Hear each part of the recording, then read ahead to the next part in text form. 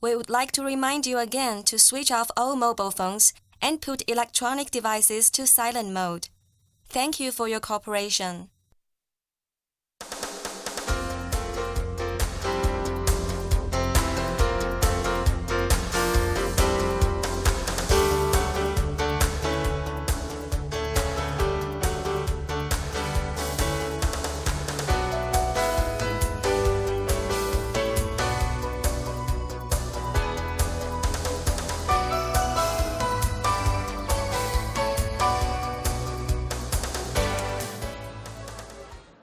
Okay, welcome back, colleagues. I'm Qi Xie from School of Life Science. It's my great honor to host this cancer immunology session. We have 4 speakers for this session. First, I would like to introduce our first speaker, Dr. Bing Xu. Dr. Xu got his BS degree from Beijing University and a PhD degree from Yale. Then he was trained as a postdoc with Michael Karen at SUNY San Diego. After that, he established his own lab as MD Anderson, then moved to Yale and become full professor. And he is currently the director of Shanghai Institute of Immunology and also the department chair of Department of Immunology and Microbiology of Shanghai Jiao Tong University. Dr. Xu's research focuses on the mTOR signaling and MAP kinase signaling in the regulation of immunity and vascular functions. He also make a lot of contribution to the cancer immunology field. Today, he will give us a talk about the 2 major non-tumor stroma and macrophage interaction in the shapement of the tumor microenvironment. Without further delay, please join me to welcome Dr. Xu.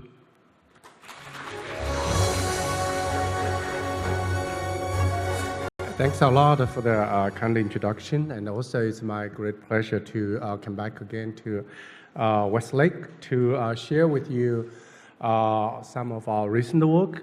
The first part of the work was recently published, and the second part is we are yet to be published. As you've heard, my lab actually mainly focused on the MAP kinase and mTOR signaling, but today I actually want to switch a little bit and to tell you something we recently worked with our clinic hospital, region hospital, study tumor microenvironment.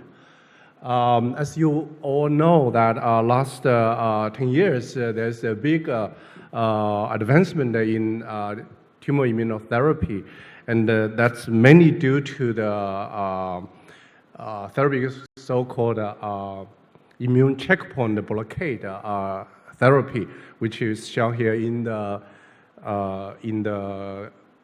green. And normally, a patient, if they develop a tumor without treatment, they will die pretty quickly. With the standard or common therapy, you can prolong the patient's life. But eventually, a patient will collapse and die from the diseases. So with immune checkpoint blockade, you can see this curve is pushed a little bit further, but importantly, you can see many patients actually can survive with the tumor so that they can, so-called live with the tumor. And this is a great achievement. But the problem is this immune checkpoint blockade therapy only helps part of the patient. A lot of patient is not responsive to this therapy. Therefore, there is a great effort people trying to achieve to really increase the percentage of patients that can respond to the checkpoint, immune checkpoint therapy, so that we can break this bottleneck and to benefit more and more patients. And now we know the reason for this unresponsiveness for many patients is because all the patients are very different, and the tumor are very different, the stage are very different. They have very different so-called tumor microenvironment. So last several years, as the single-cell RNA-seq sequencing develops, so many labs are working on this to get the single-cell RNA-seq data from the cancer, from the tumor, or from the tumor site cells, trying to figure out this very complicated tumor microenvironment. So our lab in the last several years actually moved to this field and started to working in the colorectal cancer, and trying to really figure out, particularly because colorectal cancer is one of the cancers that is poorly responded to immune checkpoint blockade therapy. So we want to know what is the underlying reasons. So we have sequenced many patients and get the samples from the tumor or the tumor side. So this is an example of my lab, and together with many other labs in our institute and with the Region Hospital, and also collaborating with Center of Immunology at Marcel Lumley, particularly with Eric Vivier's lab, and also with our institute's sequencing and flow cytometry core. So today I wanted to share with you some of the work. Actually, we are focusing on one of the subset of immune cells, the first part of the story about innate lymphoid cells. As you can see, many people are doing this single-cell RNA-seq. They get a lot of data. They can easily separating all those cells into major groups from T cells, B cells, endothelial cells, etc. But the key questions we're trying to really interpreting the data from these results. So today I wanted to first focus on the cells called innate lymphoid cells. This is a relatively new lymphocytes, but its origin, it's very much like the cells B cells, CD8 T cells, or CD4 T cells. But innate lymphoid cells, instead, they do not have antigen-specific receptors, and they respond to the stimulation very quickly, and they can secrete much high levels of immune mediators, such as cytokines. And you can see there's a corresponding CD4 help T cells, like Th1 cells, corresponding to ILC1, Th2 cells corresponding to ILC2, and Th17 or Th22 cells corresponding to ILC3, roughly. But as I said, they're very different. The T cells respond slowly. They needed to have a clonal expansion to mature to differentiate. Well, those cells, they're ready. They are at the forefront of our body and ready to respond to all the insults to our body. But these cells, as I said, are newly discovered in the last little bit more than 10 years. And their role in the cancer and in the inflammation actually are not very clear. So you can see under different conditions, they could either pro-tumor or pro-inflammatory, either ILC1, 2, and 3. They all had this kind of polytropic functions. And their roles in the tumor microenvironment is also very complicated. And it is known that they have plasticity. Okay, under the inflammatory conditions or under tumor conditions, they can be changed. For instance, ILC3 was proposed to control the homeostasis or immune homeostasis in the gut through interacting with the T helper cells. But in the tumor situations, those cells are influenced by the tumors. Therefore, they can either become exhausted phenotypes or influence another ILC subset to affect the local situation, homeostasis, and lead to the dysbiosis, and also impact the immunotherapy, such as immunocheckpoint blockade therapy. So we're trying to understand, what is the reason, what types of ILCs in the colon cancers. As you can see, we use lineage markers and all the surface molecule known to separating the ILCs, and then using CIH2 and CD117, we can separate in roughly to ILC1, 2, and 3 populations. And we can also sort out these total ILCs, as you can see, up to very pure populations to do the single-cell RNA-seq analysis. And when we use the flow cytometry to looking the ILCs from the blood, from the normal tissue or the tumor site tissues or the tumors, and we can see one thing. So we notice that the ILC1 this is ILC1 in the normal tissue is not very much, but in the tumors, you can see a major decrease.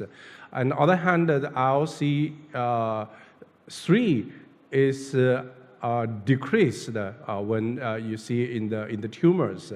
And although you cannot see it here, and actually we, as I will show you later, that in the tumors, we do see a little bit more of ILC2 there, and we believe there's also meaning of those cells. So with this flow cytometry, we really cannot do much. So we went on the single-cell RNA-seq, as I just mentioned, that we sort out those cells and undergo the single-cell RNA-seq. And those are the positive markers of all the ILCs, which you can see are very well represented. And the non-ILC markers, like hematopoietic cells, B cells, T cells. These are the protein levels. We sorted them out. They actually are not present.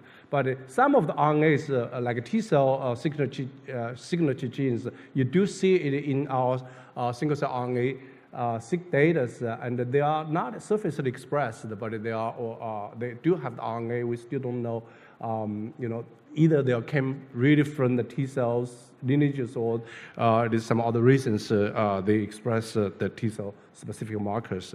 But overall, we believe we have very pure ILC subpopulations from the blood, from the normal tissues, and from the tumors. So the first we use the so-called UMAPs. We can clearly separate in the tissue ILCs from the blood ILCs. You can see this is very well separating. So this is the ILCs from the CLC tissues, and this is from the blood. And also we can roughly, it's not as good as you can see to separate it from the tissues, but the patient blood ILCs, you can also separate in if you do more separations, you can see. So this is from the tumor, from the patient, from the tumor patient, and this is from the healthy donors. So use the single-cell RNA-seq, you can actually separate in that. And also when we look in the ILCs from the normal tumor site, normal tissues, so as tumors, you can also separate them. So use these ways. We trying to further analyzing those ILCs to see if we can find the tumor-associated signature and the prognosis, and also biomarkers to help us to understand why in the tumor those cells changed, or whether they have any significance for either the tumor development or in the therapy. So utilize the data from other groups from the cancers. We use the signature genes, so we can roughly compare our data with the signature genes to separating the cells from ILC1, 2, 3, or NK-like genes to superimpose with ours. And through this comparison, we know the healthy gut contains ILC1, ILC3, NK-like cells, but very little ILC2. Okay, this is utilized. But in the tumors, in addition, we found a tumor ILC-like subset. And also, as I mentioned earlier, we do see an ILC2 subset in the tumor patient, which is absent from the healthy ones. So now we analyzed these so-called tumor ILC-like cells with the other ILC subsets from either blood, from normal blood or the CRC blood or the tumors. You can see they actually are very different. So that probably is a new separations. So we validated this by flow cytometries and use the markers. One of the markers we know is a TIGIT1. As you can see by flow cytometry, we can look many more patient samples and to prove there's CRC-specific ILC1s. And also, we're trying to look in more tumor ILC-specific signatures in the patient. So one of the markers we identified is called SNAMF1. As you can see, this is actually more represented in the blood and in the tumors as well, particularly in these tumor-associated ILC-like and also ILC2 cells, which are only found in the tumor tissues, not in the just in the normal ones. So we believe the SNAMF1 may be one of the markers. And again, we utilize the flow cytometry to test more fresh patient samples to confirm that there's a major increase of these SNAMF1 positive ILCs. And indeed, this gene is associated with the survival of the patient. So with a higher SNAMF1 expression, that actually is correlated with a better prognosis of the CRC patient, indicating these cells may help the patient. And we haven't really done any work to see whether this would these cells help with immuno checkpoint blockade, but with the data, it looks like they are important. So this is a summary of this part of the work. So we look at the landscape of ILCs from the CRC patient, and we've identified ILC1-like populations and ILC2 increases in the CRC patient, and also we identified the specific signature genes, particularly SNAMF1s, as possibly as a biomarker for the CRC patient. So the next part I want to share you with the analysis of another two group of cells. One is the myeloid cells, and the other is fibroblast or mesenchymal stromal cell-like cells. And these two subpopulations of the cells has been shown in many tumors. They are increased in the different type of cancers. So it was assumed that those are the cells that plays a major role in the tumor microenvironment and for the tumor either responding to the immune checkpoint therapy or maybe is a better ones. So we are trying to understand if this is the case. So since we don't have a lot of single cell RNA-seq data, so Yu Chong, my collaborators, is very smart. So she utilized the software called SubSort-X, which can analyze in the public databases with the whole RNA-seq data to convert it into single cell data-like, and to find that if the appearance of different subset of cells in the tumor has any association. So if, say, cell A and cell B has a correlation, they co-appear like co-appear or co-disappear, then we say there's a positive correlation marked as red. If they have negative ones, one showing up and another disappear, then we say is negatively correlated, okay? So through this analysis, she did find that fibroblasts and myeloid cells has a very nice co-correlation. Okay, not only from our single-cell RNA-seq data, but also from 14 set of public domain available data. So this is, as I said, it is not very surprising, right? Many people already shown there is increase of myeloid cells and fibroblasts in many types of tumors. But the question is, are we looking the same thing? Because possibly fibroblasts and the myeloid cells are not the single type of subsets, right? So went on to first to look at the fibroblasts from the normal and from the tumors, and by utilize this UMAP to further analyze into different subgroups. And clearly you can see the increase and the decrease of fibroblasts are not equal, right? Some of the cells you see in the normal there's a lot, and in the tumors they actually reduced. So it is not like all the fibroblasts are increased in all the tumors. There are some increased and some decreased. And at the fibroblast level, and we actually cannot distinguish them. So we started to look into this, and we found one of the populations here, if you look at that, and in the normals, they're not very many, but they actually increased dramatically in the tumors, okay? This is we call Fab-positive fibroblasts. So we utilized this way and did the flow cytometries and looked at more tumor samples to confirm this increase is indeed confirm the association with the tumor.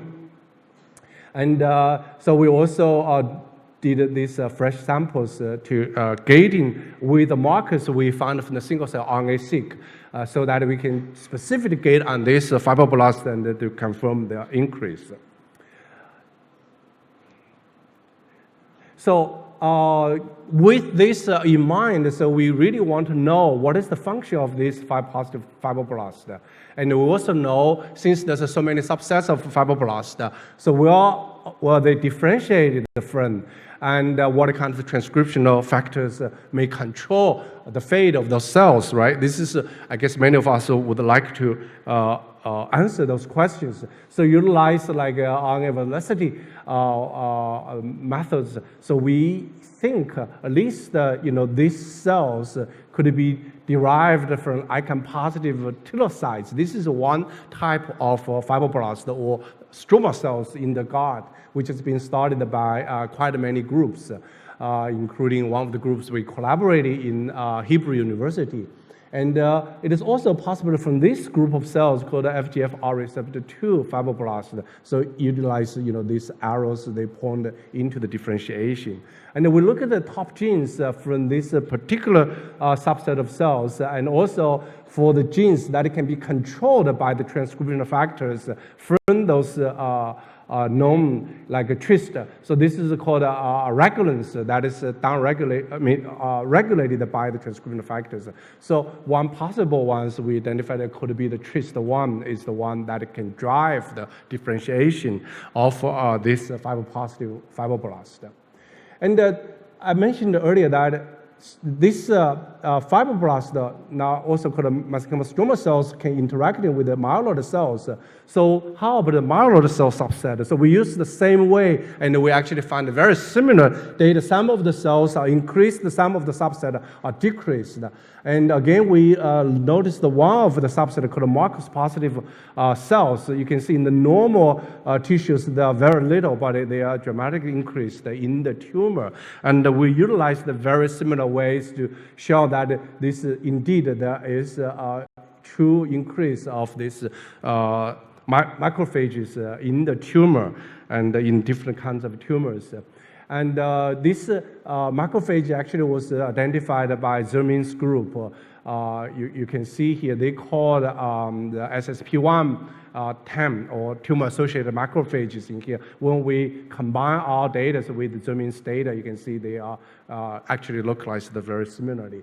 and we utilize the markers we identified from our single-cell RNA-seq data to do the flow cytometry, and we also can identify these cells from the fresh tumor samples as well. And utilize the same way so we can see those cells are possibly derived from called THPS1 like macrophages. And the transcription factors we looked at could be STAT1, and when we found this pycinic regulants, and also showing these are regulated, many genes specifically are regulated by STAT1, also associated with these particular macrophages. So this all indicating these macrophages are specifically developed in the tumor microenvironment. So with that in mind, then we further use this very similar cytosol X way, but in this case, we only look in the subset of fibroblasts and the subset of macrophages instead of T cell, B cells. Again, when we look at the association, you can see the Fab-positive fibroblasts and the Marco-positive macrophages are very positively correlated, while many others are either negatively or not really have much correlations. So this indicating not only they appear in the tumor samples, possibly they can interact with each other and to form some kind of tumor microenvironment or niche to facilitate certain functions, right? So to prove that, we actually spend a lot of time to find the antibody which we can do the immunostainings and with the fresh samples or frozen samples. And we don't have very good marker antibody, so we utilized SPP1 as this is the marker, not only finding our samples, also from Zhuming's data. And fibroblasts will use Fab antibodies, and we do see this co-localizations of these two cells in the tumors, indicating there is a very nice association. But this, because tumor is very heterogeneous, and when we do the stainings, we're not so sure. So we will see whether we can utilize the spatial spatial single cell transcriptal analysis. So this is the single cell RNA spatial single cell RNA-seq data, and we're trying to localize the Marco-positive macrophage with the Fab-positive fibroblast. So those dots are indicating the cells that either are expressing the markers associated with the Fab-positive fibroblast or Marco-positive macrophages. If the red, then we think they're co-expressed. Although this is not at the single cell resolution, they're probably like a few cells, up to 10 cells. But at least we can, from this data, to see there are cell or regions that you can find both Fab-positive and Marco-positive cells in the tumor beds. Okay, and interestingly, we also trying to look the tumor microenvironment to see if there's a unique structures in the tumors. And indeed, we do find these red spots that is circulating these blue ones. Those are the tumor cells. So we assume that those can form a kind of boundaries to circulate in these tumors. And indeed, this may have some meanings, particularly, as I mentioned very early on, for the immune checkpoint blockade immunotherapy, as I mentioned earlier. So this is another example, as you can see, and these edge areas are the fibroblasts and the macrophage, and well, inside those are the tumor cells. So this indicating the macrophage and the Marco-positive macrophage and the Fab-positive fibroblast may form kind of local structure. And when we look at their signature, we find when they are together, they generating a lot of cell matrix-like processes, such as expresses a lot of extracellular matrix, such as collagens or cell substance adhesion-like molecules. This is all indicating, they are building some kind of wall surrounding the tumors. And if there is an interaction between these fibroblasts and the macrophages, we expect maybe, there's communications between these two types of cells. So we're trying to look at the receptor and the ligand pairs on these cells, and we find one ligand called RARES2 versus cromolyn receptor 1, and they are very well correlated between these cells. And this also you can see they express the very well in either in the fibroblast and also the macrophages, right? So suggesting maybe Fab-positive fibroblast and the Marker-positive macrophage can interact through these ligand receptor pairs. And indeed, in the tumor, we found an increased cromolyn expression in the tumors, indicating this could be an indication. So now we're trying to answer the questions I asked very early on. So if these two cells are together or highly expressed, do they have a role in the immunocheckpoint blockade therapy? And since there's a lot of data available, we use this TCGA infiltration data. And if you look, the Fab high and Marker high samples, so you can see the overall survival is very poor as compared with the low, but either single low or both low samples. Okay, so this indicating the overall survival has a disadvantage if you have both cell populations are high. And this actually correlates with overall macrophage and fibroblast population. But here, we actually narrow down to the specific subset of fibroblasts and macrophages. And if we look at the immune signature, meaning the cell, the tissue or tumors with immune cell infiltrations, we find if high Marker high tumors, the immune signature is lower than when both are low. Okay, so this indicating there's more immune cells. As many of you know, if you want to have a good immune therapy, you would like to have more immune cells in the tumors. So this is also indicating those patients, if you have a higher Marker-positive macrophage or high-positive fibroblast, you will not respond well to the immunocheckpoint blockade therapy. Indeed, this is the data with the blood cancer samples. You can see that if you have a Fab high, and the response is actually is not as good as Fab low, and very similar for the Marker high, macrophage high, and also, when we look at both high, both Fab high and the Marker high cells, and you can see the survival is also much poorer than when both of those cells are lower in the tumors. So all this is suggesting these two cells in the tumor microenvironment may form kind of structures to affect the immunocheckpoint blockade therapy.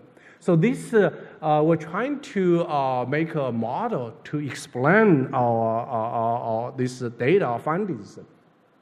So we believe when the tumor develops, and very much reminded me that Baoxue just talked about the TB granulomas, right? When macrophage induces a lot of inflammation and cell death.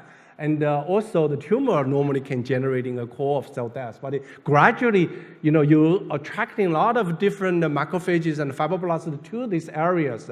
And in this case, they can form a kind of local structure. Okay, this actually is quite anti-inflammatory, because our body do not want to have an open wound there, right? They wanted to seal them. And when they seal them, they're circulating some of the tumor cells inside. And those tumor cells may eventually develop to more vicious tumor, right? So we believe the cells, we identify the positive macrophage and the positive fibroblasts.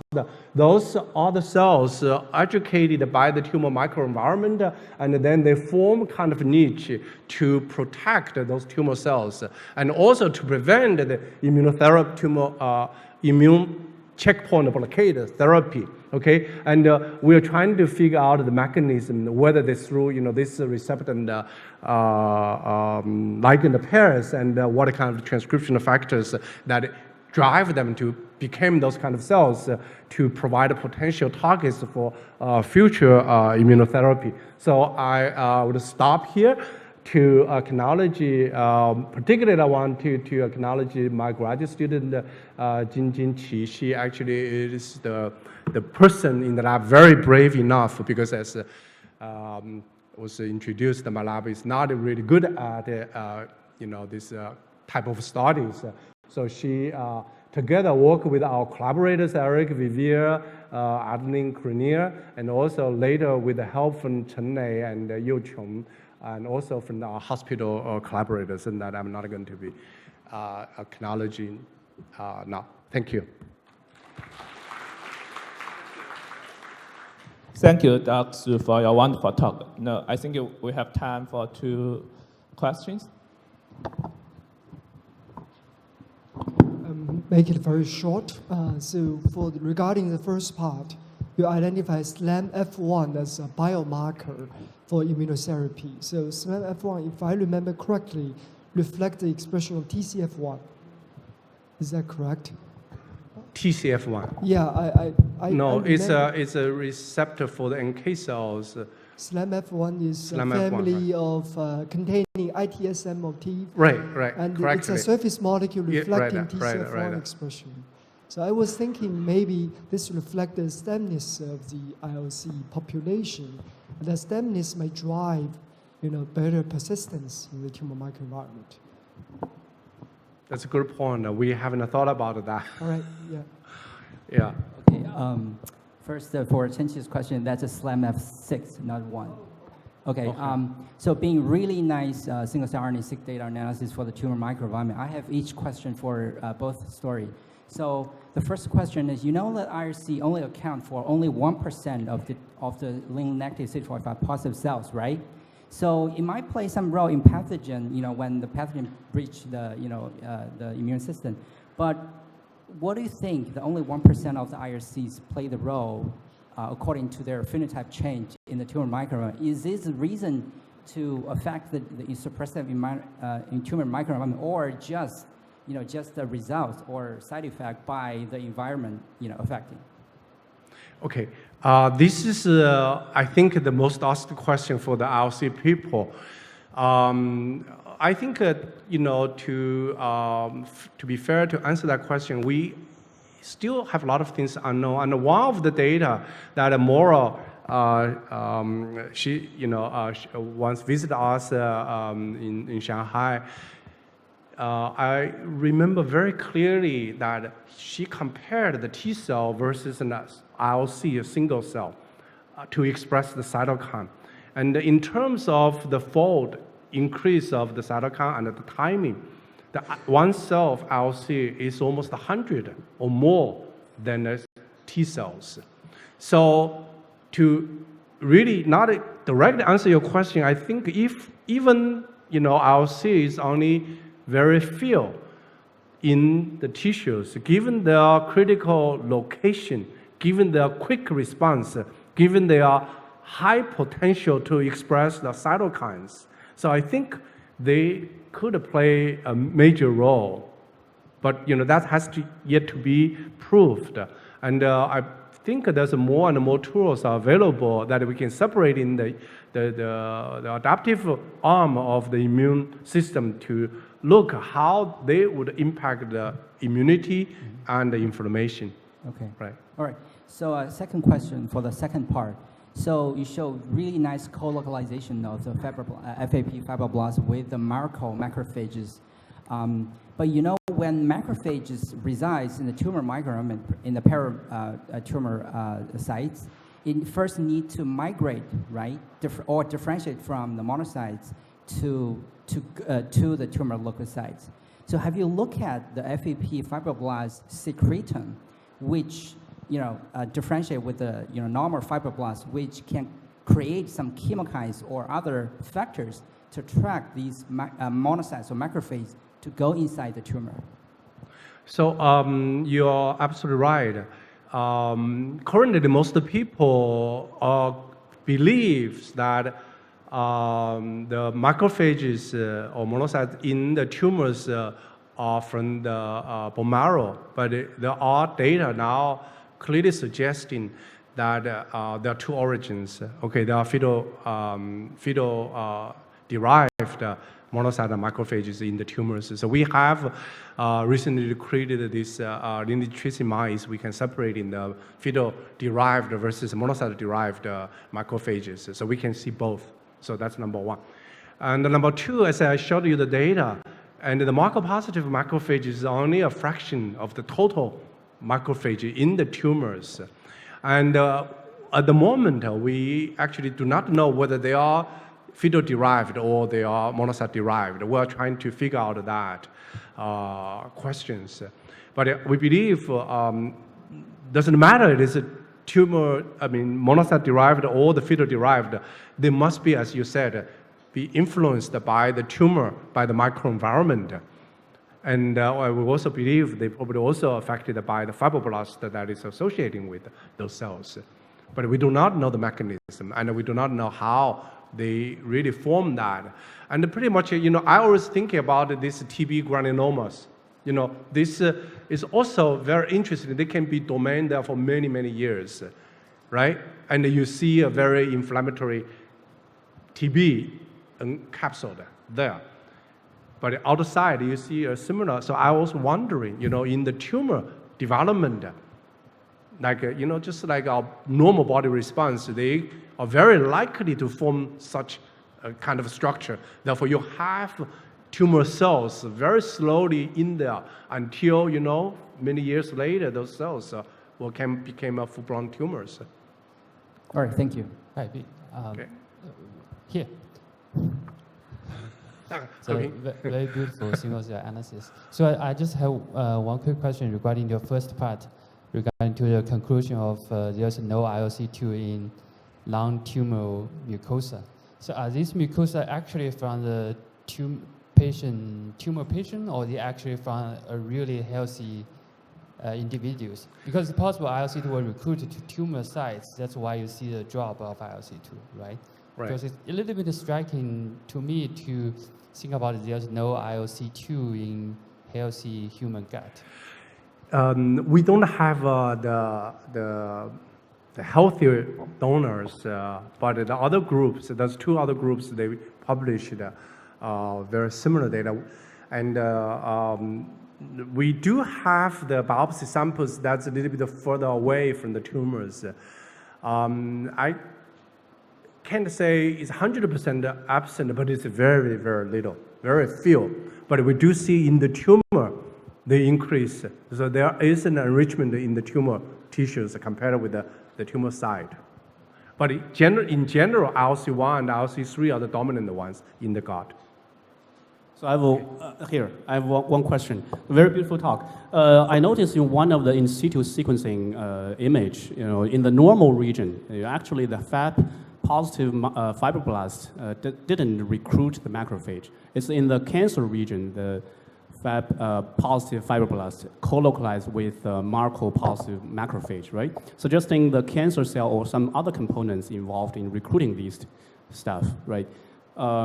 FAP positive fibroblasts alone cannot do this kind of job in the normal region. So I'm wondering, what's the role of other components such as cancer cells in recruiting these stuff?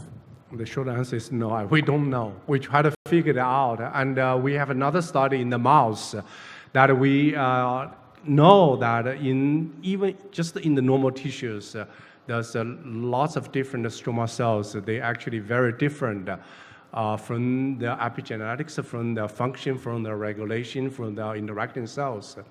And how, in this case, in the tumor, microenvironment, they are attracted to the tumors and interacting with the positive macrophages. Particularly those cells, as you can see, in the normal situation, they're very little.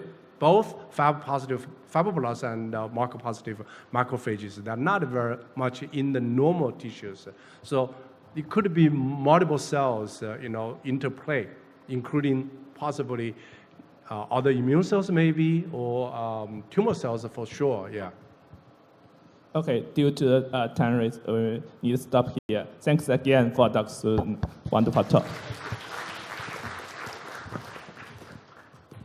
Okay, so let me introduce our next speaker, Dr. Chen Shi from the Institute of Shanghai Institute of Biochemistry, Chinese Academy of Science, Shanghai. Dr. Shi's lab focuses on the regulation of the immune receptor, especially the receptor at the T cells, including TCR, CD28, and PD-1. His lab also interested in the study of the metabolic regulation of T cell function. In the recent years, he also developed some new strategy, including some strategy to modify the CAR T to enhance the anti-tumor factor. Without further delay, please join me to welcome Dr. Shi.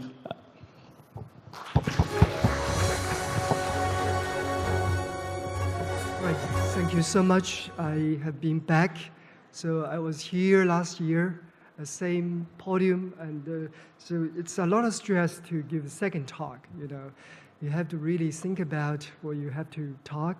So, so there's multiple lines in the lab ongoing, but today I still want to share with this topic because this is truly my favorite topic. And I believe this is something I can probably generalize to some concept that maybe will make you, have some general relevance to even some non-immunologists. So hopefully by the end of the talk, you will kind of believe that during molecular interaction, in the signal cascade, charge-mediated interaction really matters, okay?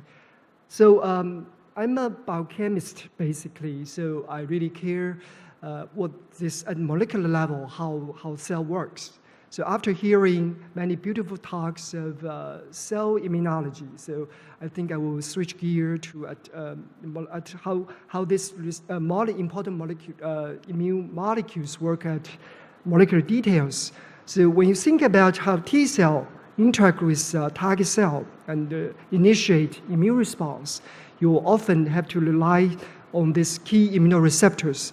So I generalize this receptor to 4 groups. And of course, this is only highlighting some of that, for the process of initiation of T cell activation.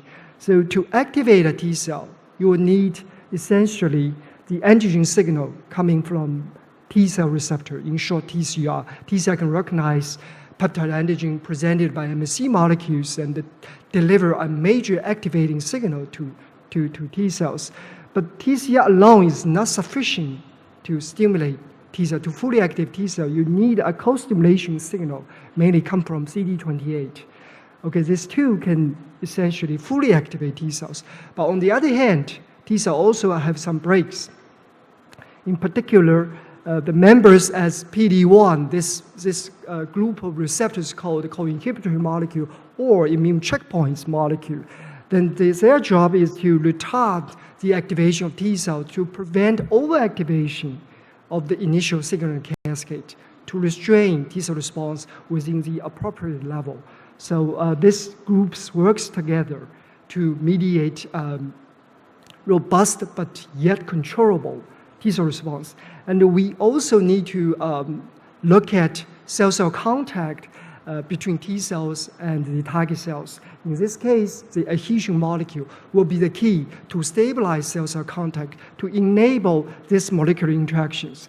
So the key adhesion molecule on T cell surface is called the alpha-1, in other words, alpha-L beta-2, and that will interact with ligand ICAM1 to mediate the formation of a structure called the immunological synapse. And within the synapse, all these groups of receptor works together to deliver a reasonable signal. So, so this receptor, obviously, they are quite different functional-wise. But however, if you look at their some details, signaling details, for example, the expression, okay, so you will find that for these activating receptors, they're often constitutively expressed, okay, meaning that there must be some mechanism to control their activity during the naive stage. Okay, however, for the inhibitory receptors, you often find they are inducibly expressed. Okay, so those receptors may not have very sophisticated negative control mechanism, okay? And then if you look at the protein sequence, look at the cytoplasmic domain, okay, for this activating receptors, you often found their cytoplasmic domain contain large amount of basic residues, making their tail positive charge. On the opposite, if you look at PD-1, the other members of co-inhibitor molecules, they are often negative charge. There's very interesting difference between these two groups of receptors.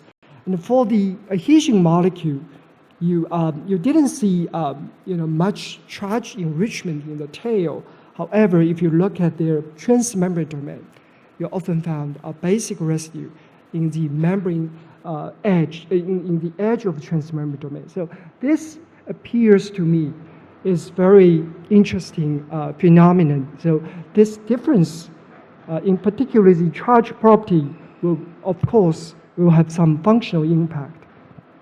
Okay, so let me get to today's topic about T-cell receptor signaling and also how we translate the mechanism to the design of next generation CAR T therapy. Okay, if you compare TCR with the chimeric antigen receptor CAR, you can immediately tell TCR is a very sophisticated molecular machinery, contain 4 subunits, alpha and beta recognized antigen, but this subunit do not deliver any signal because there's no signal motifs in its tail. Instead, it is associated with 3 signal dimers called epsilon delta dimer, epsilon gamma dimer, and ZZ dimer to deliver signal. And all these subunits contain a tyrosine-based activation motif called ITAM. And upon antigen binding on the alpha beta side, then it will trigger the phosphorylation of these tyrosine motifs in the tail and then initiate a signaling cascade. Okay, and then if you look at CAR, it's an oversimplified molecular structure. It combines, of course, combines the advantage of 3 different molecules. One is the antibody. So the scientists replace alpha beta by a single strain FAB on FC, and this can recognize antigen independent of MSC molecules. So this is a big advantage that get rid of MSC dependency. Then in the CAR, often it's an essential component to use CD3 zeta as a major signal motif to deliver antigen signaling. On the other hand, the CAR also utilizes a co-stimulatory motif from either CD28 or another one, forum2, and there's many others under test in clinic. Okay, so then what's the necessity of having so many CD3 molecules, right? So if zeta is sufficient to activate T cells, why nature evolved so many different species of CD3? Okay, by looking at sequence, I already tell you that TCR contains positive charged tail. So this positive charge is mainly clustered within a small region, and we call it basic residue-rich sequence, in short, BRS. BRS can be found in CD3 epsilon chain and CD3 zeta chain, but not in delta and gamma. All these CD3 chains share a tyrosine motif called ITAM, and it's a principle, on well-known principle, that dual phosphorylated ITAM can recruit ZEP70 kinase to deliver activating signal. But then later on, I can tell you this is not always true for every individual ITAM. Okay, so I will start with the function of polybasic region, BRS. Okay, back a while ago, when I was still a postdoc fellow, so we developed some biophysical tools, and I would highlight we applied NMR. Okay, I think in this audience, maybe Hong Tao is the expert of NMR. So we use solution NMR. In this case, we study how CD3 epsilon interact with membrane bilayer.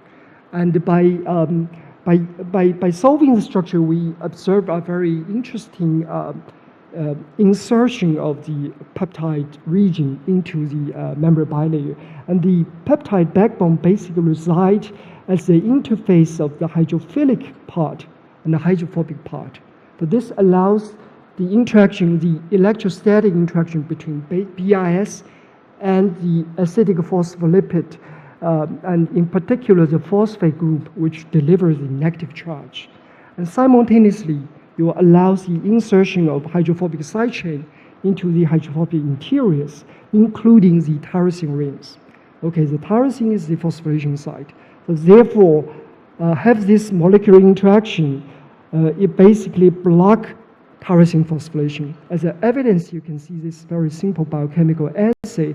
If we put kinase and CGC together, you can see that the phosphorylation is robust, but if in the system we include acidic phospholipid, then the phosphorylation is 100% removed.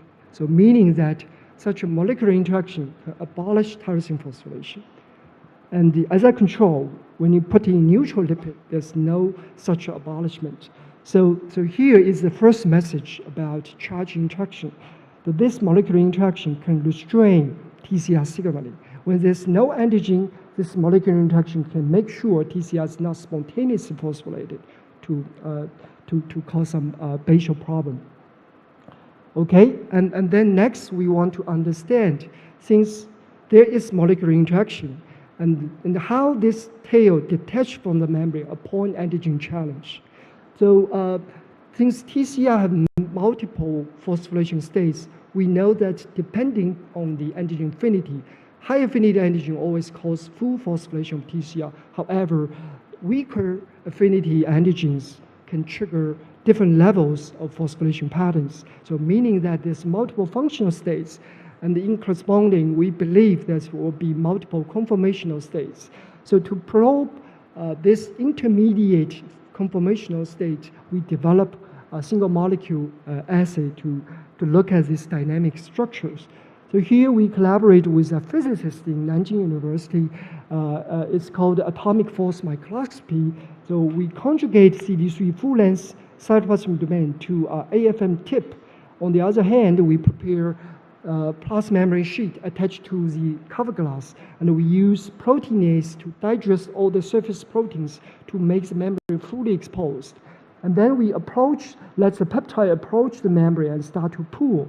And during the pooling process, it's mimicking the dissociation process. If the dissociation is a single step transition from closed to open conformation, then you should expect there's just one single disruption peak. But if the dissociation is multiple steps, then you could observe multiple peaks. So here is a typical force trace curve we observed during the measurement. There's multiple peaks appears, and faithfully we can claim at least 2 peaks, and translate this physical curve to energy barrier. So we can say that during the membrane-bound state, it's at the lowest energy barrier. And then when the antigen comes, depends on the affinity. Middle affinity antigen may stabilize the protein at partially open conformation. However, higher affinity antigen may trigger the full release of the tail to the solution.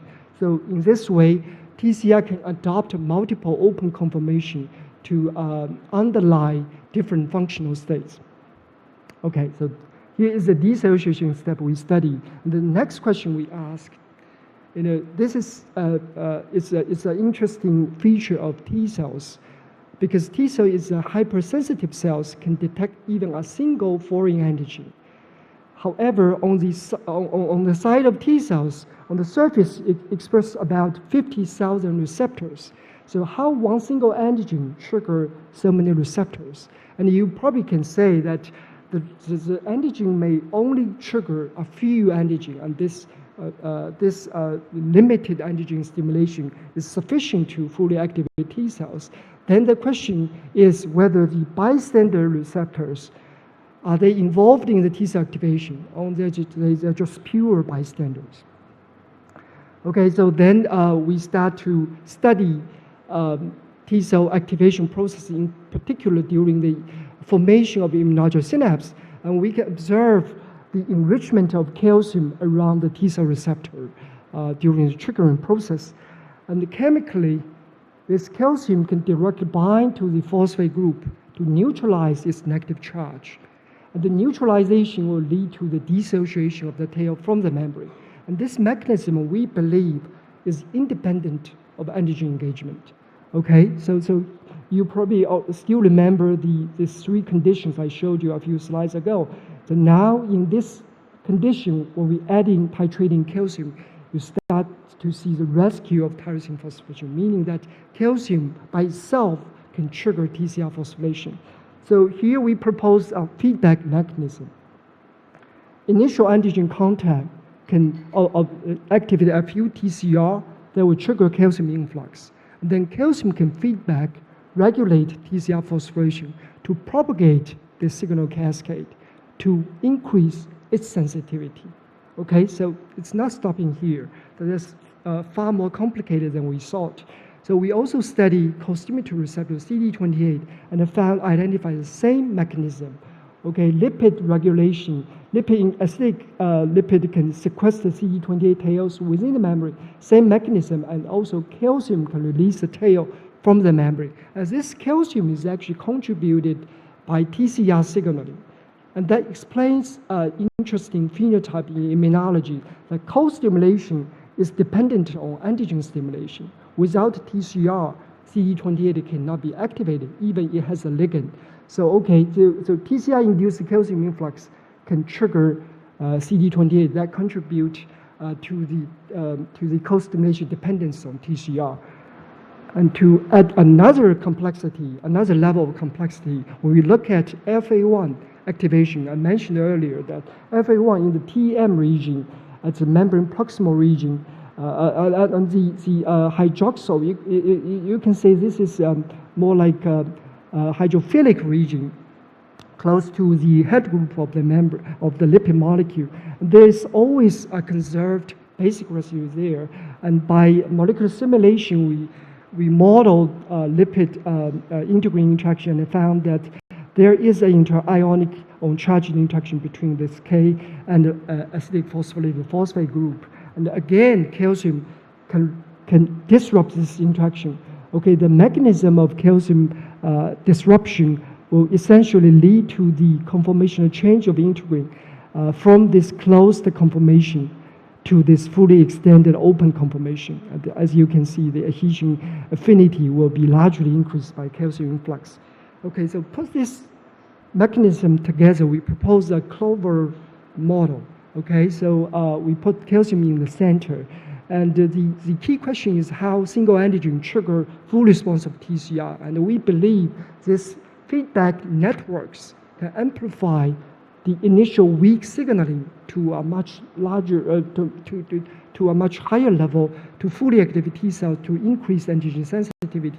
So you can see that lipid inhibit TCR, CD28, and FA1 activity. However, initial antigen contact with TCR can induce calcium. Calcium modify the activity of CD28 and FA1, and these two molecules, when they got activated, they can further contribute to calcium influx, to further increase calcium level, and then to further propagate the whole signal cascade. Okay, so here is, we believe this is still a preliminary mechanism about antigen sensitivity. There's many networks within T cells to be explored, but on the basis of this sophisticated mechanism, it's just simple charge-charge interaction. Okay, then, so after this, the next step to think about receptor triggering after the tail fall off the membrane, you will think about how this tail got phosphorylated by its kinase. In T cells, TCR is phosphorylated by the kinase LCK. Okay, LCK belongs to subkinase members. And within this family member, LCK is relatively unique because its N-terminus is negative charge. Because it carries the negative charge, LCK prefer the substrate carry positive charge. Okay, so by looking at the molecular interaction, you can see CD3 epsilon is really a strong binder with LCK, and theta is the second best, and the delta gamma almost there's no binding between LCK. If we mutate the positive charge BIS region, then there's essentially no interaction between CD3 epsilon and LCK. And there's not only molecular interaction, but when we look at molecular details, we found that they also phase separate. So here is a 2D phase separation experiment to show that CD3 epsilon alone plus LCK is sufficient to drive the formation of the condensation. And this also happens within cell. All right, so far, I share with you that BIS interact with acidic lipid and also interact with LCK. Okay, so next I will tell you more about how BIS can work.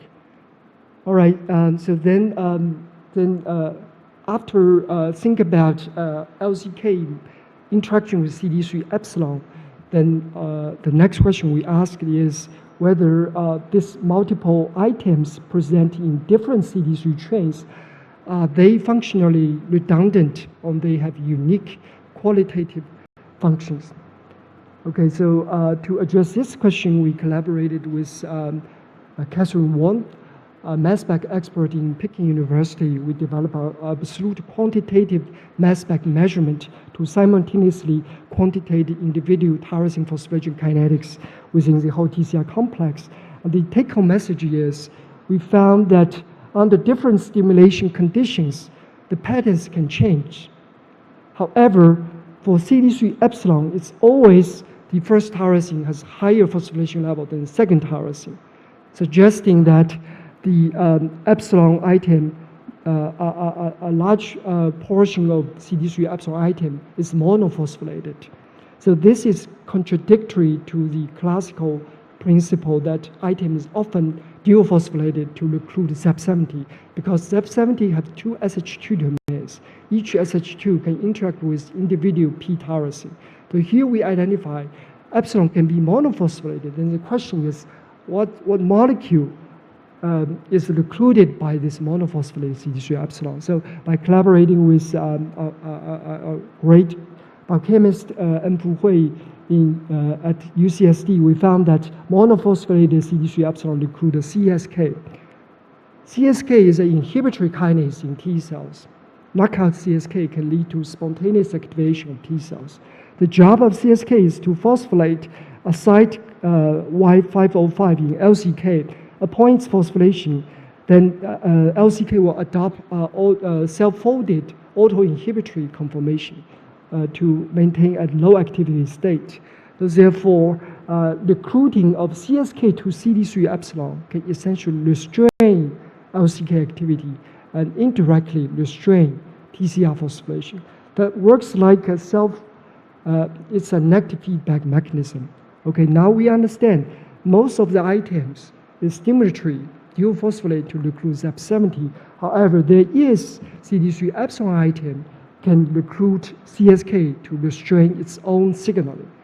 So, however, when you compare CAR, then you see there's no such a self-restraining mechanisms or element in CAR. Then we hypothesize that if we introduce this element into CAR, maybe it will change CAR signaling and lead to better CAR T therapy efficacy. Okay, so when we insert CD3 epsilon into the clinically used CD19 28 zeta CAR, and the position of epsilon is at the N-terminus of 28 zeta, because this position did not change the surface expression level of CAR. And the very obvious phenotype of this insertion is a reduction of the cytokine production of CAR T cells. That is consistent with the self-restraining signaling delivered by CD3 epsilon item. Okay, but surprisingly, when we check the repetitive killing capability of this new CAR T cells, you can see after multiple rounds of killing, the epsilon CAR T still survived, maintain its long-term anti-tumor function. However, the 28 zeta, the clinical approved one, will decay essentially after round 5. I apologize, we missed the round 6 because that was a holiday, so we skipped round 6. But anyway, you can check the data of around 7 that clearly there's an advantage of epsilon CAR T cells. All right, and then coming to the in vivo model, and the epsilon CAR displayed better anti-tumor function and also can mediate better survival in this preclinical model. Then mechanistically, we want to understand how epsilon change CAR signaling. So when you look at the epsilon CAR, at time 0, the phosphorylation of zeta in the CAR construct is much higher than 28 zeta.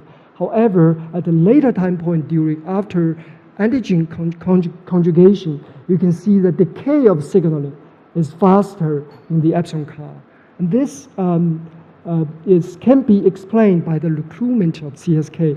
And you can see that epsilon 28 zeta indeed recruit more CSK, but if we mutate the inhibitory item, then the CSK recruitment reduced to basal level.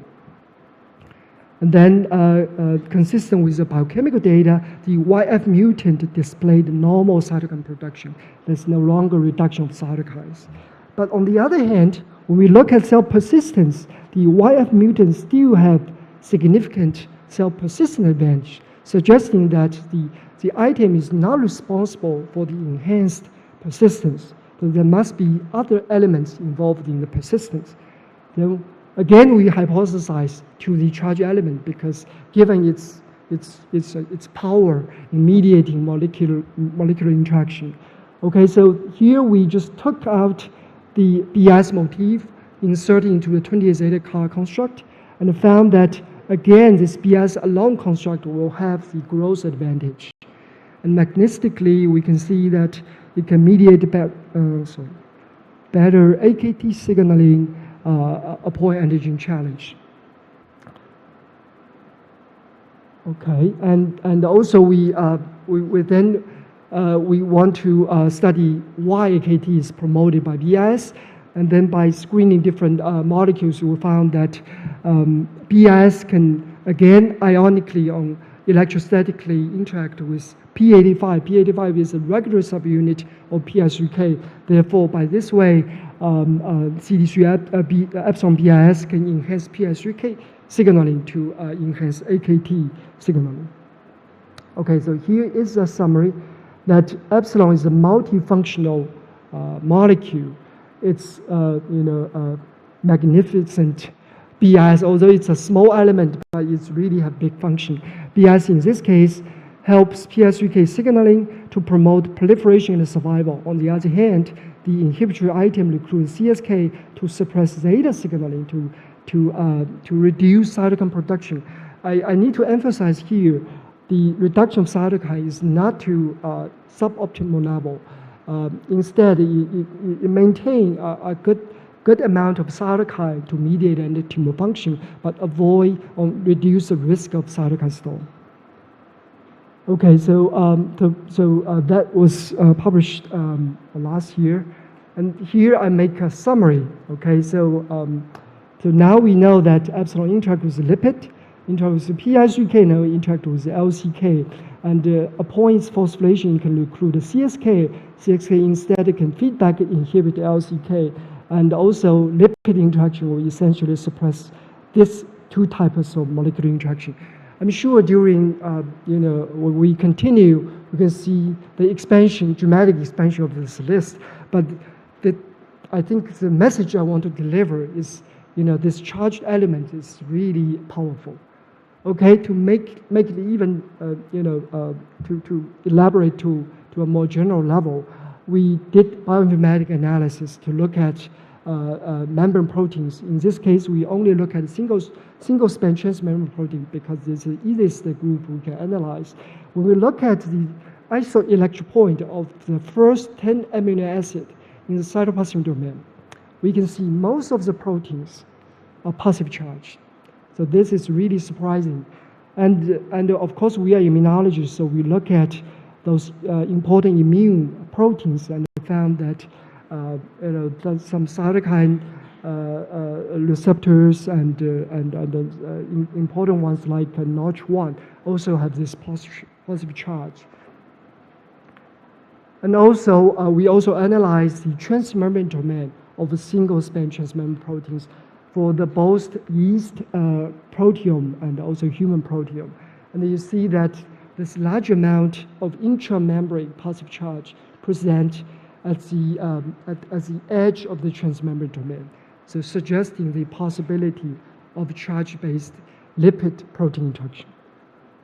Okay, so that's all I want to say, and I hope after this talk you will appreciate the simple principle of molecular interaction. When we talk about signaling, you always got confused by many networks and positive and negative feedbacks. But on behalf of this very complicated and confusing networks, there are very simple biochemical principles. And in this case, I believe the charge-mediated interaction really matters.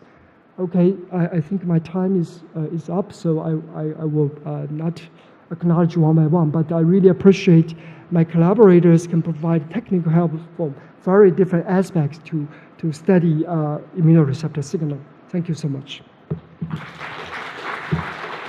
Thanks, Dr. Shi, for your nice talk. Also, thank you for your support for our symposium.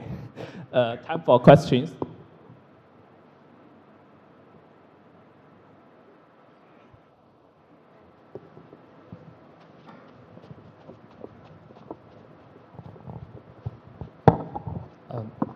Thanks for a very nice talk. This is actually my first question to biochemistry, because I usually try to very hard to follow all this type of studies. So regarding to the last point you make, I was wondering, because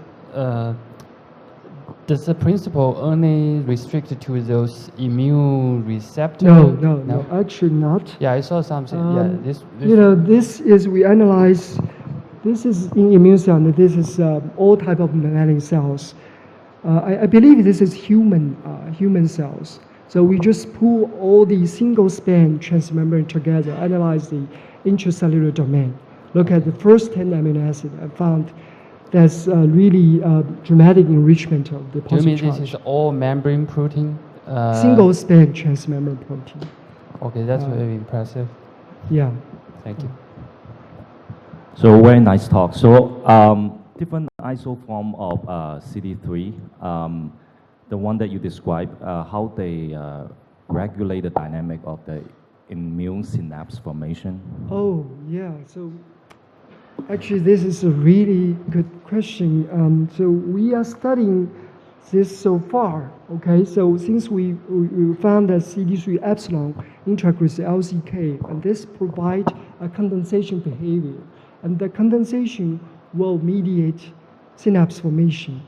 But then later on, when LCK phosphorylates epsilon, you will recruit CSK. CSK can dissolve the condensation. I don't have time to go through this detail, but epsilon, it seems like have self-restrained mechanism to firstly mediate the synapse formation, and then later on recruit molecule to dissolve the complex, because you don't want this complex to stay forever. For other chains, I think zeta probably also contribute, but delta gamma, I really don't know. So in T cell development, you can truncate delta gamma cytoplasmic domain, as those T cells, thymocyte, can still develop, meaning that those tails are not essential. However, if you truncate CD3 epsilon BIS motif, cells cannot develop in thymus, so highlighting the functional importance of this motif. Okay, so thanks, Dr. Shi, for your nice talk. So our next speaker is Dr. Linro Ru from our neighbor, Zhejiang University. Dr. Ru is the Qiusi Distinguished Professor of Zhejiang University, also the Vice Dean of the Joint Institute of Zhejiang University and the University of Edinburgh. His lab's research focuses on the signal transduction regulated T cell differentiations. And today he will give us a talk about kinase, the function on the microenvironment and the T cell.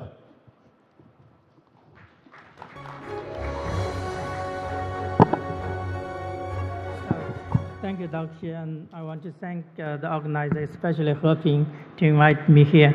Also, a lot of pleasure talking after Chen Qi and also, as a neighbor in the same city.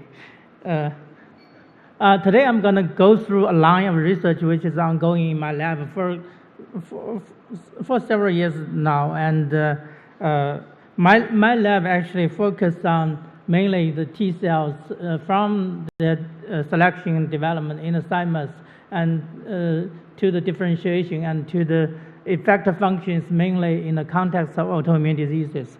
The reason why to using autoimmune disease as a model is because we lacking infectious facilities.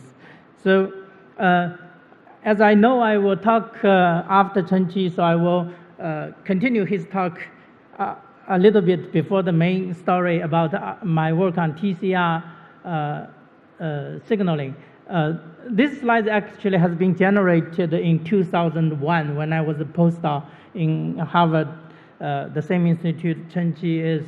When my major postdoc projects not working at all, then I trying to do something else. So I figured out by using simple bioinformatics tools to identify several expression tags in the lymphoid organs, including the lymph node, the spleen, and thymus. You can see an array of interesting expression tags, which even without the full CDS information at that time, and then later on these slides were put away because my major project starts to work.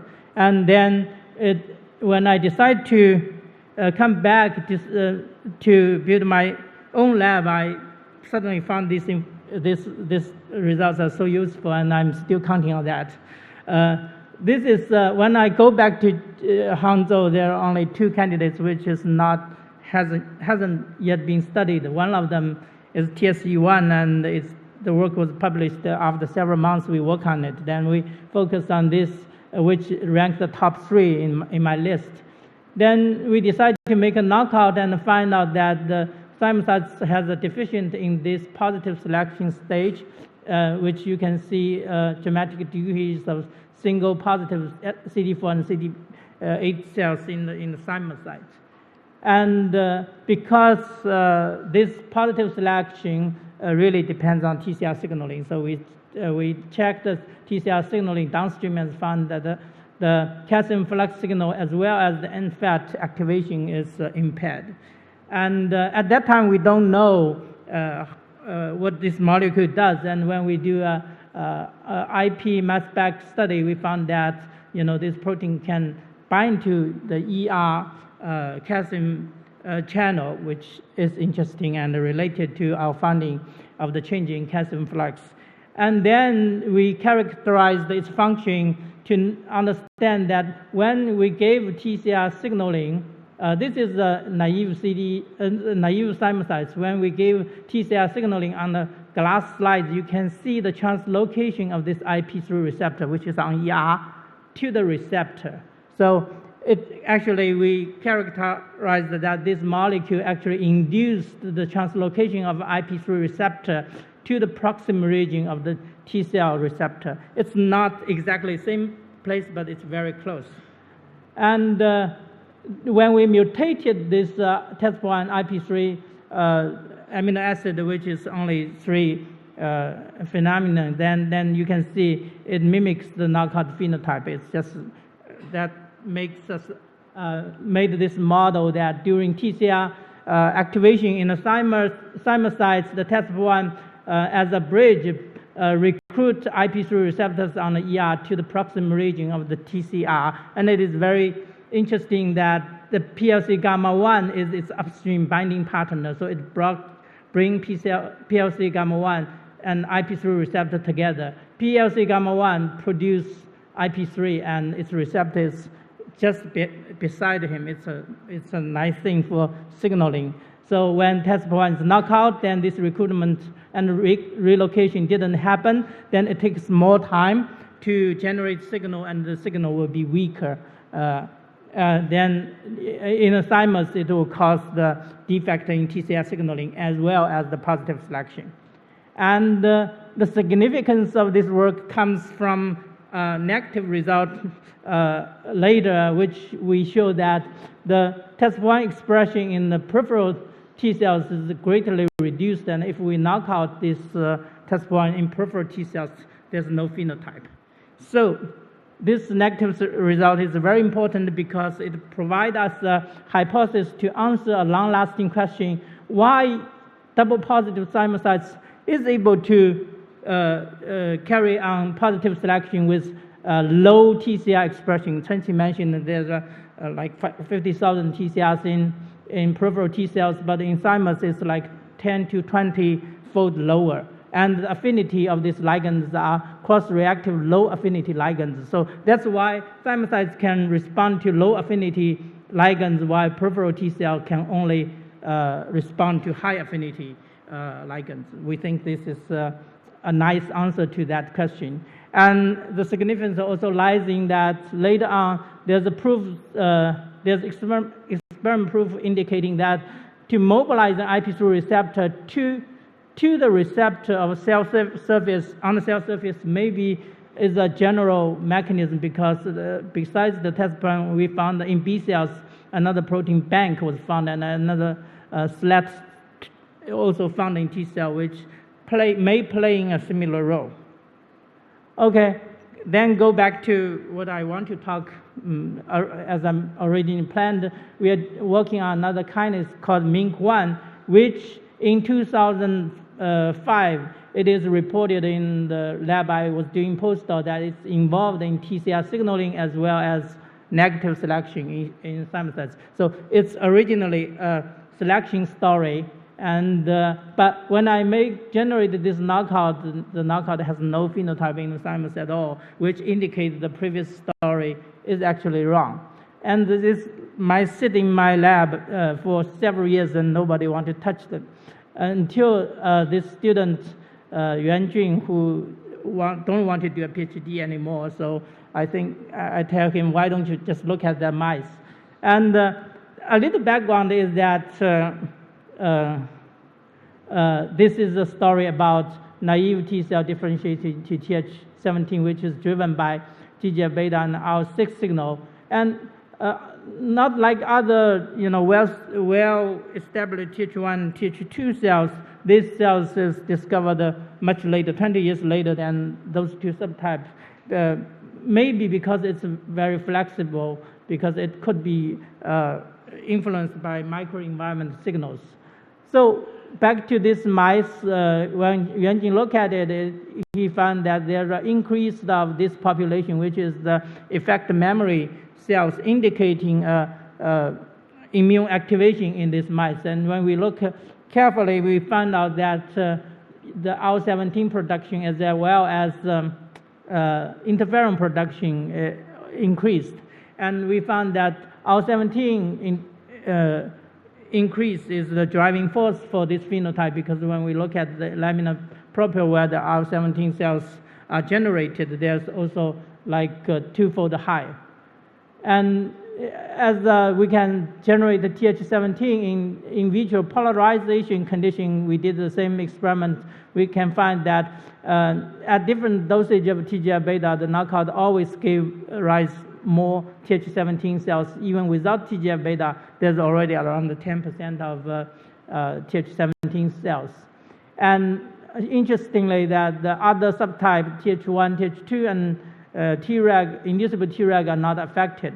Then we go on to answer the question whether this increased Th17 cells will influence this Th-driven autoimmune disease, EAE, and we did find that there are more Th17 cells infiltrated to the central nervous system, but not Tregs. And the mice display severe disease of EAE, and including this, related symptoms. And we, of course, we are interested in how this molecule is working. And in Drosophila, there's a report showing that this MSN family kinase could phosphorylate this protein MAD. MAD actually is the protein of SMAD in mammalians. So we thought this same mechanism might be working in mammalian cells. And this is just to show that this is true, because in mink knockout mice, the C-terminal phosphorylation of SMAD to increased, as well as this specific site of phosphorylation which is decreased in mink knockout mice. SMAD3 is a nice control because it doesn't include this site, so its C-terminal phosphorylation is not changed. And in opposite, when we overexpress SMAD2 with MINC1 kinase, it increased this specific site phosphorylation but decreased the C-terminal phosphorylation. And we also use in vitro kinase assay to prove that this is a direct phosphorylation.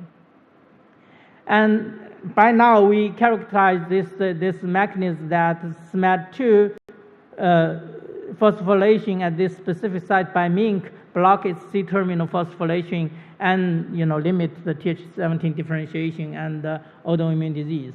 And we want to know what's the upstream signal. Then we go back to literature to find that in the same year we published that negative selection paper in tumor cells.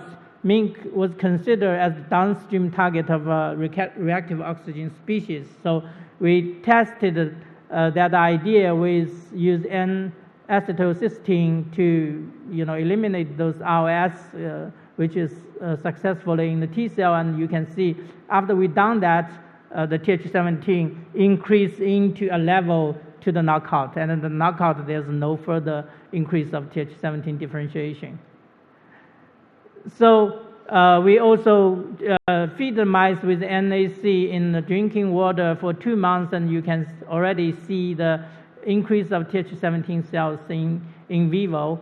As well as we transfer these cells to induce EAE, they also generate severe disease.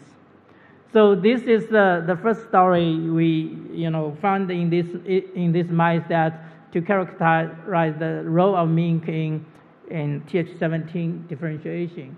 However, when we look at this MINC knockout mice, this MINC knock does not lead to autoimmune disease, and actually they are overall healthy than the other ones. So when Kaishan joined the lab, he wanted to study whether it's playing some other roles in other immune cells. This is not my field, but so I will just use a few slides to display the major results.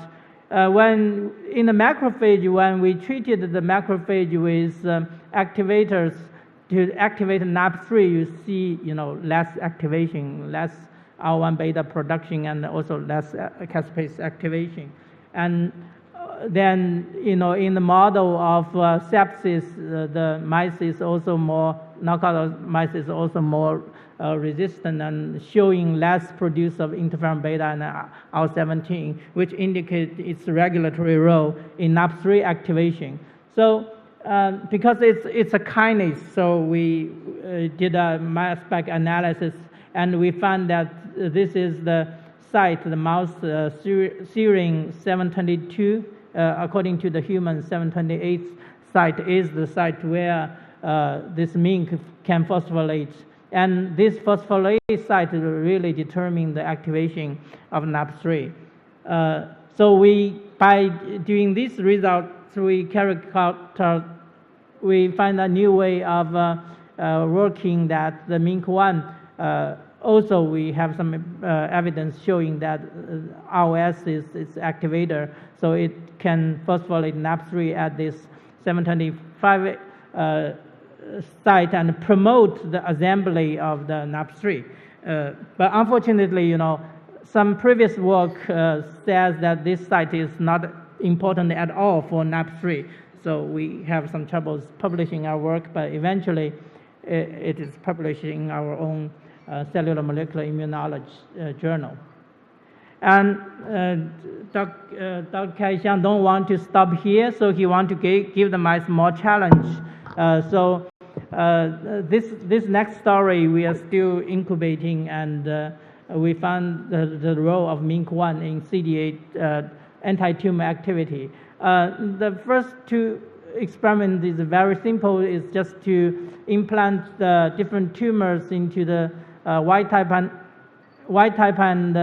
knockout mice to see how the tumors will grow. And interestingly, you can see that mink knockout leads to slower tumor growth, indicating some enhanced anti-tumor activity in these mice. And this is another model. Use B6F10. You can also see the similar thing.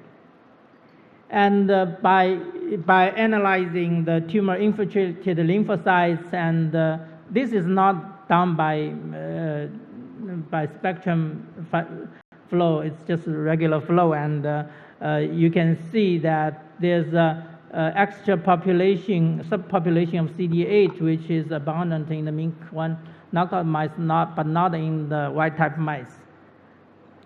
And it indicates that it is a CD8-dependent phenotype. So the next two experiments was just to prove that.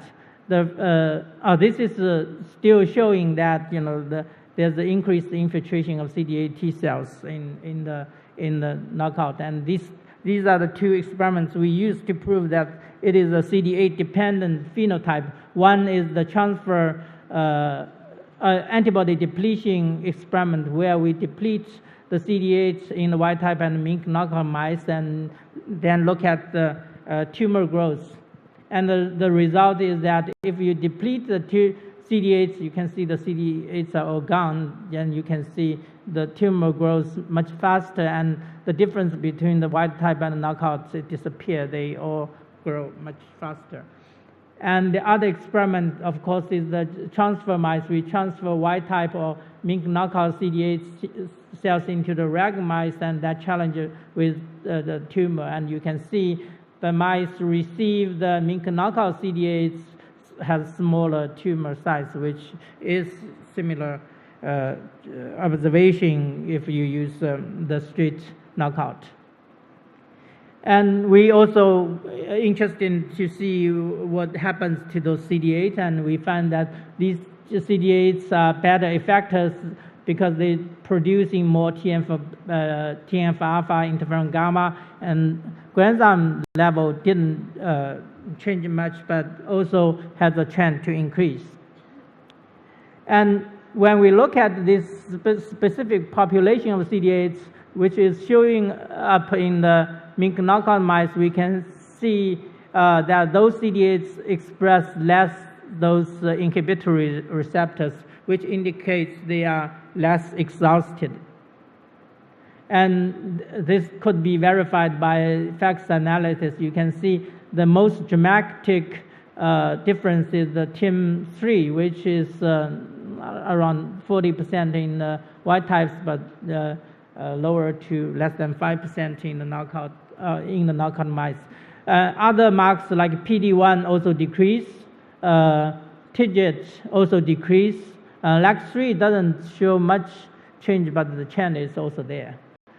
And when we look at the RNA-seq data for these TILs, we immediately find that this signature of mink knockout is quite similar to those immune therapy checkpoint blockade effectors, which indicates that they are, because the checkpoint blockade reverse the exhaustion marker, so which is reasonable, because we also find the similar phenotype in the knockout mice, and also we need to test whether this knockout has any influence to this therapy. And my students actually don't like this result because PD1 immune checkpoint therapy is ineffective in these mice. You can see the little increase of CD8 cells in both knockout and white mice, but when you look at the tumor growth, the white type in the white type mice, the tumor grows faster. With anti-PD1 treatment, the tumor growth slow down. The knockout, the tumor growth is already slow. It's not further slowed in these mice. But to me, it's a reasonable result because the PD1 level already down. So why do you expect any effect in these mice? So Then we also interested in know what's the real reason for this reverse exhaustion, and it has been reported that in that tumor paper, MINC1 is involved in senescence. So we look at all the senescence signatures, which is actually downregulated in the MINC knockout mice. And senescence and exhaustion are two different phenotypes in the CD8 cells with similar features, but anyway, we want to look at them. And if we look the aged mice and look at this memory effector population, which is an indicator of aging or senescence of CD8, you can see that in the knockout mice, these cell ratios are downregulated. This is different from CD4 cells. CD4 cells, because of this abnormal activation, this population actually increase. And if we look at the TILs with this, these markers, and these are the markers for senescence T cell, which isn't recognized by all the scientists, but it's often used. So you can see that in a wild type and KO mice, the percentage of these cells actually decrease, which means their senescence level is decreased. As well as the beta-gal staining, you can see much higher beta-gal staining in the wild type, in the CD8 from the wild type mice, but much less in the CD8 from knockout mice.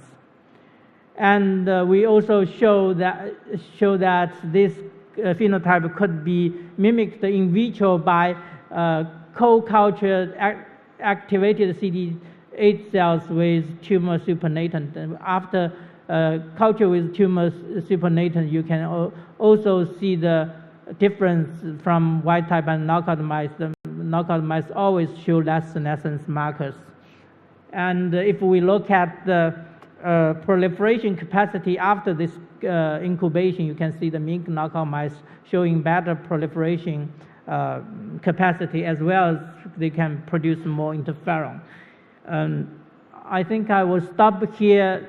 This is not a finished story, so you can see that I can summarize here that in different cells we found different function of MINC by sensing most likely the reactive oxygen species and working on different substrates and to prime inflammation in macrophage to limit Th17 cells in CD4 T cells, while we don't know the intermediate substrate yet, we're looking for it, and it could also mediate the cell senescence. Now we think MINC might be a good target for our future work. To targeting it might be useful to limit the inflammation as well as promote anti-tumor immunity.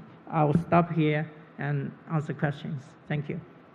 Thank you, Dr. Ru, for your nice talk. Any questions? Okay, so I will take advantage to ask a question. So Dr. for your third part, the anti-tumor effect of the MINC1 kinase, so what kind of tumor you inject to a mouse? Is that a cold tumor or hot tumor? So because as you show in your last slide, so the gene play different role in different immune cells. For some cold tumors, they have very few T cell infiltration. So I wonder whether in that tumor, so the macrophage may play a major role in anti-tumor or promote tumor activity. So I want to see whether the MINC1 have some function in that case. Yeah, this will be complicated because its role, different role in different cells.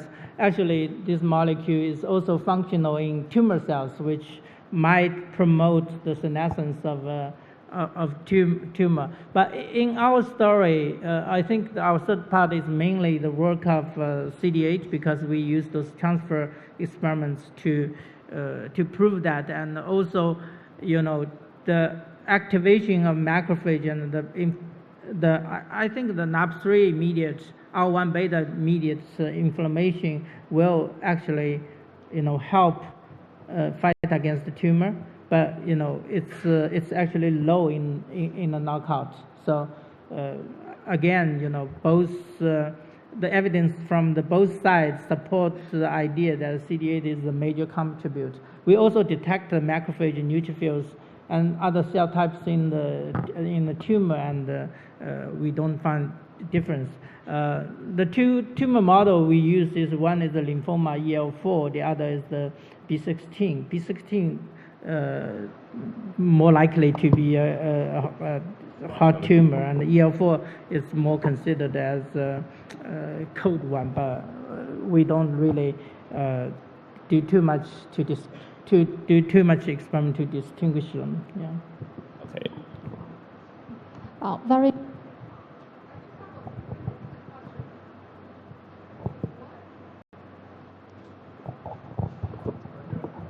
What are the expanded T cells, CD8 T cells in MINC1 knockout?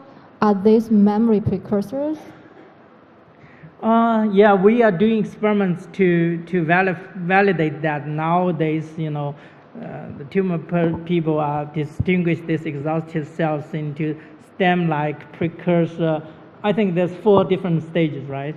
Yeah, we are currently staining those markers to see whether they, stop the cells from developing into, terminal exhaustion. Maybe they just stay in the middle or something. Yeah. Lingren, really nice story and phenotype of the MINC1 knockout in different cells. So I might miss it. Did you stain the cytokine production in the MINC1 knockout CD8 T cells and look at either like the cytokine panel change or have similar phenotype like CD4? No, I didn't say that. Okay. Yeah. Because but the CD8 effector function related cytokines, they produce more. Yeah. Okay, because like in the CD4 it has higher IL-17, so in the CD8 it might have higher interferon gamma or anti-tumor Th1 cytokines. Is that true? Yes, that's true. That might be interesting. And also I found like the MINC1 has lower MINC1 knockout has a lower TIM3, right? These inhibitor markers, but also have higher TCR, right? No. The red one is the TCR in your flow, the SOM figure? No, we don't see any difference in the TCR expression level. Oh, you didn't see that? Yeah, TCR. even when we purify CD8 from those mice to stimulate them in vitro with different doses of anti-CD3, their proliferation is totally the same. So it is something in the tumor microenvironment that affect. If we analyze the CD8 in the lymph node, we also don't see much difference. Okay. Okay. Thanks again for your nice talk. Okay. Thank you.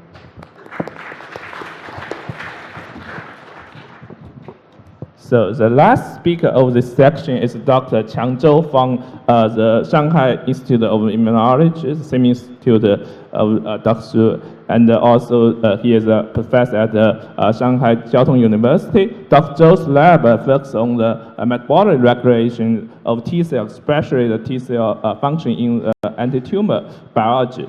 And he published recent years, he published many important studies in some high-impact journals, including cell metabolism, GAM, GCI, and molecular cells. Without further ado, please join me welcome Dr. Zhou to start his talk.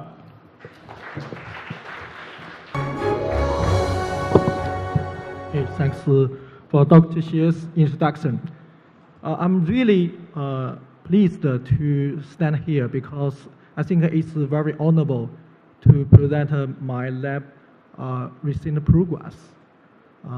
My lab actually is focusing on the metabolic regulation of anti-tumor immunity.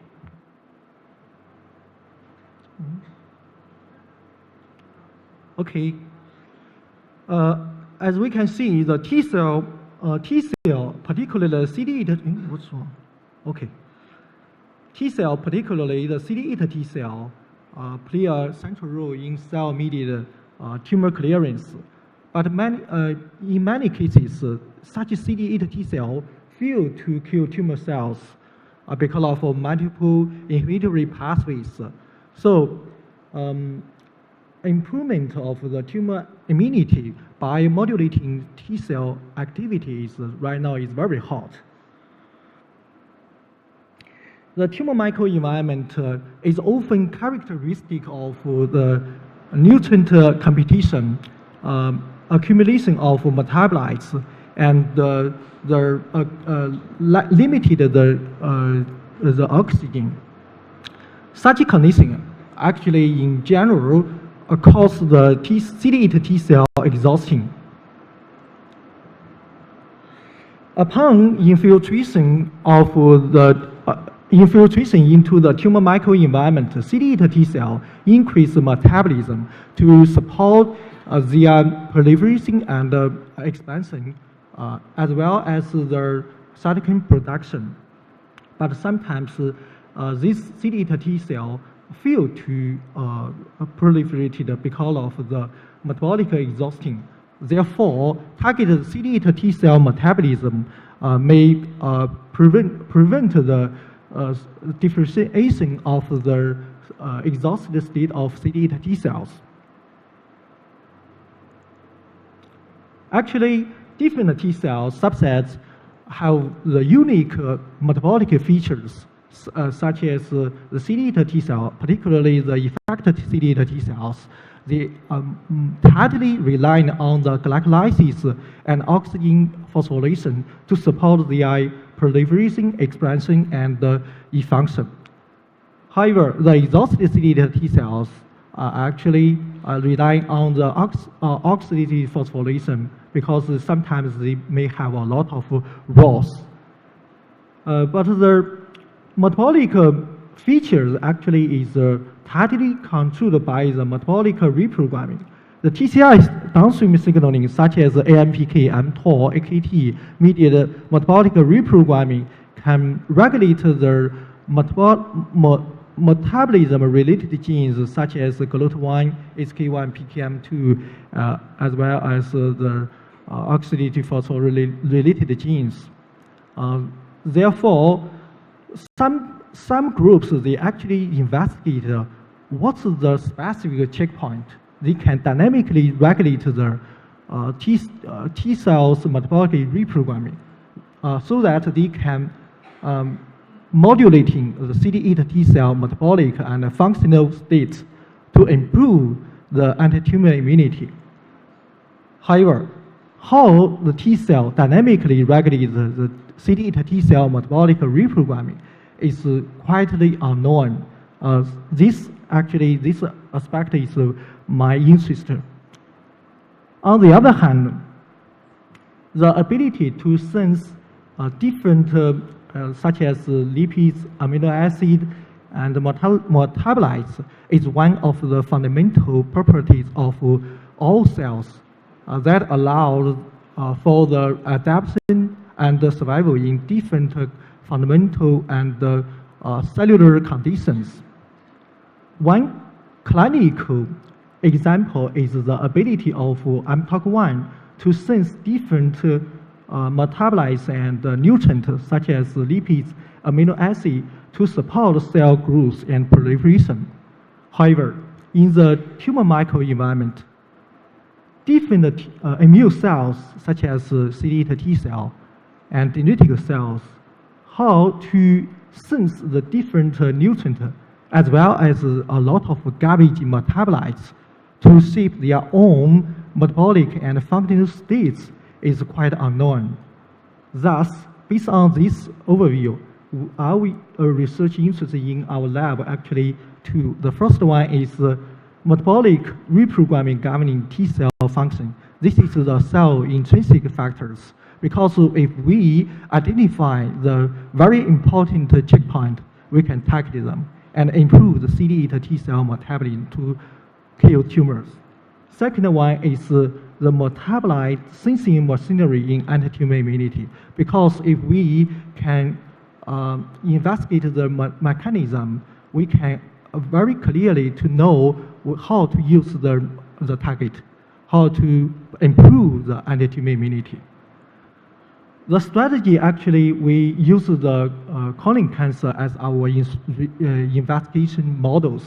We collected the cancer patient samples for the RNA sequencing and then integrate the data from the animal models as well as the clinical samples.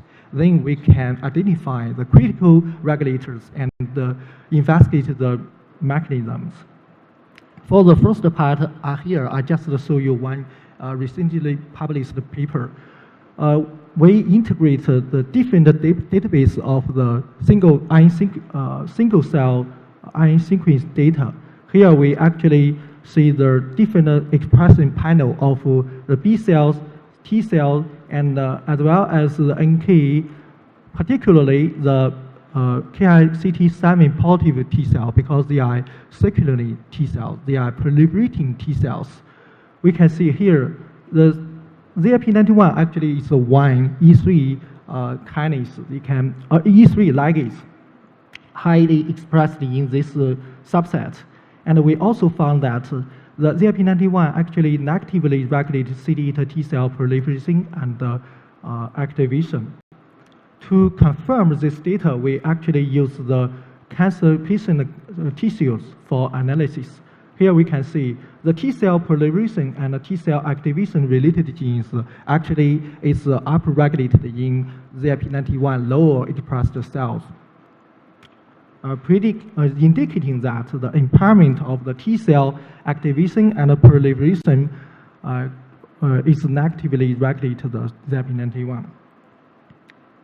To verify the data, we constructed the T cell conditional knockout mouse. And although this mouse had normal T cell development and homeostasis, but this mouse actually can have a stronger anti-tumor immunity. As we can see, the tumor size survival in the knockout T cells,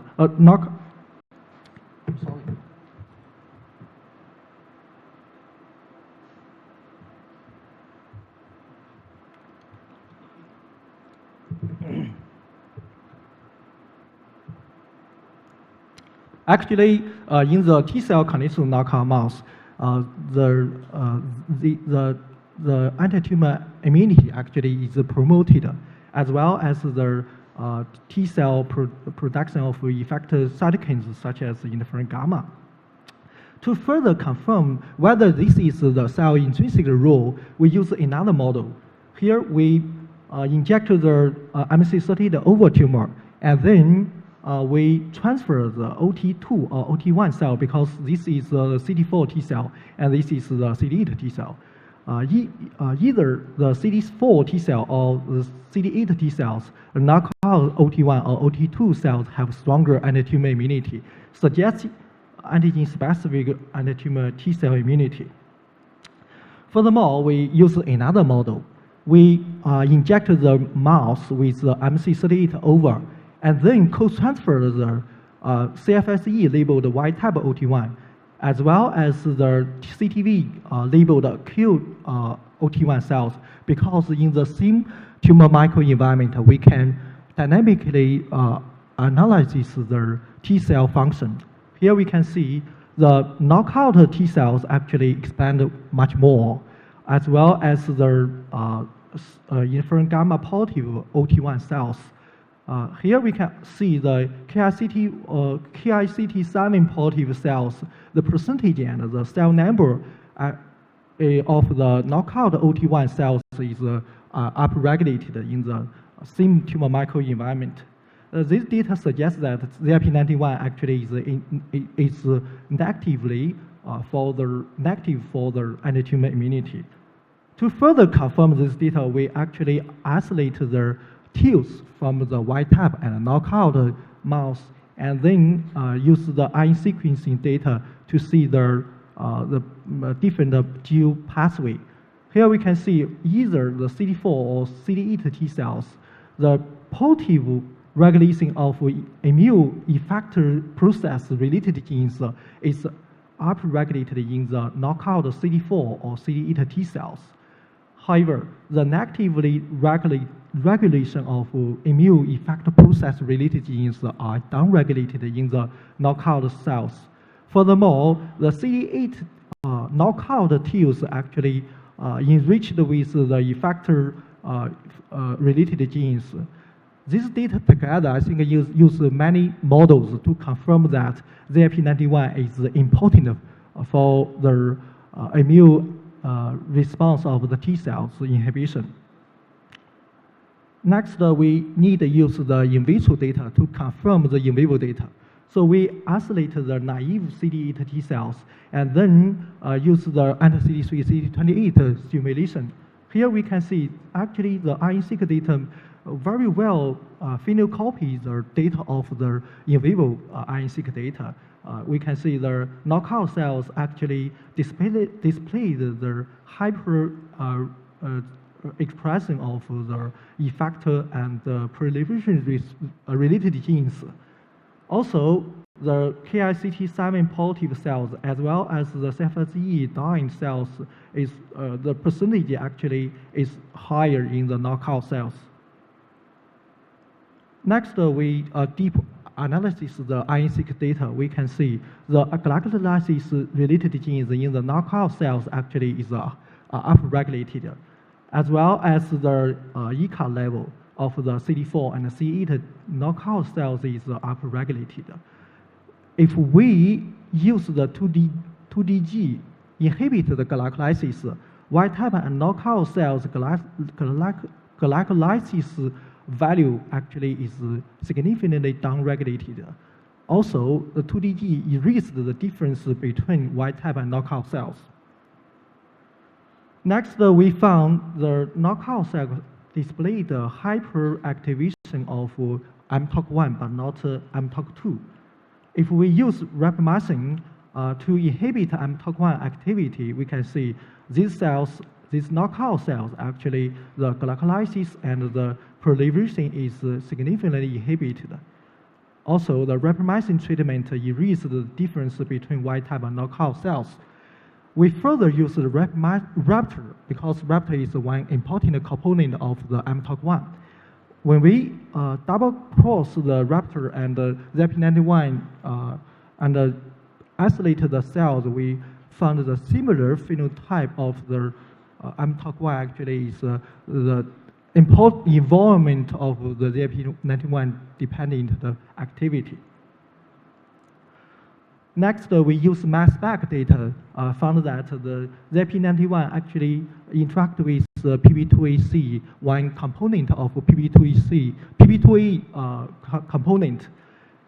ZIP91 as IE3 ligase can mediate the PB2AC KCT3 type ubiquitination and mediate the PB2AA and the PB2AC interaction to maintain PB2A's function.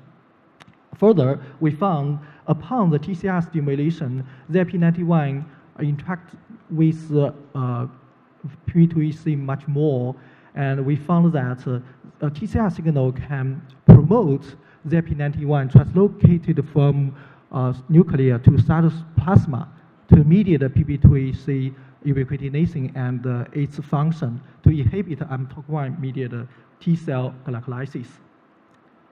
As I mentioned before, in the KICT7 positive T cells, ZIP91 is highly expressed. Here, we use the in vitro data confirm this data. We can see the naive T cell actually have low level of ZIP91. Upon stimulation for 24 hours, ZIP91 expressing is increased. This is the in vitro data. Actually, the review needs the in vivo data. We actually think a lot of times because nobody used this model before. We sort of one very interesting models because we can inject the MC38 tumor and MC38 over tumor into the same mouse at a different site.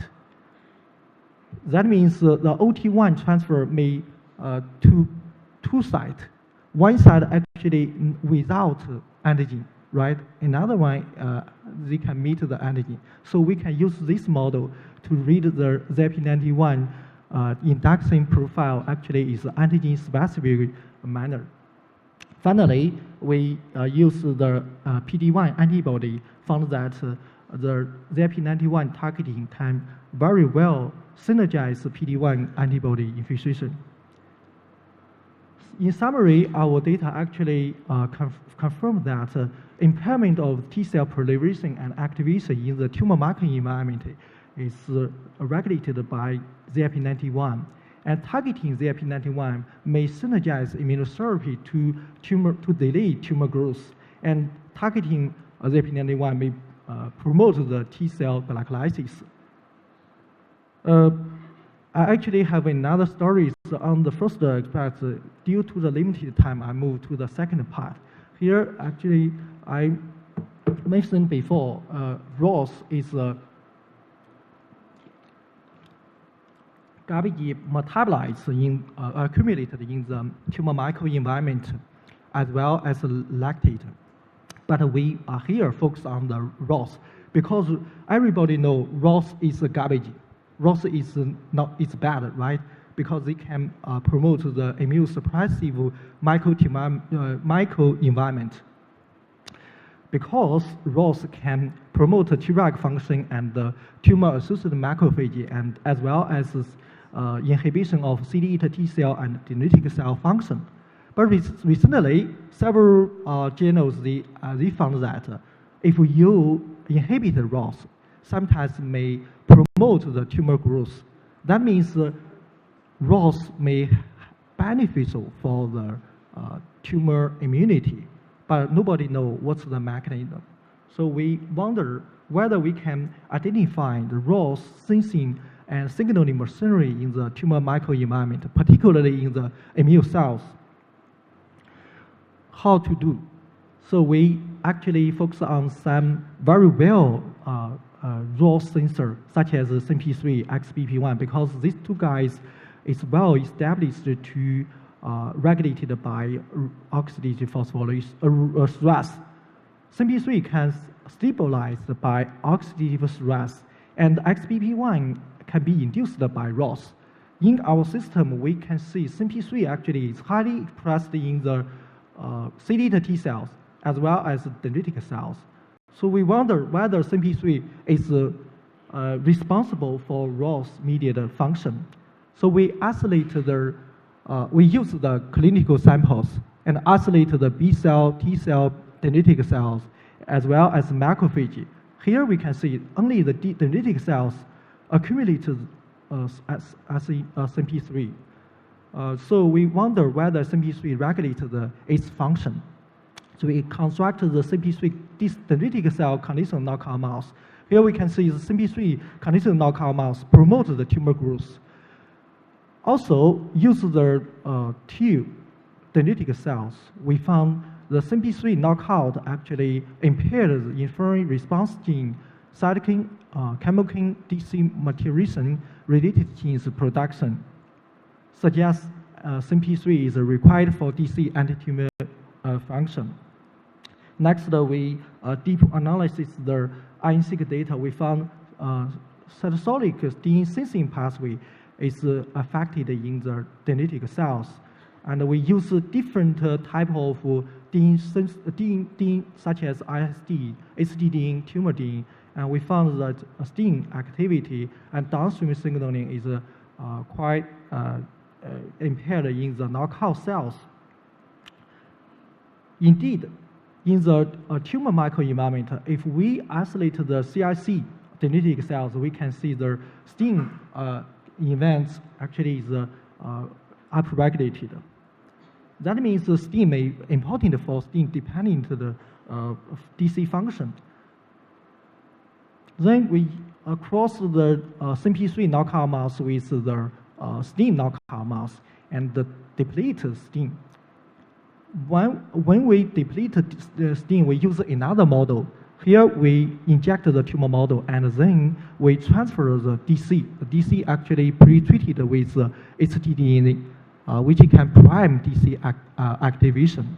Here we can see the Y-type dendritic cells actually have the stronger anti-tumor functions. But CMP3 knockout or STING knockout or double knockout dendritic cells didn't have this strong anti-tumor immunity. That means this function is relying on the STING. Next, we performed some mass spec data.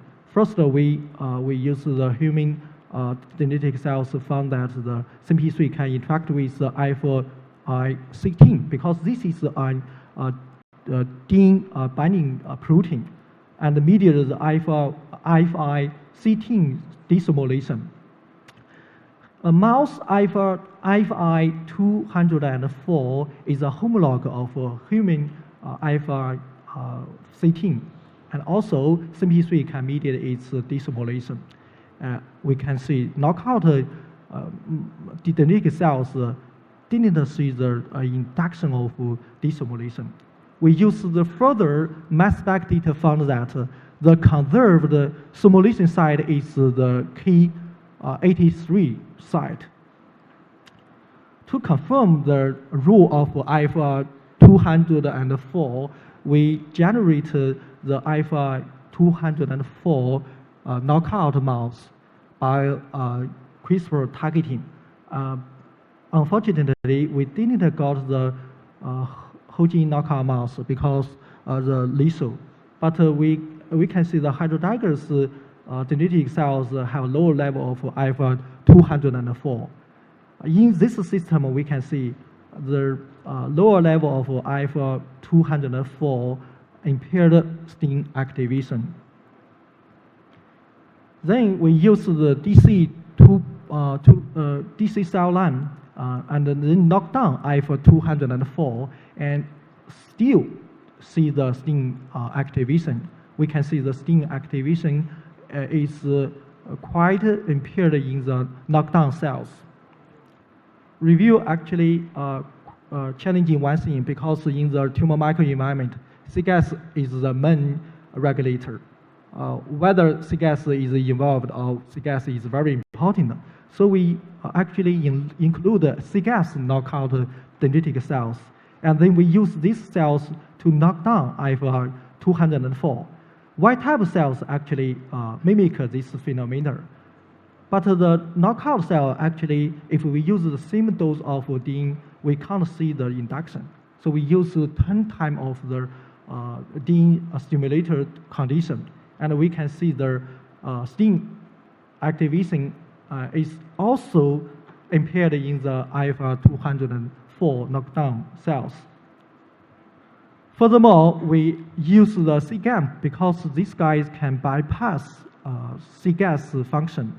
And we can see the IFI-204 knockdown still impaired STING phosphorylation.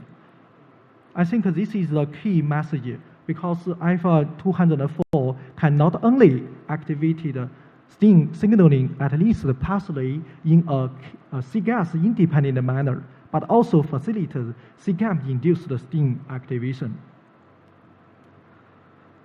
As I mentioned before, ROS can mediate the dendritic cells because it can sense the DIN stimulation and accumulate CMP3. Here we can see, because of this, they can interact much more. And if we use NEC inhibitor ROS, the interaction can be restored because of the restored CMP3 stability, as well as the IFI-204 destimulation and STING activation.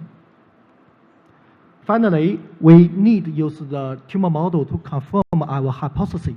So we use another tumor model. Actually, this also is our think a long time, because we actually injected the mouse and then isolated the tumor infiltrating the dendritic cells and pre-treated with ANC for 8 hours, and then transfer the dendritic cells to the tumor-bearing mouse.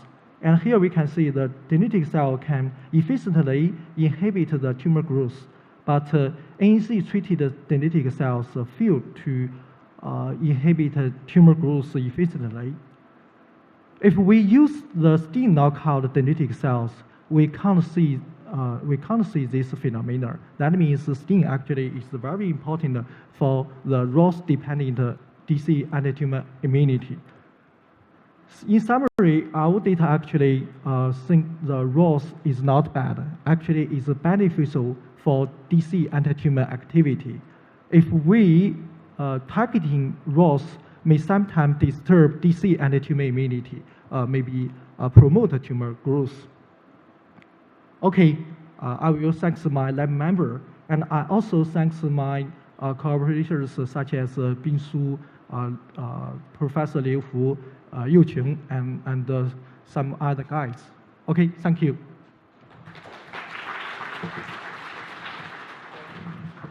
Thanks, Dr. O, for sharing your recent approach in the cancer immunology field. So it's time for questions.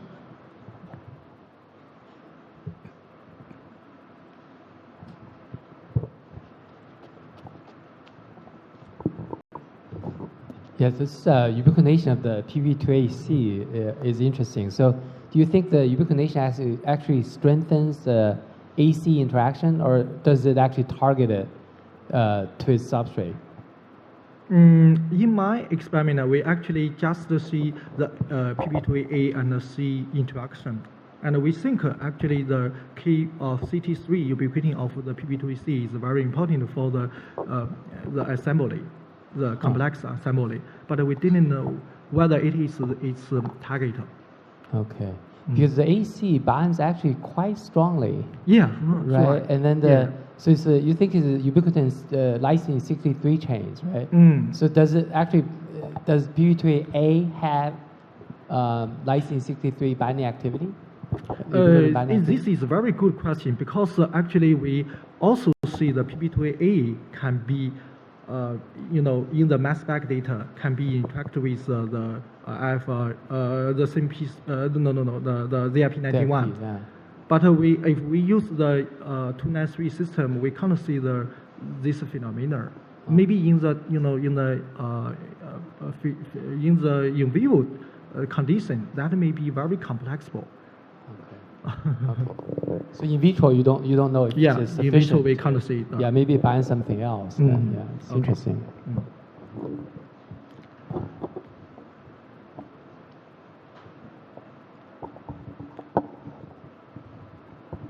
Hi, John. Two beautiful stories. So I have a naive question about the second part. Do you think the ROS actually has dose-dependent effects in terms of regulating the immune cell activity, either protect us or against tumor? Yes, that's a very critical question.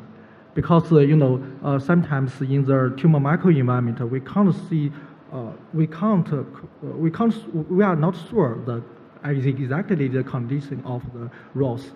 But for the dendritic cell, if higher dose of the ROS may cause the dendritic cell death, not the macrophage.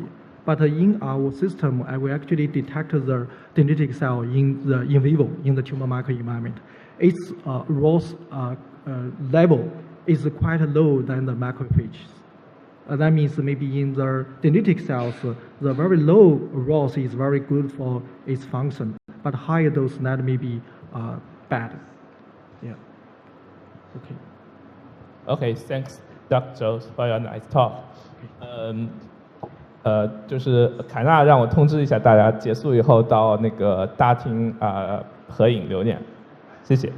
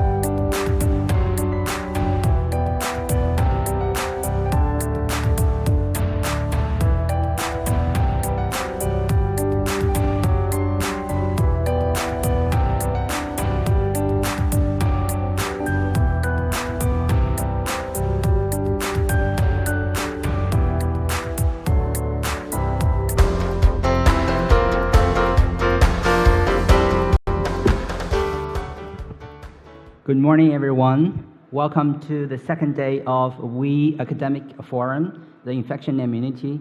And I am Ting Zhou. I'm the morning session host. So the first session will mainly focus on the topic of COVID-19 research. We have 3 speakers. We are so honored to have Dr. Richard Flowell as our opening speaker for the second day session.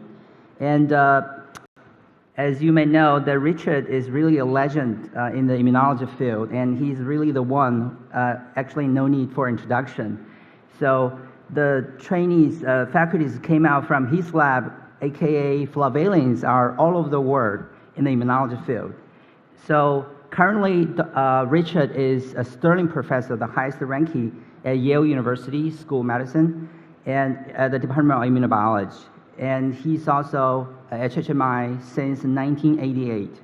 So before 1988, he actually started his scientific career at University of Amsterdam as an assistant professor, and then he moved to London as a head of the Laboratory of Gene Structure and Expression in the National Institute of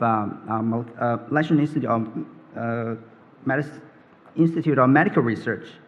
Then he went to the industry. He served as a president and a CSO in Biogen in Massachusetts, in the United States. After that, in 1988, he served as a founding chairman for Yale Immunobiology Department for 28 years. He stepping down in early 2016. So, so Richard was elected to British Society, Royal Society in 1984, the National Academy of Science in 2002, National Academy of Medicine in 2006. So he earned too many awards that will take forever to read all of them. So I'll save this time, there's time. So Richard actually was the first to develop reverse genetics as a postdoc and continue in this field through his career. He's a pioneer and also a sophisticated practitioner in using transgenic mice and gene-targeted mice to study immunology. His lab made too many important discoveries in immunology field. So when you go over his publication list, it's like you're reading the immunology history book. So he's currently study focused on 3 major areas like T-cell differentiation and immune homeostasis, the inflammasome and intestinal microbiota, as well as generate the humanized model for the study of immunity. So Richard is actually one of the highest, most cited immunologists in the immunology field. So I think today his talk will cover his the humanized mice model, Mr. G, in the application of SARS-CoV-2 study. Okay, Richard, please take it over. Thanks, sir. Thanks very much, Bing. It's a delight to be with you all, and it's a little crazy because here it's nighttime and you're just finished breakfast, but whatever, it's all fine. So what I'm going to talk about today is what you can see on the screen, which is a humanized model that we've developed to study COVID. Now, COVID really doesn't need any introduction, of course. There's not a person on the planet, probably, of all the billions of people that don't know what this is. The question we, of course, should ask is, why do we need more models of COVID? Now, everybody knows that so many people have been infected, killed, made sick for many, many months, perhaps for a long time in the future of their lives.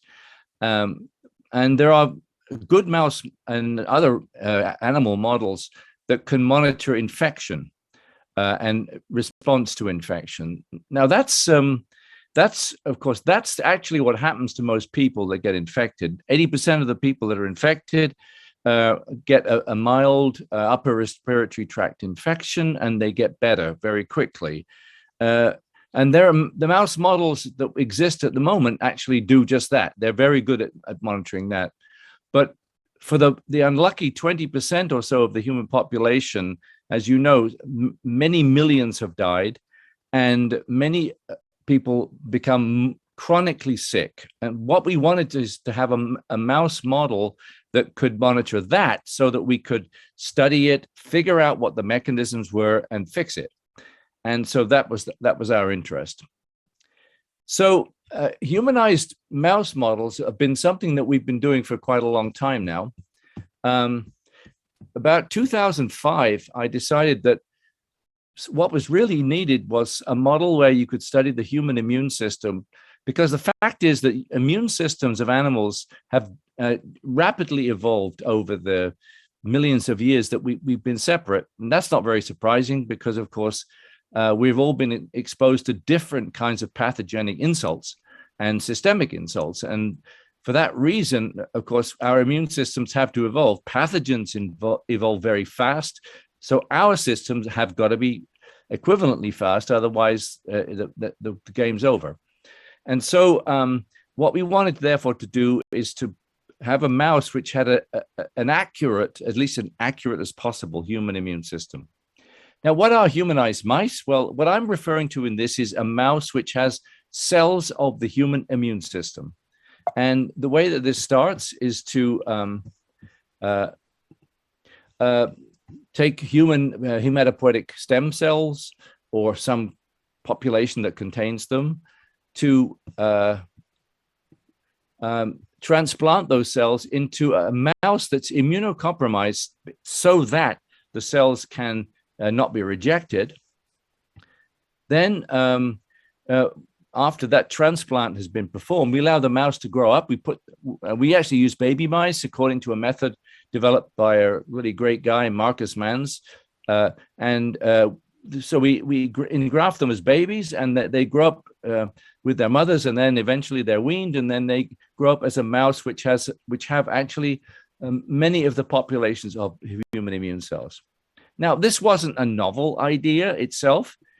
Many years ago, people had developed systems like this, going back to Irv Weissman and his colleagues. And you can see in this upper portion on the upper right, various representations of different generations of immune systems in mice, but none of them really reflect very closely the blood and the tissues of humans. And the reason for that is perhaps not very surprising if you consider that what I just said, that the immune systems have evolved over a long time period, and the factors that regulate their development have equally diverged evolutionarily. And so at least what I decided to do was to fix that by identifying the key factors and then transplanting the genes for the human factors into their mouse microenvironments. And of course, the way we did that is by taking a human gene and putting it exactly in the same place in the mouse corresponding allele. And so that's what you see here. We teamed up with the Regeneron team. They had developed a very quick way to do this, which they call Velocigene, as you can see here. I'll just switch to the pointer. This enabled us to do this rapidly. And this is just a review that Tim, one of the people in our lab, wrote back a long time ago, summarizing the actual plans. And so if you fast forward to about 5 years, 6 years later, we had made a number of human knock-ins, and we made them in a modular fashion. So we picked a molecule like, say, CSF1 or MCSF. This is absolutely required to make monocytes and macrophages, tissue macrophages, for example. And so we made mice in which we substituted mouse MCSF for human MCSF. And sure enough, that worked very nicely. That gave us a mouse that had blood monocytes, just like humans, and tissue macrophages, just like humans. Likewise, we knocked in the genes for IL-3 and GM-CSF. This is a shared locus, so we knocked them both in at the same time. And that gave another form of specialized tissue macrophages, alveolar macrophages. These actually will be very important for the talk because they're in the lung, and the lung is the site of severe COVID infection. Then we introduced human thrombopoietin. That was to improve hematopoiesis. All the principles are the same. And of this group, human SERP alpha, this was to implant macrophage tolerance so that the mouse macrophages don't eat the human engrafted cells, which was a big problem. And all of these were combined into this. We did them all separately in the beginning, but we combined them in the end to create this mouse, which we called Mr. G. It's an acronym of all those terms. So I've really said on the previous slide the purpose of all this, so I don't have to belabor that point. But just as a reminder, the two CSFs offer macrophages and monocytes. The SERP alpha is for phagocytic tolerance. The RAG and gamma are, of course, are to provide prevent rejection of the human cells, and thrombopoietin is a good growth factor. In a later generation of the mice, if we advance here and then here, we added interleukin-6, which gave a lot more hematopoiesis as well as a better B cell response. That turned out to be handy because it allows you to engraft small numbers of cells. So you can actually even work with human patients if necessary. So that's the history, basically taking us up to about 5 to 10 years ago. The main difference between the system that we developed and the very commonly used NSG system is really the very good engraftment with myeloid cells. And you can see here, each of these dots is an individual animal. So we looked at a heck of a lot of animals, and you can see the obvious differences in beta myeloid populations, in the blood in that case. Okay, so we can skip that. So let me describe then briefly the model that we generated and used for this purpose. Now, of course, to study SARS-CoV-2 infection, we wanted to use a model we could infect. And the most readily available system was from our great colleagues and colleague Akiko Iwasaki at Yale. And Akiko and her two students and postdocs, Ben the postdoc and Eric the student, had developed a mouse model which they published last year in JEM. And they used an AAV vector to basically deliver the receptor into the lungs of mice. And this is a picture from their very nice paper, which shows that. So we then adapted what we were doing to this system, and we took our Mr. G mice, we engrafted them, as you can see here, as babies. We waited for 8 weeks to make sure that the immune system has grown up. And then we provided AAV, encoding the human receptor, let that basically instruct the expression of the receptor. And then 1 day before day 14, we check the engraftment of the mice again to make them have enough human immune cells. And then we infect them with SARS-CoV-2. Of course, all this being done in a BL3 environment. And then we did sequential analysis of the infection cycle during the infection. Well, one thing that was very encouraging right from the start was that unlike the more typical infections where you, for example, use a B6 mouse, which is very rapid infection and very rapid clearance by day 2 to 4, all over by a week, the Mr. G system actually gives chronic infection, which lasts well more than 4 weeks. And if you look at this part of it, you can see that the viral RNA in particular persists. Notice it's a log scale. So the viral RNA from day 2 to day 28 only differs by a couple of orders of magnitude, something like that. And the virus itself is actually persistent. It doesn't look like that on that slide, but if I go forward one, you can see that if you use a very sensitive assay, and this is again PFUs on a log scale, you can detect virus out to at least 35 days. So it is truly a chronic infection. So having studied that, we decided, of course, we wanted to figure out what's going on here. And so we, of course, followed the basic parameters. And the most clear thing that happens is that mice infected in this way become sick, whereas normal, mice, B6 mice, etc., don't get sick. They get virally infected and they clear it. The Mr. G mice lose body mass, around 15% of their body mass, and they stay like that basically forever and until they die, unless you intervene. Now, this slide shows the other controls for the experiment. And you can see there's one very important principle that comes out really here, which is that in order for these mice to get sick, they have to have ACE2, they have to have virus, obviously, but they also have to have the immune cells from humans. If you look at mice that don't have the immune cells from humans, they get infected, but they don't get sick. So that right away, that told us there's something interesting happening here, and that the human immune system, in its response to the virus, it mediates immunopathology, and that is what makes animals sick. Concept of immunopathology is, of course, not a very new concept, but it's, of course, important with respect to the issue what's going on in COVID. So now if you look at what's going on in the lungs, this is the histology of the lungs, and this is a scoring done by Haris Mirza, a pathologist in our lab. And you can see that basically, as soon as the mice get infected, even at day 2, or you compare to day 28, basically you have a very similar story. Chronic, severe inflammation of the lungs.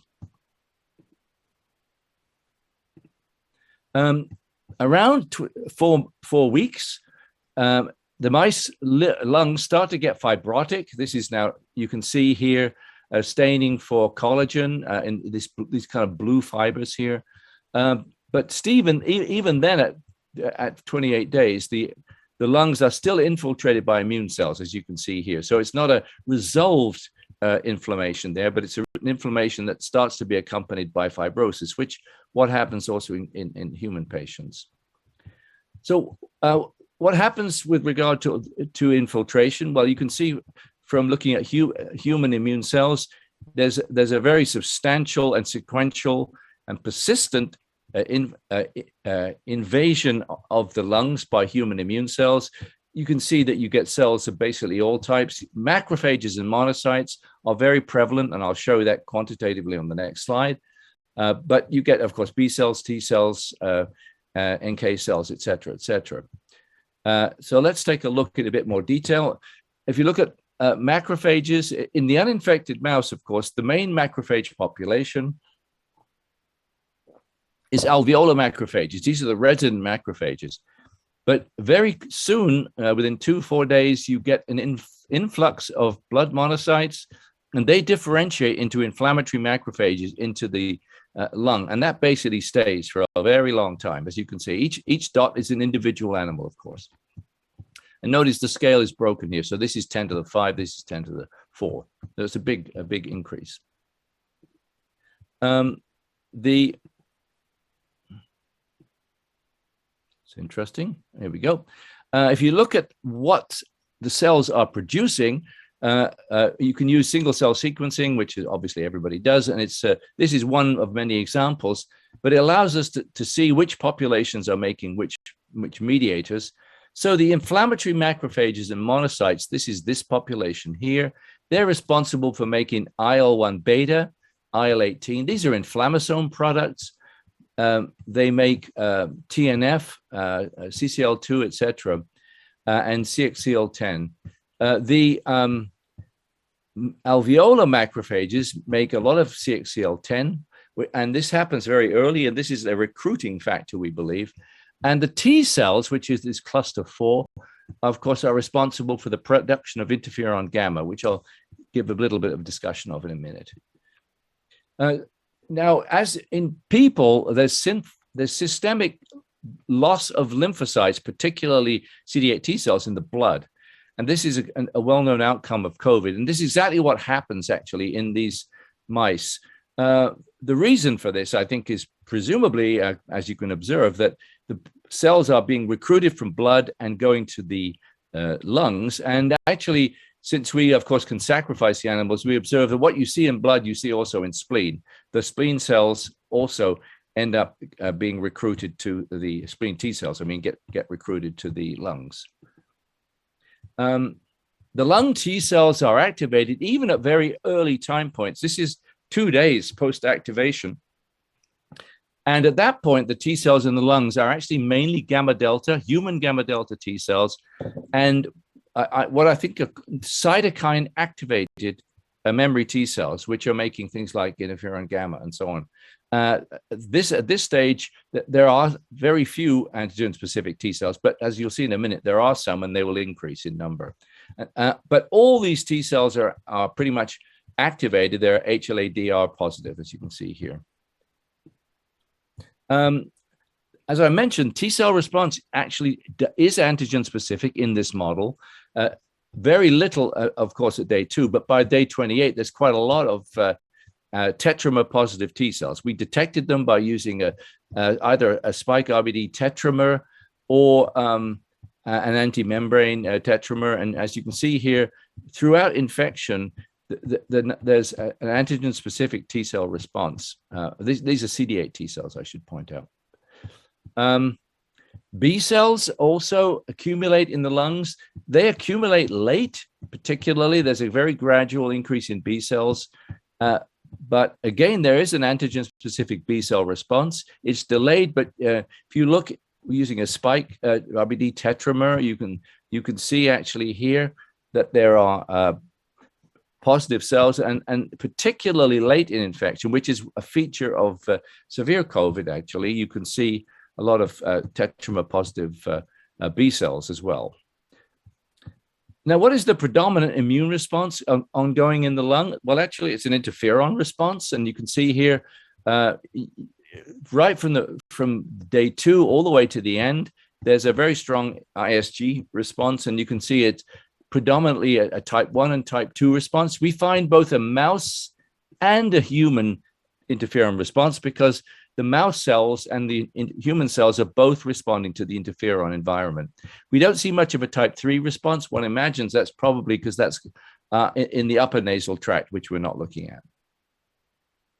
Now, the question we wanted to get into, one of the questions was, well, what about therapeutic approaches? And one of the popular therapeutic approaches, particularly several months ago, was therapeutic antibodies. And so Michel Nussenzweig at Rockefeller had developed a very beautiful analysis of the repertoire of B cells. And so we collaborated with Michel. He provided us with a couple of cloned antibodies as well as a serum pooled from infection of patients. First, we tried these antibodies as prophylactic agents. Can they prevent infection? They do. If you give them 8 hours before infection, although some are slightly better than others, but there's basically a decent protection in that case. But of course, most interest in antibodies has been in therapy, except for this kind of prophylactic cases when you have a group of people or something. And so we then tried to use the antibodies as therapeutic or prophylactic target. This is looking at the prophylactic experiment just to show that you completely neutralize the viral titer with the monoclonal antibodies. The viral RNA goes down, but not to that degree. We'll come back to that. Human infiltration is reduced in this case, and we then, of course, switch to therapy, as I just mentioned. So Michel advised us, which is what needs to be done in patients, to give these antibodies pretty soon after infection. So we used 11 and 35 hours post-infection, as you can see here. And if we move to this slide, basically very early administration for as you can see here in dark blue, that is somewhat effective. But basically, if you wait any amount of time, that by day 4, you get quite little efficacy from these antibodies, which is a problem that's been noticed in the human situation. In other words, very soon after infection, you can't fix this with those therapies. So looking at therapy in a bit more depth, we decided to focus on, first of all, dexamethasone, which is used in human therapy. This is a very effective therapeutic in many cases of hyperimmune response. Dexamethasone is a steroid. It really wipes out the immune system and the activated immune cells. And sure enough, if you treat these mice with dexamethasone 7 to 9 days after infection, as you can see here, this is the engraftment. This is when we treat. The mice untreated will lose weight, but dexamethasone treated mice actually recover pretty quickly after treatment, and this is a consequence of the clearance of their immune cells. This is looking quite early. This is day 14. You can see there's a reduction of immune cells in the bowel and in the lung, and if you wait till day 28, that's even more pronounced. And so that's really what dexamethasone does. We also went into the issue of what about targeting viral replication? You know that remdesivir has been used as an inhibitor of the RNA-dependent RNA polymerase of the virus. And so we decided that it would make sense to look at that and to also look at the downstream consequences of what we believed was viral RNA activation, and that's the interferon type 1 response itself. And so we treated mice either with remdesivir or dexamethasone, as I mentioned, as a control, or anti-IFNA, the interferon type 1 receptor. And sure enough, if you do that, basically it shows something quite clear and quite striking, which is that the type 1 interferon response itself is indeed pathogenic, as is can occur in chronic viral infection. This is what you see in pink. Remember, the brown is the untreated control mice, so they're infected. They just stay sick.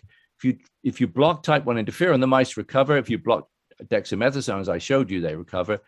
If you block viral replication, they recover, but more slowly. And if you use them both together, actually, that's the most effective recovery.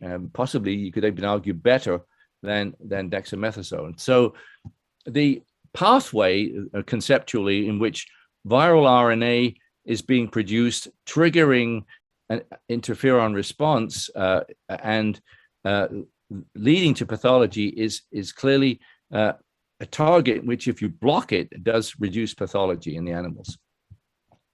If you look at now the immune cells, and I'm going to skip over this because it's going to get quite late otherwise, that you can see that the treatment with all of these agents, and I want you to focus on the inflammatory macrophages. These are the infiltrating cells, and you're looking at percentiles here, okay? What you see is here's a control. 60% of the cells are inflammatory at day 14. You treat with dex, they're down to 20%. Likewise, if you look at day 28, a very similar story. If you treat with remdesivir or IFNAR or both of them, by day 28, that will clear that infiltration. And early after day 14 days, remember that's about 5 days after the last treatment with the agent, you already can see this benefit. And so at that point, and that was on that slide, I'm skipping over it now. At that point, what you see is that the macrophage populations really regress to homeostasis and end up with the alveolar macrophages that are normally present. These treatment with remdesivir and IFNAR actually reverses the activation of T cells, presumably because it's eliminated the stimulus that is causing that, and that's what you can see on this slide here. The overall lung infiltration is beaten back by the treatment with IFNAR and remdesivir. As you can see here, this is the control with a totally wiped out lung, and this is an objective analysis of the histopathology done by Harris. Also, as you might expect, the anti-interferon therapy and antiviral therapy both have the effect of blocking the transcriptional responses, which, if you'll remember, is by a great degree it's a type 1 interferon and type 2 interferon response, and as you can see there. So what this part says is that targeting viral replication and downstream interferon is therapeutic. It wipes out the human infiltrates and it reverses the inflammatory transcriptome, which you just see there. So the question that I now want to address is what is the driver of this pathology, and what is the origin of the viral RNA? Now, if you look at just look for viral genomes by qPCR, one thing is very striking right from the beginning, And that is that if you look at epithelial cells, which are in blue, or you look at immune cells, which are in red, that both of them have a very large amount of viral genomes in them. And that's throughout this 28 days of infection. Now, of course, it's not very surprising the epithelial cells have RNA, that they are being infected. The immune cells, you could argue, well, maybe they are phagocytes. They're going to pick up dead cell debris. They're going to pick up viral crap. And so, of course, you'll find viral genomes in there. And so that was one possibility. But the other possibility, of course, is that the human immune cells are getting infected, and that's a reason to have viral RNA. So to distinguish that, we needed to have an assay for viral positivity, not just presence of viral RNA. And of course, that's been made possible by this very nice neon green viral virus, SARS-CoV-2. So this neon green is knocked into an ORF, an open reading frame, which is a subgenomic RNA. So it's downstream of the infections process, right? Remember, COVID has a genomic RNA, but it then transcribes from a whole series of subgenomics, which then make the various products needed for infection. And so we infected our mice now with the green virus, the SARS-MNG2 virus, and then we looked again to look at infected and uninfected cells during this course of 28 days. And if you look here, it becomes clear that actually both epithelial and immune cells are becoming MNG positive. That means they are expressing or containing subgenomic RNA. And let's take a look at this. Now, this is the total lung epithelium, a small fraction at any given time, like 1% or so of the epithelial cells are infected. Now, this is probably partly due to the kind of cells, and probably also partly due to the ongoing infection, death, and so on as that goes through infection. And if you look in the bowel, the bowel is the bronchiolar lavage fluid, right? So this is the fluid that is found in the lung, in which you find cells that have detached from the epithelium. Actually, all of those cells are MNG positive. So these are the infected cells are presumably releasing, dying, undergoing oekisis, or whatever it's called, this Greek thing, a release from the membrane, from the basement membrane, etc. This is not a staining artifact. So this is, if you infect with a non-green virus, all of the bowel cells are non-fluorescent, and all of the lung cells are non-fluorescent. So this is a real fluorescence, and presumably in this case is reflecting infection. If you look at the immune cells, actually you see the same thing. And this is now staining for MNG on this axis, and here staining for CD68, the macrophage marker. And actually there's a very substantial fraction, probably a third of the macrophages in these lungs at any given time, human macrophages, are infected. This is not true for the mouse macrophages. They don't have essentially anything. And this is, here you see the quantitation. So the human macrophages are becoming MNG positive, whereas the mouse ones are not. Now, you can, of course, say, how do you know that's infection? It could be either infection, but it could also be that the dying epithelial cells, which are all MNG positive, as you saw, they're just being phagocytosed by these macrophages. So that's, of course, something that we have to address. So I'll get back to that point in a minute. However, if you look at the phenotype of the material that's present in the human immune cells and in the epithelial cells, by looking at the subgenomic versus genomic RNA, you can at least get a sense of what's going on. And sure enough, if you do that, and I'll skip over it maybe quickly because of time, the bottom line is if you look at MNG positive cells, they have the other subgenomic RNAs. MNG negative epithelial cells or MNG negative immune cells don't have subgenomic RNAs. However, the MNG positive immune cells here and here, both day 4, day 14, both have the subgenomic RNA. So again, it's consistent with either infection or uptake of infected material. If you stain for RNA-dependent RNA polymerase, this is with an antibody, you can detect that in lung macrophages, and if you overlay that with CD68, you see the same thing. So this is an overlay saying that polymerase is in the cells. Again, it could be either thing. If you block with remdesivir, that signal in the macrophage is blockable, the MNG signal. And then you can see here, this is now taking macrophages out of the lungs at day 4. This is the control. This is remdesivir treated. So it says that RNA polymerase is required for the presence of that material. And if you look at the MNG positive macrophage, another interesting feature is they're actually immunologically different. The cells that have picked up the material or have replicated the virus, we'll get to that point, are actually producers of CXCL10. And if you look at this picture, they make much less TNF. So their inflammatory response actually is different. If you treat these cells with remdesivir, then actually you not only knock out the MNG, but you knock out the production of CXCL10.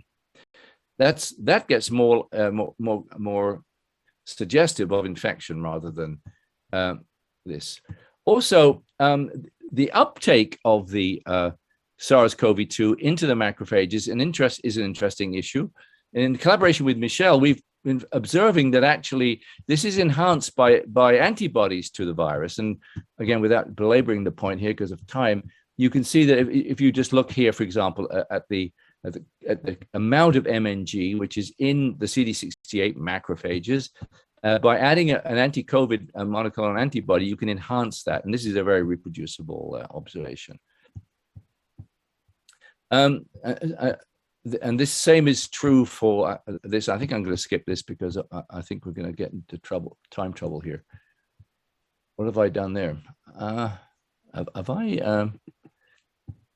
Uh-oh.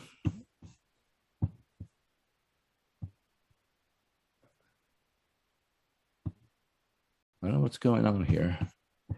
Can you hear me out there? I am screen sharing. Maybe I have to stop sharing and let's get to this thing. Well, I can't tell if you can hear me or not, but I'll look at. Let's see if I can access the chat. Yeah.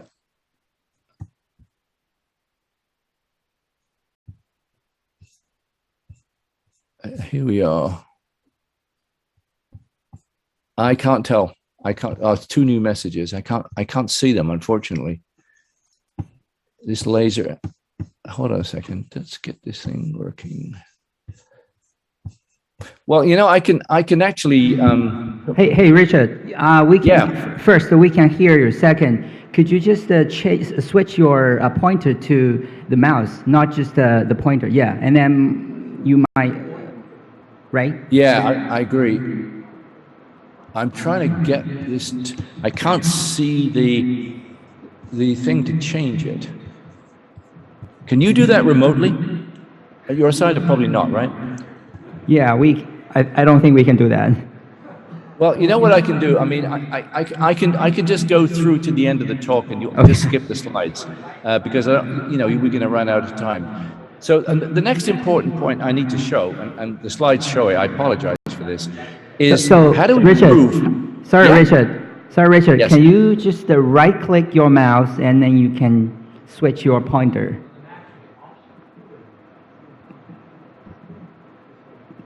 Where is it? I don't. Are you seeing my pointer? I can't see anything.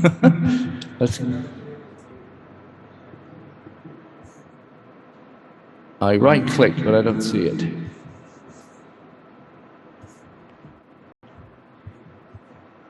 There's an invisible pointer. Maybe I'll do.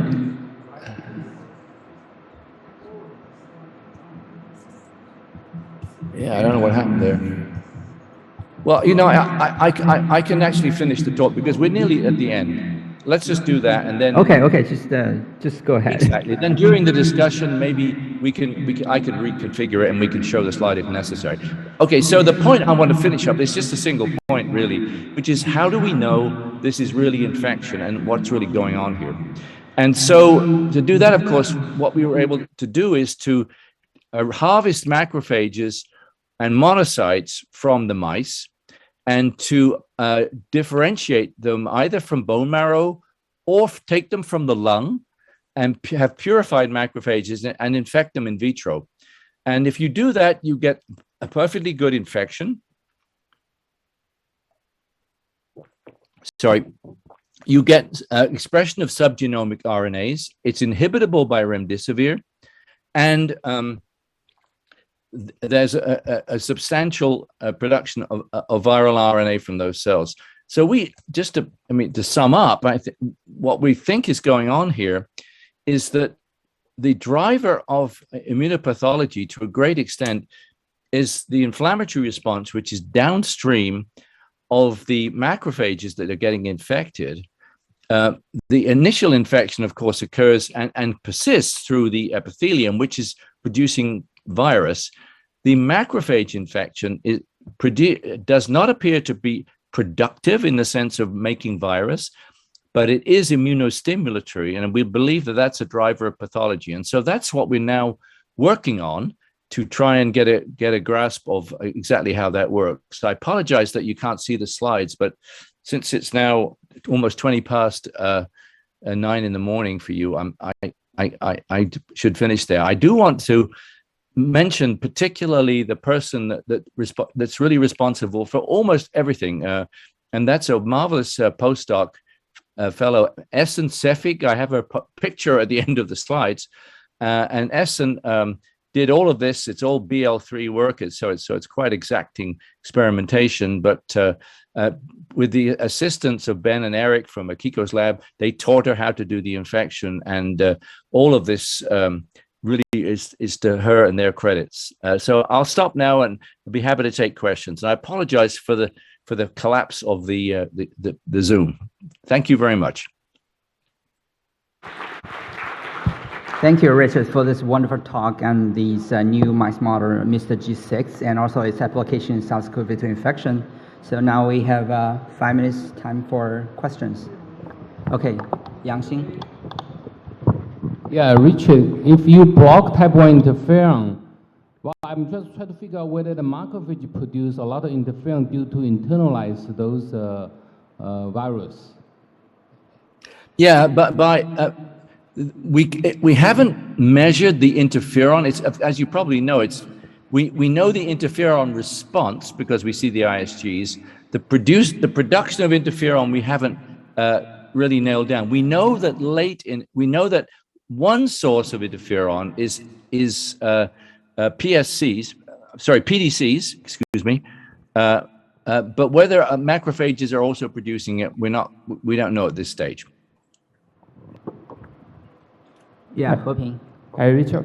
So I noticed that the T cells, the percentage or number of T cells in the spleen and the bone marrow seems to come back to normal on day 28 post-infection. Yeah. So are these because of expansion of antigen-specific T cells, or is any other possibilities for that? Yeah, that's a good question. So to test whether the antigen-specific T cells are protective, in other words, whether they could be able to resolve infection, we actually purified them from infected mice and transferred them to a mouse in a therapeutic mode, and they actually will reduce infection. So you may be right. It may be that the antigen-specific T cells are responsible for the resolution which is beginning to happen in day 28 to day 30 something. Yeah. Right. Good point. Yeah. Hey, Richard, a question regarding the infection of human macrophages by the virus. Do you think it's a ACE2 independent pathway? We think it's at least partially ACE2 dependent. So we've blocked with ACE2, and both in vivo and in vitro, we can partially inhibit. We don't completely inhibit, so we can't exclude an ACE2 independent pathway as well as, but part of it is dependent. So macrophages do express ACE2. Yes. Yes. Okay. Yeah, Bing. Hey, Richard. This is Bin. Yes. I'm just curious, when you use these humanized mice, by day 2, you already see a big weight drop. Are those mice that has a very strong like cytokine storm, or you have part of the mice? Yes, that's right. I mean, by day 2, or it's a good question. What is the reason for the rapid loss of body weight? Yeah, I mean, already by day 2, those lungs are strongly infiltrated by macrophages, and there's probably a whole systemic response of cytokines. So we haven't, measured blood or plasma or serum cytokines early, but it's consistent certainly with that kind of response. There's certainly a very, very fast inflammatory response in the lung, and we haven't actually measured lung function, but it's likely that the mice are severely compromised, even at day 2. Another question is, maybe I got it incorrect, but I remember Aaron's paper showing that if there are auto antibody against the human type 1 interferon response, the patient would not fare well. But in your mouse model, if you use anti-type 1 interferon receptor antibody, you actually can rescue the mice. Yes, that's a very good, thanks for bringing up that point. Yeah, that's the point about that, is the timing of application of the antibody. If you block interferon response early in infection, then the mice get really sick and die. And if you, for example, treat mice with dexamethasone really early, they will get sick and die. And that's because, of course, at the early stage, there is very rapid viral replication, and that interferon is absolutely required to clear that first wave of virus. However, in chronic infection, and this has been observed in other systems, and in like LCMV and things like that, that chronic interferon production can actually be harmful, and that's what we think we're looking at here. So we didn't block interferon early. We blocked interferon. I think it's on this slide, but I can't see it from the chat. But you can see the day we added it. The chat's blocking it for me, but I think it's around day 7, something like that, right? And we measured at day 14. So that's already after the main. If you look at the peak of infectious virus, it's day 4. Okay, so that's, I think, the reason for that. Okay, thanks. Thanks. Okay, Richard, I have 2 quick questions. So first, because you can adjust the cell infused to your Mr. G mice, Mr. G6 mice.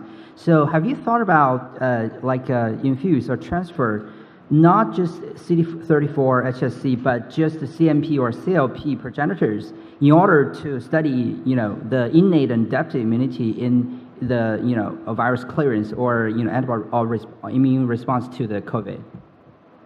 Yeah, we've done some experiments like that, not in this system, but we collaborated with a group in London, and we transplanted, for that purpose, we transferred immature monocytes.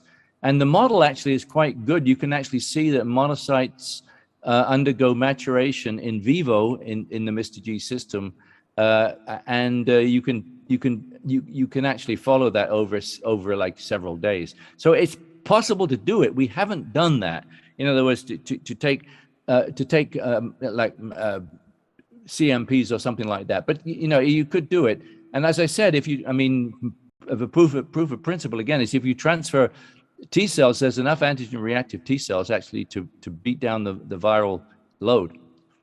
Okay, so the second question is the phenotype you showed that SARS-CoV-2 can infect the macrophages, which is very striking.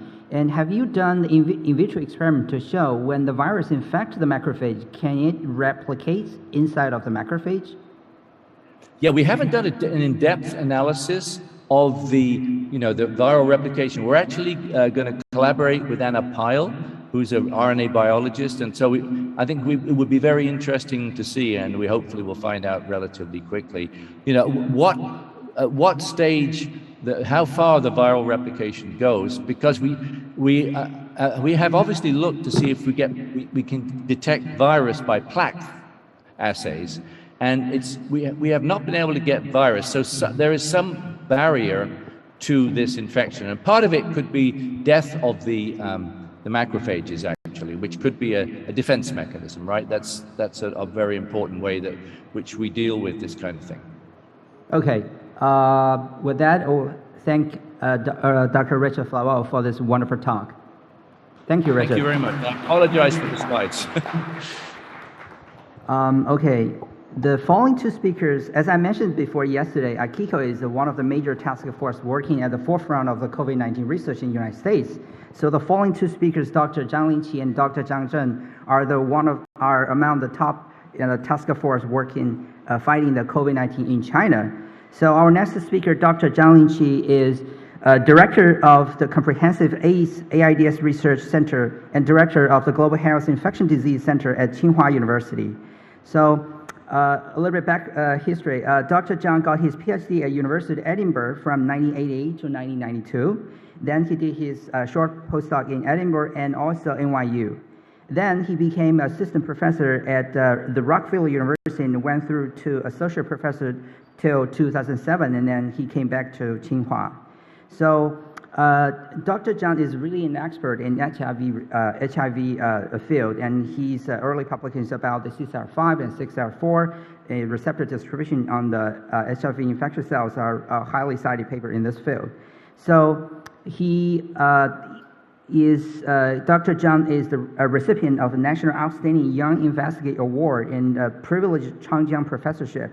And also he published extensively in the infection disease field and ranked #1 among all the most cited Chinese researchers in the field of microbiology and immunology in 2014, 15, and 16, surveyed by Elsewell.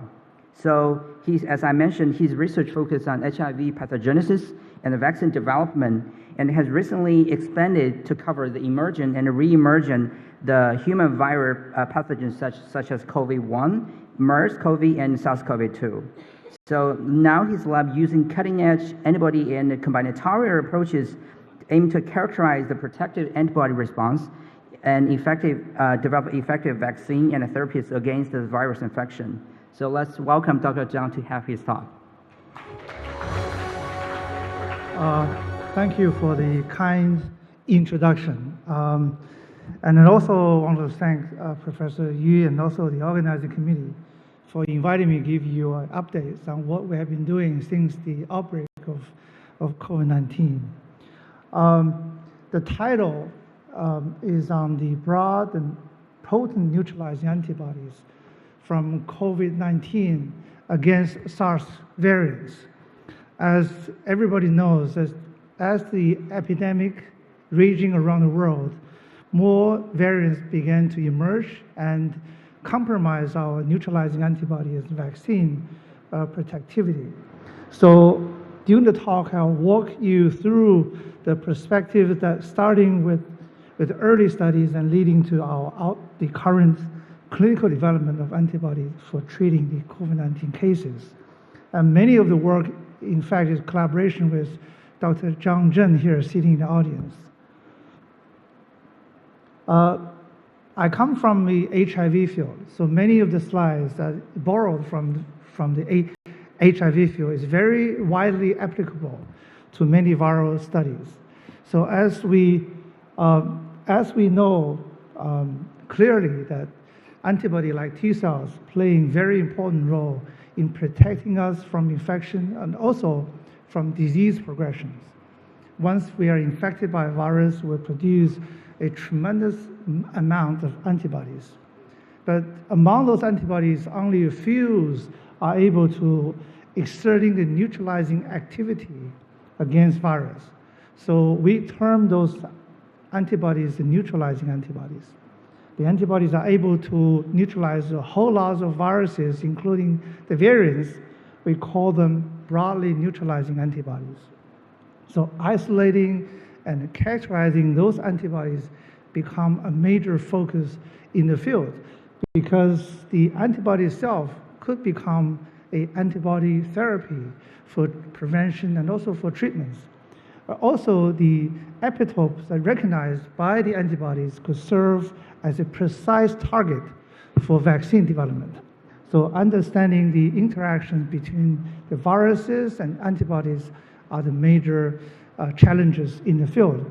So once you have the antibodies, you hope that by immunization, you will be able to induce this type of neutralizing antibodies.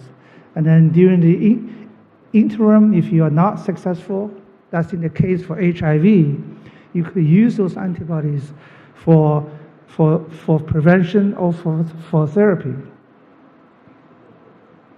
In case of COVID-19 or SARS-2 infections, there's several hypothetical trajectory about the interplay between viruses and antibody response. So 1, 2, and 3, the colleagues at the Australia, Davenport, put out these 3 hypotheses. As we know that after, we have to understand the SARS-CoV-2 infection is an acute infection compared as opposed to chronic infection like HIV or hepatitis C. So once the virus got cleared, the immunity, including T cells and antibodies, have 3 hypothetical outcomes. The first outcome is this immunity could be a long-lasting, protecting us from the subsequent infection during a long period of time, or could decay rather quickly, but still offer some kind of protection when the new infection comes, in particular when the new variants comes. The third option, the third trajectory is the antibody and the T cell responses drops very quickly, and then we become fully susceptible to new infections and also to new diseases. So based on, since we are only the second year into the pandemic, these processes we're still learning. But based on the current data on the population level and on the vaccine levels, so we think our immunity is somewhere here, somewhere partial protection, somewhere partial non-effective. So we are still learning, but I think that's why there are many booster shots for vaccines that become a more louder voice, both in the US and in China. But how you booster, what vaccine you use to augment the immune response become a matter of debates. And then to study viral and antibody response, we have to come from 2 ends. One is to understand the virus, on the other hand, to understand our immune system. In particular, in this talk, it's on the antibody response. So this is actually a quell-electron tomography of SARS-CoV-2, a real virus. I borrowed these slides from Professor Isai at the Tsinghua University. He is the first group published this really vivid and then a clear structure of the whole virus that's produced from the live virus. And then in fact from Zhejiang University. So you can see the virus is very much like the other envelope viruses. The blue is the envelope. And then the yellow is the nuclear capsid, genome wrapped with the N protein. So very much like many eggs in the blue basket. On the surfaces, you can see all those spike proteins are playing very important role for virus getting into the cells. And then the spike proteins highlighted in color, 2 different colors. The red is the ones with the one structure configuration. I'll come back to that later. And then the other brownish color is another structure configuration. So as you see, on the virus surfaces, there's a distinct structure presentation of the spike protein. On the one mature virion, there are about 26 minus plus spikes. But we don't know how many spikes are necessary to be able to get into the cell.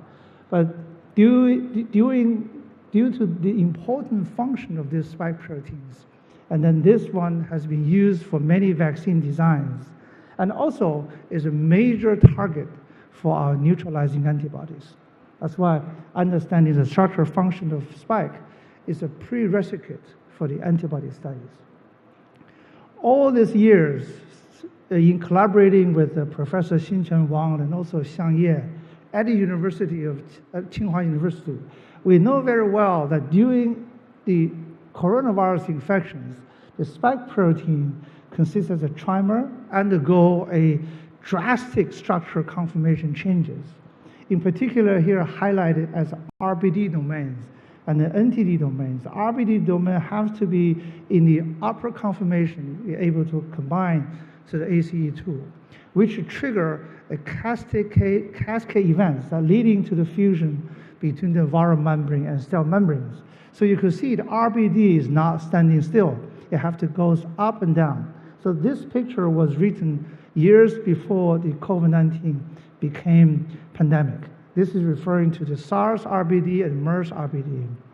So when COVID-19 came in early 2020, so many groups in the world, including the Tsinghua group, have shown this mobility of RBD is very similar to what we have seen in SARS and MERS. In fact, the entire spike proteins are folded into different domains. One is a major receptor binding domain, one is N-terminal domains, and then there's a C-terminal 2 domain that really wrap around the S2 domains. So you can see, as the RBD is a major focus of antibody response, as entire protein is a major focus of antibody response. So I'll focus many of our talk on this particular protein. So during early 2020, when we learned the sequence of SARS-CoV-2, Professor Wang and I, we immediately gathered our resources and then among the first in the world to crystallize the complex structure between the ACE2 and also RBD.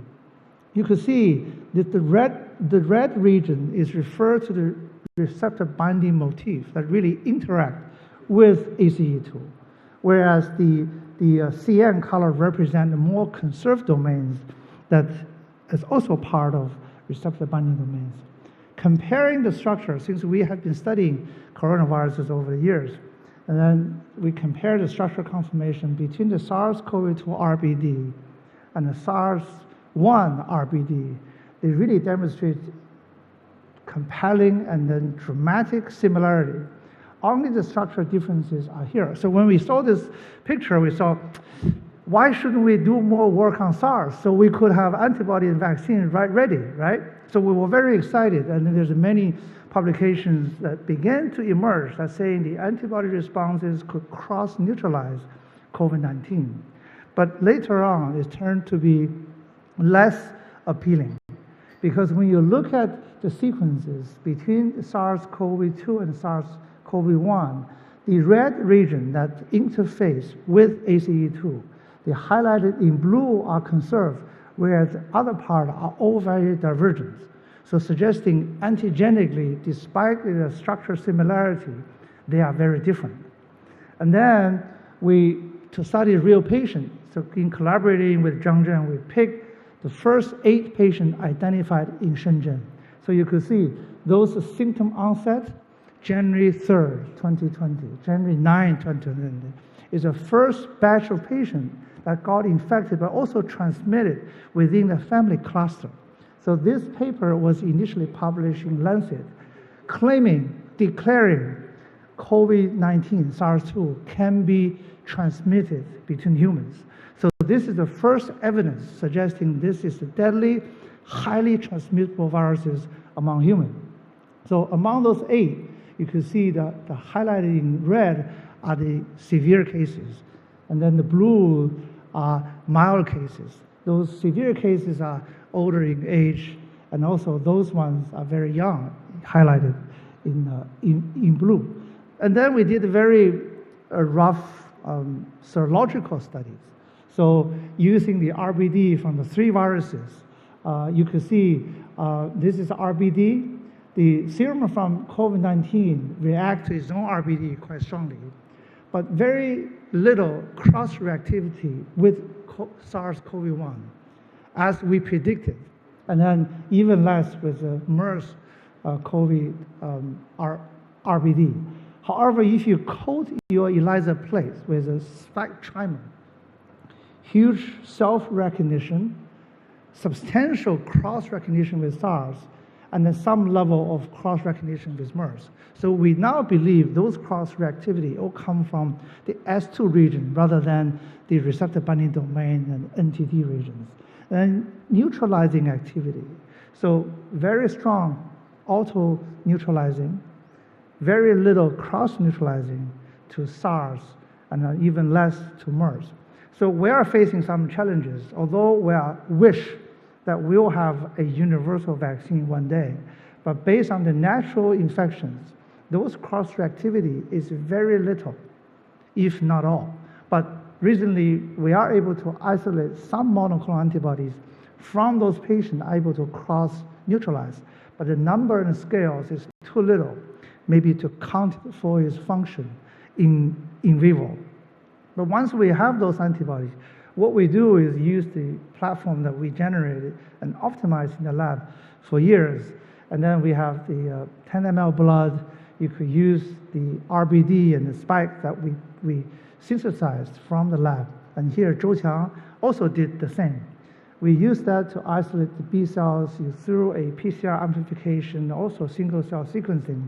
You could get hundreds, if not thousands, of those B cells. Once you reconstitute those B cells, you could test their antiviral activity and then pick the best, have the potency and the breadth for our future characterizations. So this is a very standard fact sorting and then also the characterization step. You can see the RBD and spike specific B cells are very small. Among the total B cells only constitute 0.06%. Among the memory cells, a bit higher, but tenfold higher. So among those, now we have over thousands of antibody responses. So we classify them into specificity for each region of viruses. We find majority of them against the green, that is the S2 domain. That's highly immunodominant, but they are not neutralizing capable. Many of the antibodies highlighted in blue are RBDs, and those ones are non-RBD but also neutralizing. So what the results coming from those slides suggesting, although majority antibodies, binding antibodies, are against S2, but majority of the neutralizing antibody, in fact, are against RBD, are the dominant. So the percentage we roughly calculate how many of the neutralizing antibodies are targeting to RBD is about 85%. There's a 15% against NTD. Against S2 neutralizing antibodies is very, very rare. If it's any, the neutralizing activity is extremely weak. So we did many genetic characterizations and then phylogenetic trees, and we identified some clonal expansion because they're bearing the identical heavy and light chains. But oddly enough, those clonal expanded antibodies are not necessarily neutralizing capable. So what our body dominant expand, in fact, are not as those antibodies we picked here highlighted in stars. So maybe the viruses continue to play the tricks and then distract our immune responses so they could have a space and time to reside and to proliferate. Through a very genius team, hardworking team at the Shenzhen No. 3 People's Hospital, we developed a very crucial quantitative live viral quantitation. So you could see through the serial dilution of antibody, you could see, compare different antibodies' potency and breadth. So those papers published early 2020, but by then we have already master the quantitative technology that allow us to pick the best among the best. And then we also have a system that using the VSV GSP expressing the spike protein, testing various antibody combination. So those are the antibody and virus mixture mixed together, and then you see the greens one day after. So a very efficient assay. So you could see if you have one antibodies, 1 and 2, overnight you could see a lot of greens, suggesting virus is very replicatable. And then perhaps some of them are able to generate mutations that confer resistance to an antibody. But if you plus 1 and 2 together, they drastically increase the potency and breadth. This is the assay that we use during the early phase so that we are able to pick the best among the best for the subsequent clinical development. And then in collaboration with Professor Wang again, we try to understand how those great antibodies play in their role. So here I highlight 3 antibodies that we crystallize. You can see this is RBD and this is ACE2. Various antibodies comes in binding to RBD, competing with ACE2 in binding to RBD. Some coming from this direction, some come from this direction, some come from the other directions. And then those antibodies are not particularly neutralizing. Only those capable to compete with ACE2 demonstrated a very strong activity. So we picked the best based on our structure analysis, based on the in vitro neutralizing activity. Some of the antibody also has some additional amazing activity we did not realize. Here, highlight 3 antibodies highlighted in different color. We were trying to stain cell surface expressed spike protein by the 3 different antibodies, try to understand their neutralizing mechanism. But at the beginning, after incubating in eyes for 30 minutes, an hour, despite of the potent neutralizing activity of this pink color, we cannot stain this. We can't stain the cell. We were bothered by it for a long time. So we did time course studies. This time course studies suggest that once the antibody binds to the surface protein, and then it's a trigger the shedding of the S1 domain of the entire spike protein, suggesting this particular role of antibody binding may contribute to its potent neutralizing activity.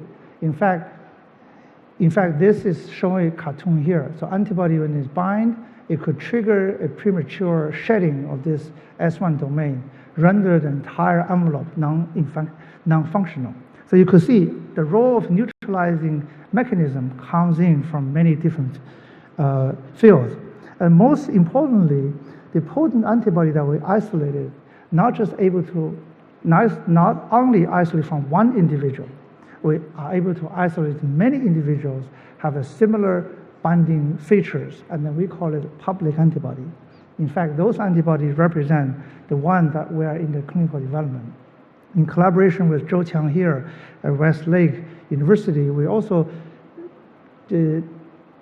resolve the structure in the trimeric form. So you can see this particular antibody only able to bind RBD in the UP conformation, and this one represents the best among the best in our hand.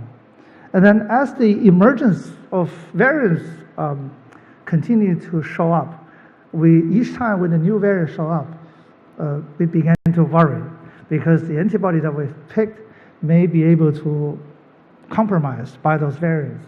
So you could see many of the variants highlighted in red around confined to the region that's really important for viral binding to the ACE2 and also viral binding to many neutralizing antibody, including some already approved for emergency use by the FDA. And then we did a systematic characterization of our antibody against whole panel of the resistant mutations. So you could see the serum immunized by the convalescent serum, recover from patient, and also immunized by Moderna and Pfizer also dropped their neutralizing titers substantially, suggesting the virus are able to escape. Among several hundreds of antibodies we isolated, through collaboration with Zhang Zheng, we're only able to pick 10, 20 that are resist to viral escape, suggesting only 1 to 2% of antibody in our naturally infected patient able to mount this broad and potent neutralizing activity. In fact, the top 2 are the ones that we luckily and then collectively picked that allow us for the downstream clinical development. And then we also systematically compare many antibodies, why they lose neutralizing activity, because of some of the specific mutations, like 417 and then 501 sites on the RBD are critical. Most importantly, when we evaluate their in vivo activity, so we use transgenic mice and then inject this antibody before the challenge, you could see the treated group maintain the survival, maintain a good body weight for both alpha variants and also beta variants. And then that protection also reflected by the viral load in lungs. So you could see those antibodies really offer a tremendous protectivity against infection. And then the recently Hasty at the Scripps Institution have combined many RBD reactive antibodies and characterized their footprints on the RBD.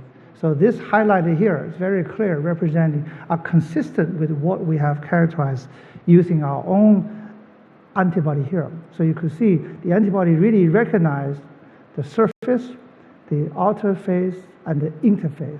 Many of the potent antibody here are losing their neutralizing activity because of those key mutations. And some of our antibody recognized actually here, which is very conserved among the SARS variants. And then most exciting results is really through a very long journey and then challenges that our antibody has already been tested in the phase 1, 2, and 3 trials. The NIH-led trial that came out last month really show our pair of antibodies are able to reduce the hospitalization and death by 78%. And this level is equivalent to that already be proved by the FDA from the Regeneron and the Vir and GSK. I think our clinical trials is much tougher in condition in terms of enrolling the patient, and things they are from the multi-center trials from US, South Africa, Argentina, and then Filipino. And then they have a multivariance circulating. And then in particular, the enrolling criteria is the 10 days after onset of symptom, whereas the others is about 5 days or 7 days. So providing a much more challenge, a real world, closer to the real world situation. So we are still demonstrating 78% protection is really impressive. So this slide highlights the entire process, starting from the outbreak, and then also the collaborating with Shenzhen, getting all those antibodies into the preclinical development and the clinical environment, both here in China and also in the US. And then by August 25th, the NIH announced a 78 a reduction in hospitalization and the death. That's really, we have already filed for EUA approval, both here in China and in the US. And we all hope in the near future, so we could get approval and then apply it here, rightly in the wider variety of patients. So in conclusion, we have, through collaboration, efficient and very fruitful collaboration with Shenzhen and the Xinqiang's group, we are able to isolate hundreds, if not thousands, antibodies from convalescent patients. Ongoing study with vaccination, with a combination infection and vaccination are still going. But we also, among those antibodies, we picked the best 2 among those best, and then conducted clinical studies from phase 1, phase 2, and phase 3, demonstrated is really an impressive and efficacy against death and hospitalization.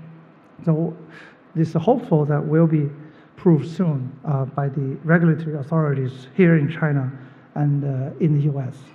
Lastly, I want to thank the group, talented and hardworking group in Tsinghua University, and then Shenzhen Sanyuan, Zhang Zhen, and Jibin, and Professor Wang at Tsinghua University for Structural Systems, and also our clinical development team. It's really the top-notch at the international level. Lastly, I want to show you a little video that my student made during the early 2020. So you can see the students' activities are very memorable. Could you play that? Oh, let me see.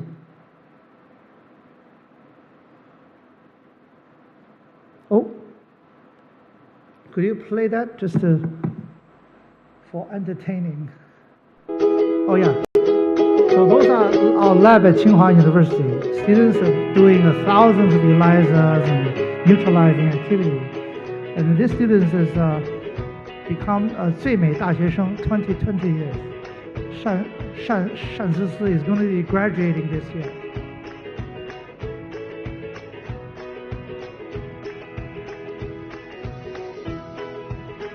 And this is our P2 plus laboratories that really allow doing millions of culture, and then they can't be more familiar with.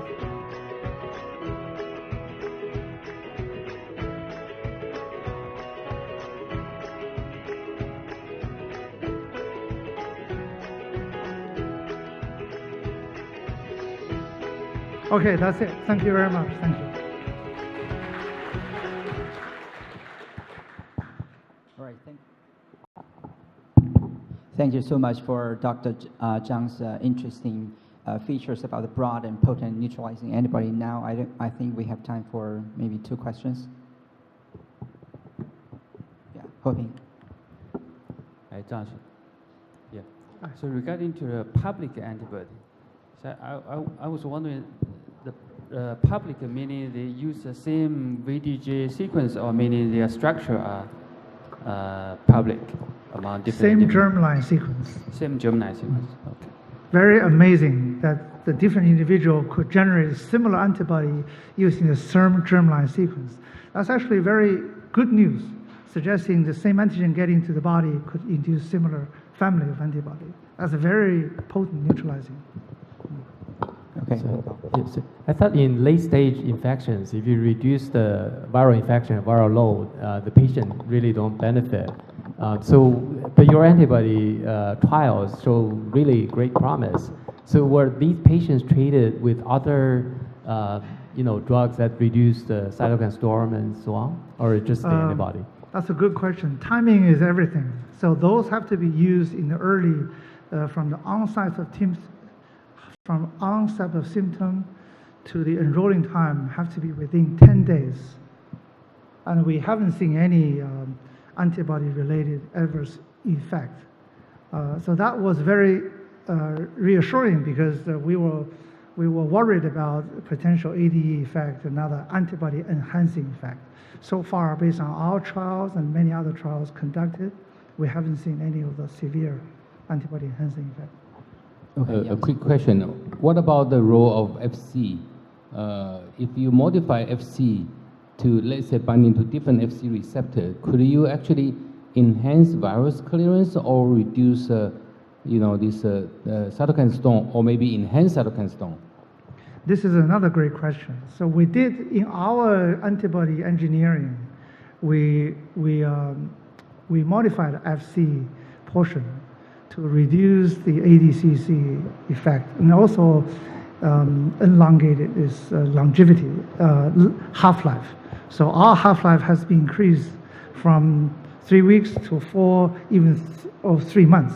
So it's very impressive. That's why it demonstrated this level of activity, probably because of that FC engineering. Okay, Dr. Zhang, I have a last question. So you showed that antibody triggered the RBD shedding. Is that affinity dependent? That's a great question. We don't know. We tested a whole lot of antibody only few are able to induce shedding. So we believe it is the not just the binding affinity, but also binding angle. And then is a collective of many factors that allow, and also how you could mimic the ACE2 binding. So all those factors are coming together to make this unique character for this particular antibody. And then Zhou Qiao has also demonstrated, we collaborated together, published very important paper in Cell Research. In fact, the public antibody in particular have that feature. All right, thank you.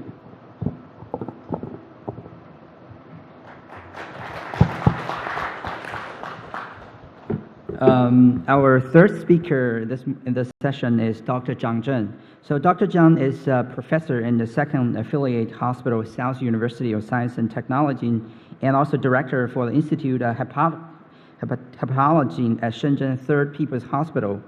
So Dr. Zhang is an MD PhD in immunology and infection disease and got his PhD in 2005. He studied mainly focused on immune pathogenesis and immunotherapy in infection. So actually, Dr. Zhang has a long-term experience working with the coronavirus. And when he did his PhD study in Beijing, he actually studied probably one of the first patients for SARS-CoV-1 in Beijing. And now in his lab, he's in Shenzhen. His hospital admits the first patient in Shenzhen. So he is at the forefront of working with the SARS-CoV-1 and 2 infection. So since the start of the COVID, and his lab identified a lot of key questions and published a lot of very important papers addressing like antibody response to SARS-CoV-2 in patient, treatment with a convalescent plasma, genome and composition of divergent SARS-CoV-2 genome, single-cell landscape profiling of bronchoalveolar immune cells in the patient, and also human neutralized antibodies and so on a lot. So these research provided a lot of forefront information for both in and out of China researchers to know about these COVID disease. So his publications attract a lot of attention, and many of these publications got cited about over 2,000 times in just 1 year. And he has so many publications about like that. So I believe that today his talk will talk about the immunopathogenesis and antibody response in COVID-19 patients. Let's welcome Dr. Zhang.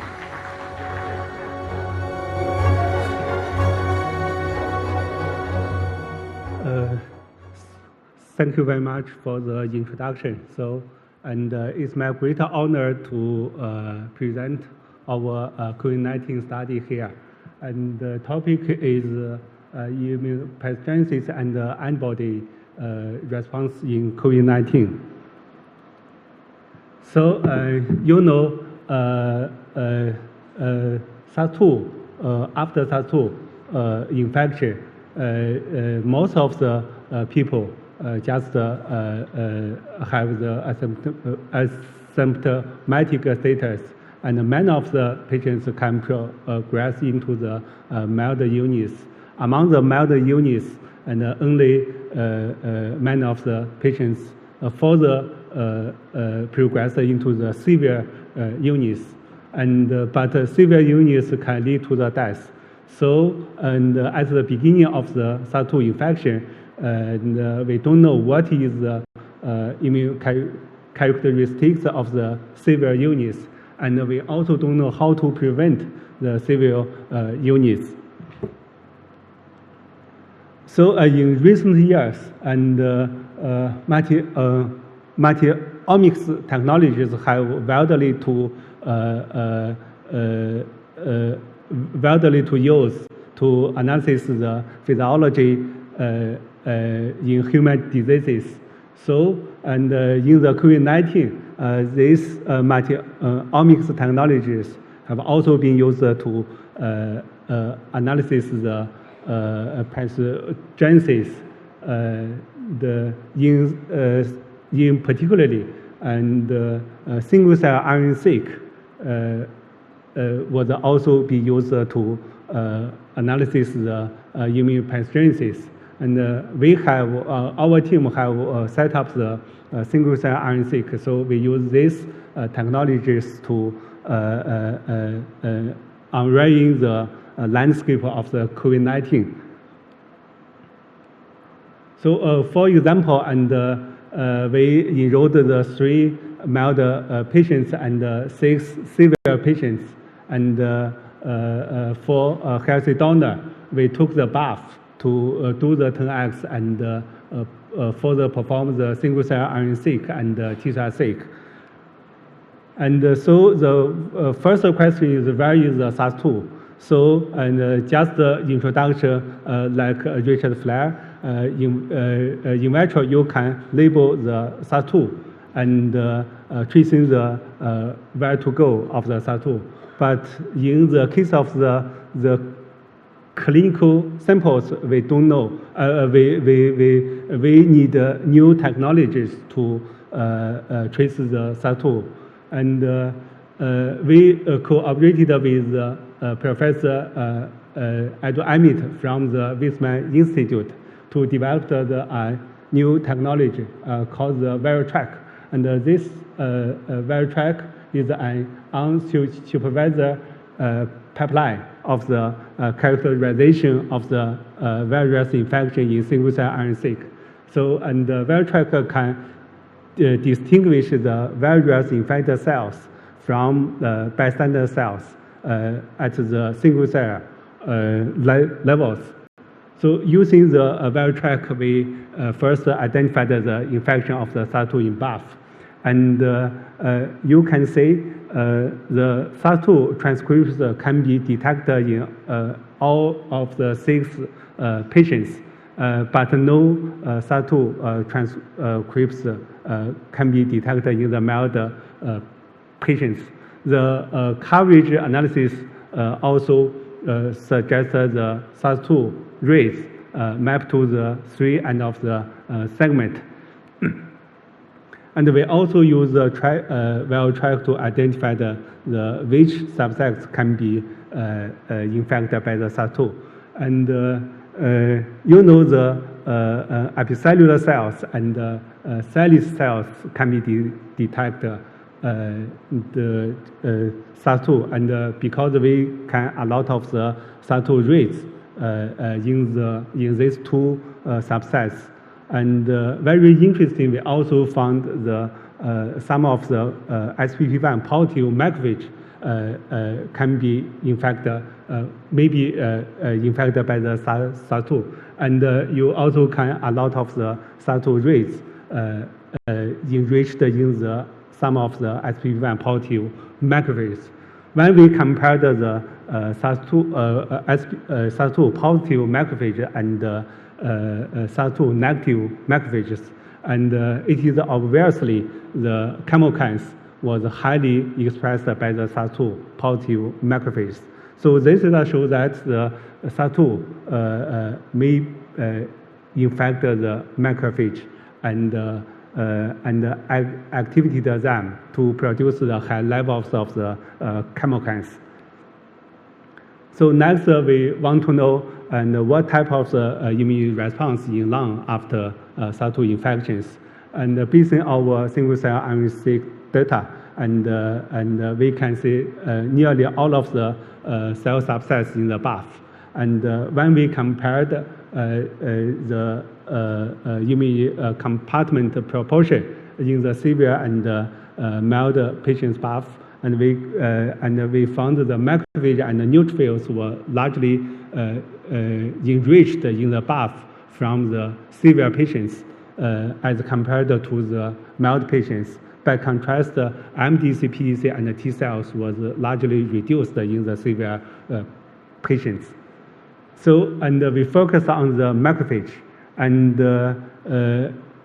we found the FC1 positive and the SP1 positive macrophage were largely enriched in the BAF from the severe patients. By contrast, FABP4 positive macrophages were largely reduced in the BAF from the severe patients. And so, and the FC1 and the SP1 positive macrophage is pro-inflammatory macrophages, and FABP4 positive macrophages is inhibitory macrophages. So, and we also follow up the first case in Shenzhen, and this case was finally progressed, deteriorated to death. So we have a chance to take the lung tissue, and it is obviously we can say there is a significant fibrosis in the lung, and we're also using the single-cell RNA-seq to analyze the immune microenvironment in the lung. And we found that the macrophage and the fibroblast interaction have moved into the center of the cell-to-cell connections. By contrast, in the hair donor, it is and cellular cell and the fibroblast interaction functions. So this data just shows that the macrophages may be associated with lung fibrosis in the COVID-19. So here is model to just display the immunopathogenesis in COVID-19, particularly for the severe patients and after SARS-2 infection, and stellate cells and epicellular cells, even SP1 positive macrophage can produce a lot of the chemokines. And this chemokines further recruits more pro-inflammatory cells into the lung and leading to the tissue injury. So, and another question is, what is the difference of the immune responses between lung and peripheral blood in SARS-2 infections? So we use the paired PBMC and BAF to compare the systematic and the local immune marker environment. So we also found the monocytes displayed the most change in the peripheral blood, but it is different from the macrophages from the lung. Peripheral blood monocytes displayed the high levels of the CAM protein, such as S100A8 and A9, but lower levels of the MSC2. And we also use the flow cytometry to confirm these observations. So these properties of the monocytes just show that monocytes in peripheral blood is very similar to the MDSC-like cells or immature monocytes.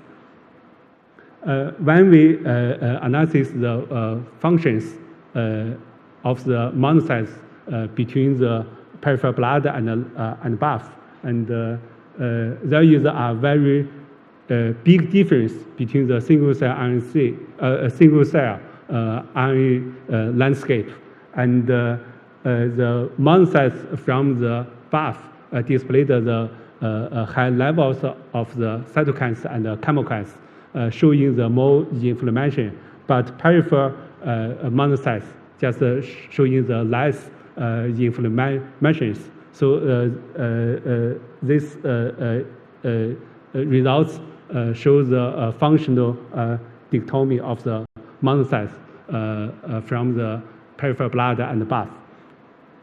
So here is another model. So, and there is a big difference between the mild patients and severe patients. Also, there is a big difference between the BAF, local, and peripheral blood. So, particularly for the severe patients, and the monocytes was characterized by the pro-inflammatory macrophages abundant in the BAF, and also characterized by the persistent cytokine storm and lung fibrosis in the severe illness, and in addition by the increased the peripheral MDSC-like monocytes. So, and also there are many remaining questions regarding immunity related to the COVID-19. For example, and we don't know protective immunity in the asymptomatic patients. We also don't know how to the mild illness become severe illness. So in future, maybe we will provide the whole scenarios of the single-cell RNA-seq data here. And the next question is how to block inflammatory in the COVID-19. So, and we focus, RIPK1 has a very important role in the cell death and inflammations. And some other papers also have found the RIPK1 is involved in the pathogenesis in the COVID-19. So, and from our single-cell RNA-seq data sets, we also found the RIPK1 relevant cytokines was upregulated in the BAF, such as the L16F and some other chemokines. We also, more importantly, we also found the RIPK1 activation in the COVID-19, and phosphorylated S166 is a marker of the RIPK1 activations. So we can say the RIPK1 activation mainly happened in the neutrophils, macrophage, and epicellular cells. And then we use the SARS-2 to infect the lung organoid in vitro, and also want to investigate the RIPK1 inhibitor, how this inhibitor functions in the SARS-2 infections. And we found the RIPK1 inhibitor can largely reduce the viral RNA levels and also largely reduce the NP protein. And more importantly, we found the RIPK1 inhibitor like NAC1 can largely reduce the ACE2 expression, and ACE2 is the receptor of the SARS-2. So, and also many cytokines and chemokines levels can be reduced by the NAC1. So this data shows that in vitro, the inhibition of the RIPK1 reduces the virus replication and inflammation. So how is the RIPK1 activated by the SARS-2? And two papers have reported the NSP12 may possibly involved to regulation of the RIPK1. And so, and NSP12 has three domains, near-RAN, interface, and ADIP domain. So we further confirmed the NSP12 indeed interact with the RIPK1. And also we confirmed the NSP12 interface and ADIP domain interact with the RIPK1. And in addition, we also confirmed that the RIPK1 kinase domain can binding the NSP12. So, and this data just indicated that NSP12 ADIP domain can interact with RIPK1 and promote its activation. So in vivo, we use ACE2 transgenic mouse model to investigate the RIPK1 inhibitor. And after SARS-2 infection, this all of the mouse have died within the 5 days after SARS-2 infections. But NAC1 can rescue nearly half of the mouse from the death. And also we found the NAC1 can largely reduce the virus replication, largely reduce the pathogenesis, and largely reduce the inflammations in the lung. And maybe this is a very interesting story. And we also found the SARS-2 can infect in the brain of the SARS-2 infected mouse. And you can see a lot of the NP protein in the brain. And very amazing when we use the NEC1s to inhibit the RIPK1 activations, and nearly no NP protein was expressed in the brain of the mouse. And also, RIPK1 inhibitors reduce the nerve inflammation in the brain. So here is model. And after SARS-2 infection, NSP12 RDRP domain can binding RIPK1 and activated it, and thus leading to the inflammation. And the inflammation can upregulate the ACE2 and promote the various propagation. And RIPK1 inhibitor NEC1s can deactivate the RIPK1 and thus reduce the inflammation and various propagation. So finally, I will address the antibody responses in COVID-19. So, and we have collaborated with Professor Linqi Zhang from Tsinghua University to develop the neutralized antibody against the SARS-2. And we also select the elite antibody cocktail to do the clinical trial. And this information has been addressed by the Professor Linqi Zhang. And several months ago, in Shenzhen, the SARS-2 variants lead to the breakthrough infection in our hospitals. So, and we emergency use our neutralized antibody cocktail to treat these patients. And it is very important because these SARS-2 variants infected patients were all screened out after SARS-2 infection. So it is provide a very good time window to observe what happened in the incubation phase of the SARS-2 infection. And we use this antibody to treat these patients. And we found antibody treatment can largely inhibit the various increase in the incubation phase in most of the patients. By contrast, in the patients without treatment, and it is obviously the various increase during the incubation phase. And we also found the treatment with antibody cocktail can promote the IgM production more faster and more quickly, and as compared to the those patients without antibody treatment.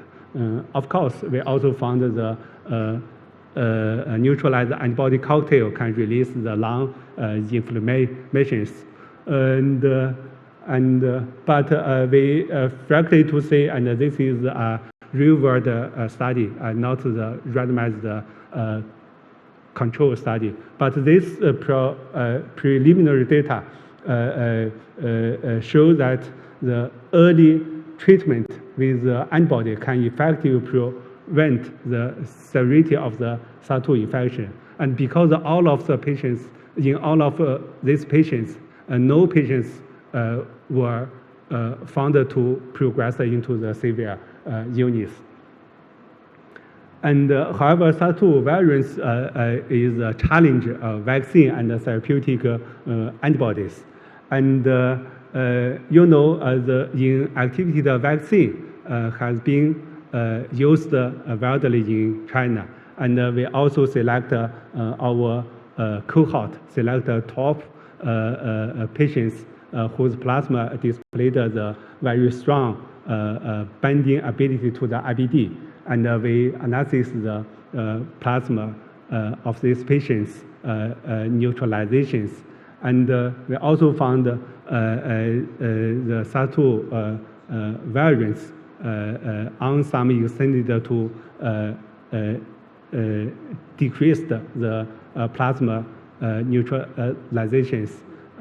But however, we still can successful to isolate and identify some neutralized antibodies. And this neutral and some of the neutral antibodies displayed the very high levels of the neutralization with 1F11, for example, W209. And we also try to identify the possible binding epitopes of these 9 antibodies through the competition ELISA.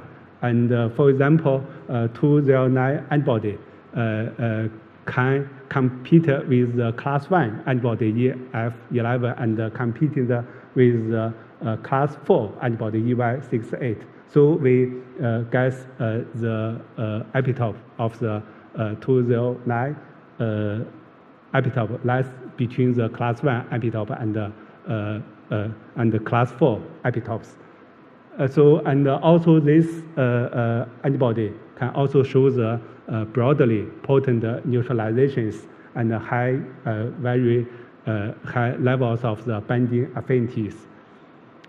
And another question is third in activity vaccinations. We have set up the cohort, and you can see the third activation in activity vaccination can induce the very strong antibody responses, and also the third inactivity vaccination can elicit the broad neutralizations not only against the wild-type SARS-2, but also against the SARS-2 variants, including the beta, delta, and the lambda.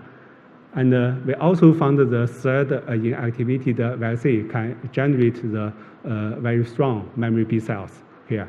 So, and based on our study, we proposed a strategy for the treatment of the COVID-19.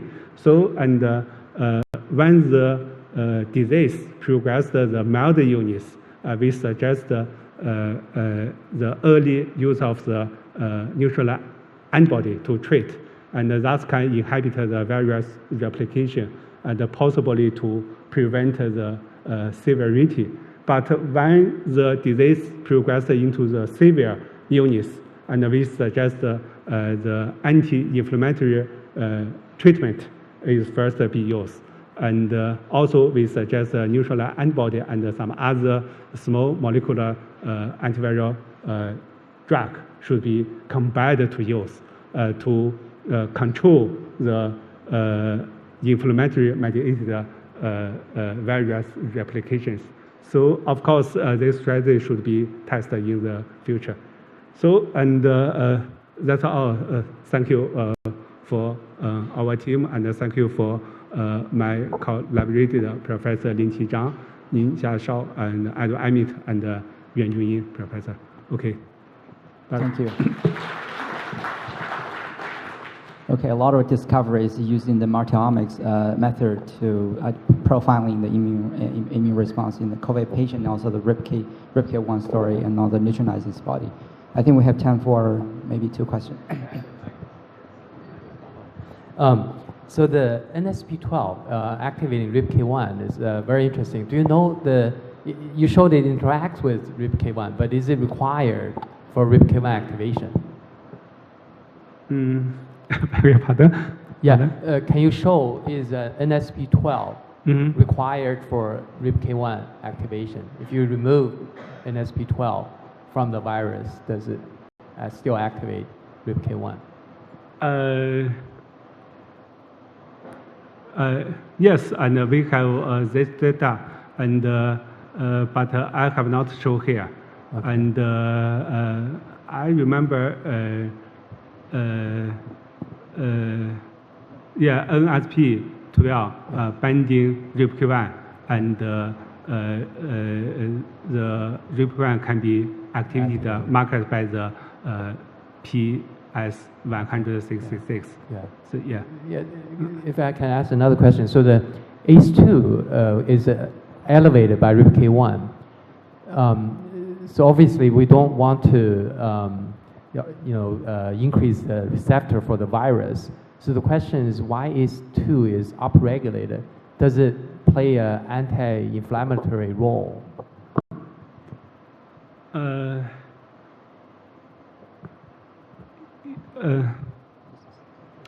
Right. So basically, it's contradictory. If you have a viral infection and you activate this pathway, why would it then upregulate the receptor for the virus to get more infection? It seems counterintuitive to me that and you mean the mechanism of ACE2 upregulated by the and what's the function of that? Right? Why would our system do that? And this is observation, and in the IgG3 T cells and with the ACE2 expression, and SARS-2 infected them could not produce the inflammation.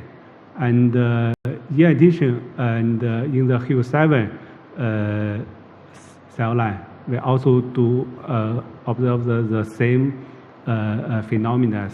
So, and we don't know the mechanism, but we just found the phenomena. Okay. So the macrophage will be infected by virus through ACE2 receptor or different mechanism? You mean the macrophage? Yeah. Yeah, just like what the Richard Flair, maybe antibody mediated the various. Because in Richard's case, he used AAV, which is primary target macrophage. But in your case, it's actually more natural. So I'm just wondering how the virus protein go into the macrophage cytosolic component. Are they go there just by passive, or are they get into the cell and then proliferate and then produce protein? After we observed the phenomena, we indeed do some experiments, and we found the SARS-2 cannot infect the macrophage in vitro, and but one possibility is macrophage can engulf or uptake some various infected cells or particles, and anyway, and this SARS-2 genomics or proteins enter the macrophage can activate them, produce the chemokines. Final question is IgM. That you say the IgM is increased with the antibody treatment. Is because the immune complex help them to trigger IgM? IgM happened more quickly. Through immune complex, right? Because because of immune complex, your antibody treatment will binding to the virus, and therefore it go to FDC much earlier to trigger IgM production. I have not detected that. Okay, I think it's time for the tea break right now. Let's thank Dr. Zhang again for his wonderful talk.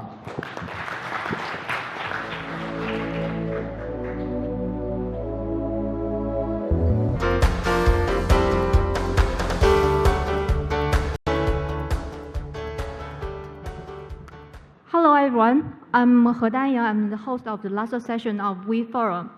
So let me introduce the first speaker of this session, Dr. Jonathan Kipnis from the University of Washington in St. Louis. Dr. Kipnis, his research mainly focused on the complex interactions between immune system and the central nervous system.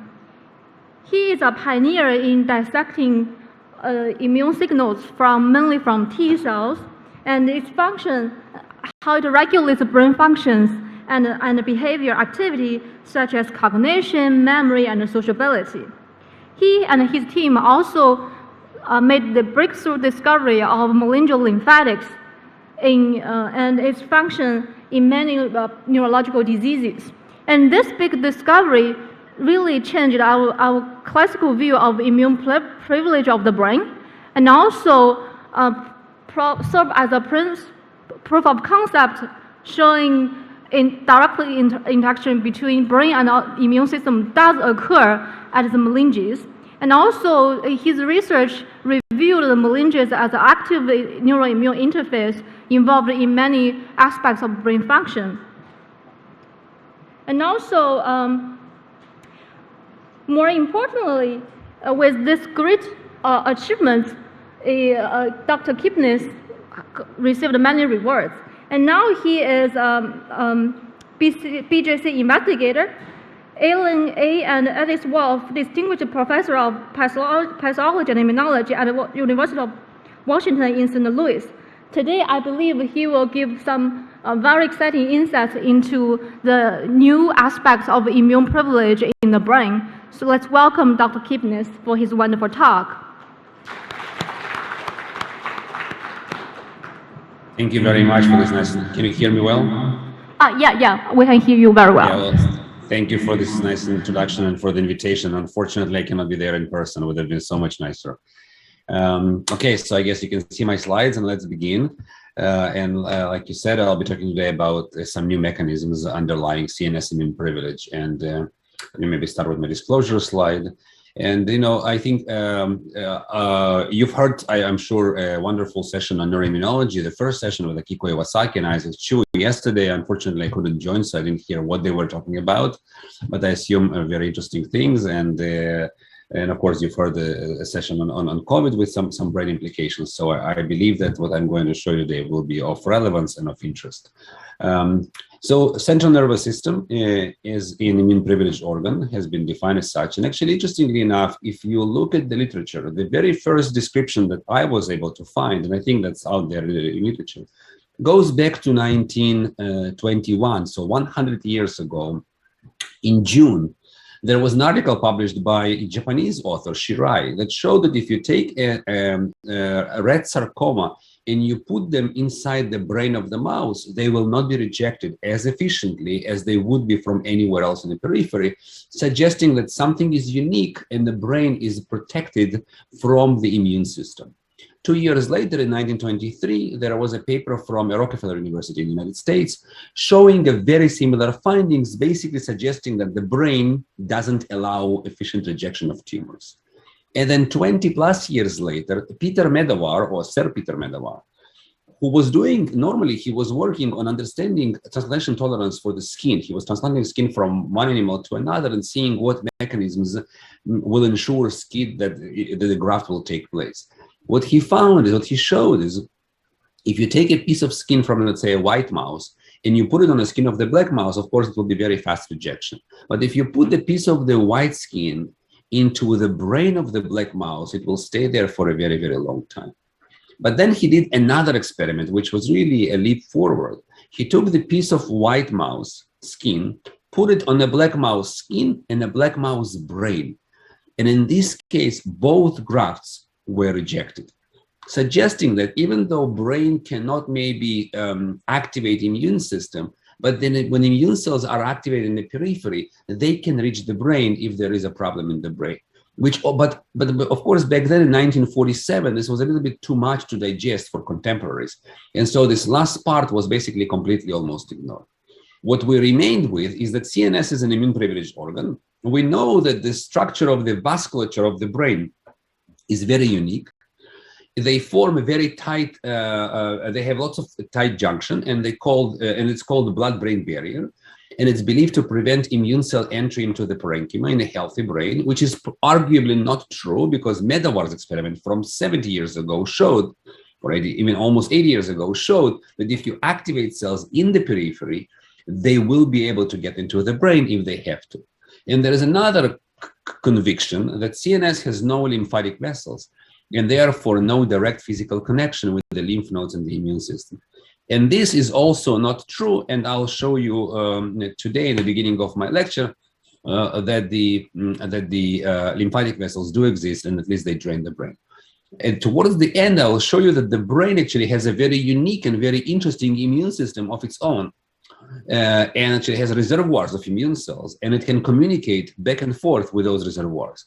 So some of the results are mostly published, but also at the end, I'll show you some very exciting, in my opinion, unpublished data. So Let's begin. I'll give you a very brief, basic background anatomic and introduction to the brain. So we have the meat of the brain, all right? So it's a very, very dense tissue, of course, very, very packed tissue. And then outside of the brain, between the brain and the skull, we have an area called the meninges. It's composed of 3 layers. We have the pia mater, which touches the brain. We have the dura mater, touches the skull. Underneath dura, there is arachnoid. And then between the arachnoid and the pia, this is where cerebral spinal fluid flows. And in these areas, okay, if we're looking into the brain itself, very few immune cells, very low diversity, mostly microglia, which is resident macrophages of the brain. If we're looking into the area of meninges, we have a great diversity of immune cells. Anything you could think about, you will find there. Obviously, one could ask why so many immune cells we need in the, why so much diversity of immune cells in the area which is immune privileged. Well, because maybe if pathogen makes it here, then the next step will be going into the brain. And of course, you want to make sure that this doesn't happen. So you put your very best soldiers at the most critical point. So another aspect of the of uniqueness of the brain is that inside the brain tissue, we really do not see lymphatic vasculature. Now, what is lymphatic vessels and why are they important? So, for example, every tissue in our body has 2 types of vessels. We have the blood vasculature and we have the lymphatic vessels. And I'm sure that in this room, many of you know about blood vessels. You probably know some of the markers and you know some of the functions of lymphatic vessels, of blood vessels. But lymphatic vessels are maybe less known and a little bit less studied. The group of lymphatic biologists is a little bit smaller, of course, than the group of blood vessel scientists. So think of your household. You have vessels, you have pipes that bring water, and you have pipes that remove your sewage. Same thing happens with tissues. You have pipes, vessels that bring nutrients, oxygen, glucose into the tissue. And then you have pipes which remove all the metabolites the tissue produces. This is the lymphatic vessels. So every tissue is being perfused by good stuff comes from blood vessels and bad stuff leaves lymphatic vessels. Now, lymphatic vessels taking all this into the lymph nodes. And so immune system are sitting in the lymph nodes, they're looking through the whatever comes through the organs, right? I mean, we all know that. And of course, if there is a problem, then they will respond and they will go into the problematic organ. Now, of course, we all, of course, know that the immune system is our body maintenance response system. So thinking that the immune system, that the brain wouldn't have this very important immune surveillance doesn't really make much sense. So how does the brain drain itself if it doesn't have lymphatic vessels? And also, how does the brain being cleansed? So a few years ago, a group of Mike Niedergard came up with this very interesting proposal of how brain is being perfused. And she called it the glymphatic system. And I'll explain. So first of all, the glymphatic system, unlike the lymphatic system, this is a made-up name. It's a beautiful idea, but it's a conceptual framework to understand fluid flow. So fluid, of course, as I told you, cerebrospinal fluid covers the brain from the outside. But as the arteries are diving into the brain, the cerebrospinal fluid will dive together, and because there is a space between the artery and the tissue. And this perivascular space will be filled with CSF. Now, because arteries are pulsating, this fluid will be pushed out and will become interstitial fluid of the brain, which will then be flowing and removing with its flow all the metabolites, and then will be removed at the perivenual space back into the circulation. So clean CSF comes into the brain, becomes interstitial fluid, washes the brain, and then comes out as dirty CSF. Now, where will this dirty CSF go? So what we know from the studies, from the literature, is that first of all, we make about 3 times the amount of CSF that we have, which is we have about 150 ml. So we make about ½ liter CSF a day. So where this excess CSF goes through. So arachnoid, I said pia, arachnoid, and dura. So arachnoid, the middle layer, makes these unique structures called arachnoid granulations or arachnoid villi. And so they were supposed to push CSF directly into the sinuses. Sinuses are major blood vessels, venous structures that are going on top of our heads, and they drain all the venous blood from the brain, from the brain before it goes out. So what we know today in textbooks, that CSF drains into the blood. Macromolecules probably will not be able to go through this because there are valves there. Also, immune cells probably won't be able to go. And so the suggestion was that the macromolecules in the immune cells from the CSF will come through this cribriform plate area. Cribriform plate is the area where it's a formation in our skulls. It has little holes through which olfactory nerves are coming out to innervate the nose. So the idea was that everything will be coming through cribriform plate into nasal mucosa, and then from there we'll go maybe into lymphatic circulation. So the problem was we were very interested to understand how cells get in and out of the brain, or in and out of the surveillance of the brain. We could never find immune cells in this area. So back then, Antoine Louveau was a postdoc in the lab. Today he's a PI in Cleveland Clinic. He basically took a whole mount, these coverings of the brain, and put the whole tissue on the slide. When he labeled this tissue with immune cells, what you see is the sinus. On top of the sinus, we have a huge amount of immune cells, and I'll show you other slices with even more staining. You will see a diversity, and the numbers are very, very big. But next to sinus, we would find those vessels which would carry immune cells, which we said, okay, what are they and why aren't they perfused? We're perfusing the mouse. Why do we have vessels with immune cells within them? Could this be lymphatic vessels, even though they're not supposed to be there?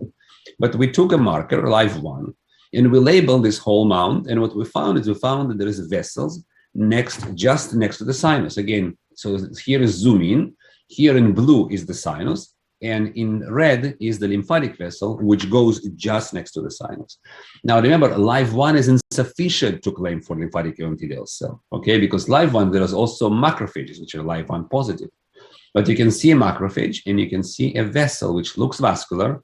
It has a lumen. It carries immune cells. But most importantly, these vessels express all the right marker of lymphatic epithelial cells. They express PROX1, photoplanin, VEGFR3, which is a receptor for the ligand. And now if you treat the mice with the ligand with VEGF-C, the vessel will expand and will drain better, which again tells us that we have now functional lymphatic vessels with just outside the brain in the coverings of the brain. So are these vessels draining the brain? To do that, to answer the question, we needed to make a window in the skull because we wanted to do live imaging, to inject the mouse into the veins with one type of dye, green dye in this case, and inject CSF, cerebrospinal fluid, with another dye. In this case, it will be Q dots in red. And now through the window, we can image. And what we see is that all the blood vessels will be labeled with the green label, and the lymphatic vessel will be labeled with the red label because it's coming from the CSF.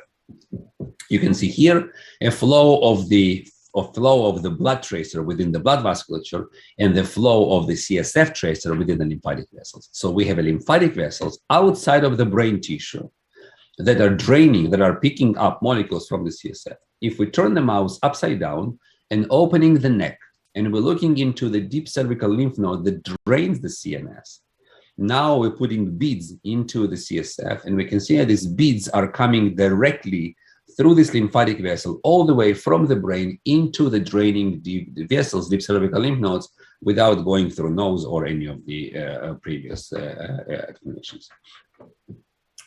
We developed several ways to ablate those lymphatics. We can ligate the vessel here. We can kill the vessel on the surface of the head. So what we're doing right now is we pharmacologically ablating vessels at the top of the head, and you can see control mouse drains very nicely, and the deep cervical lymph nodes accepts all these beads.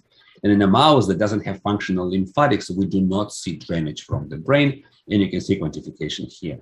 So this is basically tells you that this lymphatic network at the top of the head is very important for drainage of the CSF. After we published our paper, soon after came paper from Kari Alitalo from Helsinki, who discovered VEGFR3 or clone VEGFR3. So he's a very famous lymphatic endothelial cell guy, and he showed very similar findings about presence of lymphatic endothelial cells in vessels and outside of the mouse brain.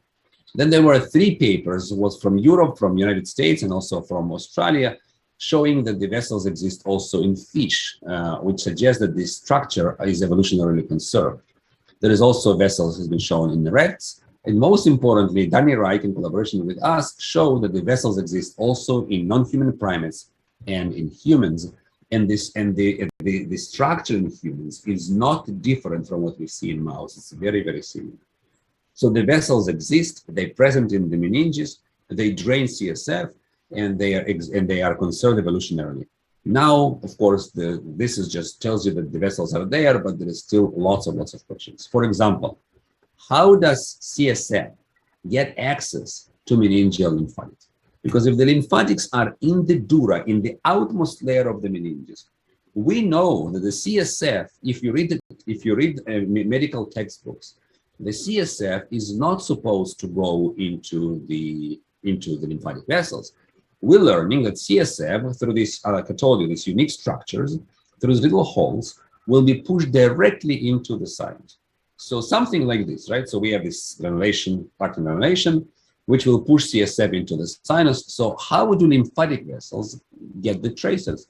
Because I told you, when we put tracers in the CSF, eventually we do see tracers somehow coming into the lymphatic vessel. So for us, this was an enigma, and we're trying to understand what is happening there. There was a paper that came out maybe a year after our discovery, 2 years after, from Steve Brooks' lab. And this paper suggested that really all the tracers from the CSF are first appearing in the lymphatic vessels before they appear in the blood, supporting this idea that lymphatics are draining CSF and not blood vessels. But, you know, we needed to show this. So two people in the lab, Justin Assenhoven, who is a very talented postdoc, and Tornike Mamuladze, who is a graduate student in our program, they did this nice windows, large windows. So you can see the sinuses, again, these large venous structures that drain all the venous blood. Now we're injecting into the CSF, right? So we're watching from the top. We're injecting into the CSF tiny beads, 0.1 micron, and a very, very small tracer, 3 kilodalton dextran. And now we're looking what will happen. If the textbooks are right, then the dextran will come from the vasculature and maybe then leak into the dura and will be picked up by lymphatics. If the textbooks are wrong, the dyes will come through elsewhere. So this is 5 minutes after injection, and we're still waiting. In about 7 minutes, we start seeing dye appearing not from within the sinus, but from nearby the sinus, suggesting that the CSF gets into the dura before it gets into the sinus. It may never even get into the sinus, which was extremely opposite to what we know from textbooks. And actually, when we take dura out, we indeed see the dyes are in the dura. So we were actually, we were revising this paper in Cell, but we were bothered because we did not know how to explain these findings, which are going against textbooks. And then a paper comes out from a group in Norway showing that in humans, when they inject humans into the CSF with gadolinium tracers, and then looking at them with MRI, they see exactly the same thing. They see that the molecular, these tracers are actually coming and are leaking into the dura. And they say here that this data suggests that parasagittal dura may serve as a bridging link between human brain and dural lymphatic vessels. So here they're showing that in humans, the drainage pathway is exactly what we're seeing in mice, and that CSF tracers are not going into the blood, but are going into the dura. So basically, when we put tracers in the CSF, they come out through these unique structures, arterogranulations in humans. Mice don't have them. And then instead of going into the sinus, which makes no sense, they come into the dura and then go into the lymphatic vessels. Now, why is this important? Well, for many reasons. First of all, there is no tissue that interstitial fluid goes into the blood. Interstitial fluid always goes into lymphatic vasculature. But there is something more to that. So remember, we take clean CSF, we make clean CSF, it will get into the brain and will become brain's interstitial fluid. It will then come out as a dirty CSF, as CSF containing different molecules. It will then become dural interstitial fluid, and then it will end up in the lymph, in the lymph vessel. Why this phase of dural interstitial fluid is so important? Well, because look what happens there.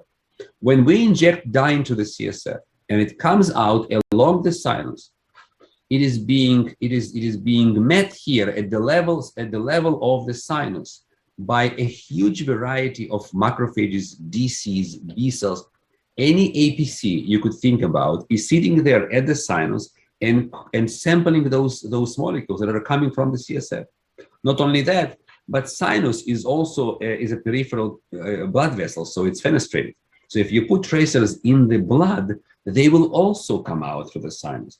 So now you have these immune cells, DCs, PDCs, CDC1, CDC2, macrophage-derived disease, macrophages. They sit there, and they're actually sampling not only the CSF, but also the periphery. So these cells know exactly what is happening in the tissue below them, meaning the brain, and in the body surrounding them, meaning the whole body. So if we actually take the cells out and we sequence them and we look at them, we see that there are populations of cells looking different from the others that are sampling only CSF or only periphery. And we have those that sample both on macrophages and dendritic cells. So if we're looking now closer into the sinus, again, this area where all the CSF is coming through, we have all these myeloid cells expressing very high levels of MHC class II. But what was really striking is that a normal healthy mouse, 95 or more % of T cells are concentrating around sinuses. And we're showing in another, and it's in the paper, I'm not showing here, that T cells are coming into the meninges constantly through the sinus. So this is probably the gateway of immune cells into the sinus. We also showed in this paper that when we induce an autoimmune disease, EAE, still vast majority of immune cells will be coming into the tissue through the sinuses. And we said, okay, if this is the case, if immune cells are coming through the sinuses and probably sampling the antigens presented on APCs in that area, how about we take a normal wild-type mouse, we inject them with ovalbumin-specific T cells. These cells will never get anywhere inside close to the brain because there's no antigen for them. And now we take a little bit of ovalbumin and put ovalbumin in the CSF. Will this be sufficient to recruit cells from periphery into the meninges? And of course it is, otherwise I wouldn't be telling you the story. But here is the data. If we put just a little bit of ovalbumin into the CSF, this is sufficient to recruit cells from the periphery into the dura, and the cells actually reside there. They even acquire residence markers and et cetera, et cetera. So if we're looking now in the human samples, what we see is in human tissue, we have these arachnoid granulations. They are not going inside the sinus, they're staying outside, and they also packed with macrophages that express very high levels of MHC class II. So basically what we're suggesting is that probably these arachnoid granulations appeared, mice don't have them, but large animals have them. They probably appeared when the brain grew and we needed more interaction of macrophage with the brain proteins, just for more interface, more surface contact. So if I summarize this part of the talk, what I showed you is that CSF is coming out at nearby sinus, and the molecules from the CSF are being sampled by macrophages or other antigen-presenting cells in the dura, and the T cells are patrolling. So the moment the APC will sample the molecule, it will present it to patrolling T cell inside the dura. If there is no recognition, the cell can go away through nearby lymphatics. Whereas if there is a recognition, then there will be immune response, and then the cell may even dive directly into the brain. So basically, probably during a long evolution of the brain has evolved to establish this unique interface just outside the brain borders, where immune responses, the immune surveillance of the brain is happening. So instead of bringing immune cells inside the tissue for them to crawl around and bother the neurons, everything is being taken out into the meninges, and that's where immune surveillance is happening. So, for example, if you want to host a party and you have sleeping baby in the house, instead of bringing your guest into your house, you just take your treats outside and you host the party outside in the patio. So same idea, you take the antigens to the patio, and then every immune rule that exists and applies to here to this unique tissue, unique interface for the brain. But there is a problem here, because I told you what I told you then, if molecules from CNS, what I told you, they are presented to immune system on professional APCs and are draining to lymph nodes via lymphatic routes, that what makes what makes CNS immune privileged, then why do we still have a poor ejection of tumors from the brain and poor ejection of grafts from the brain?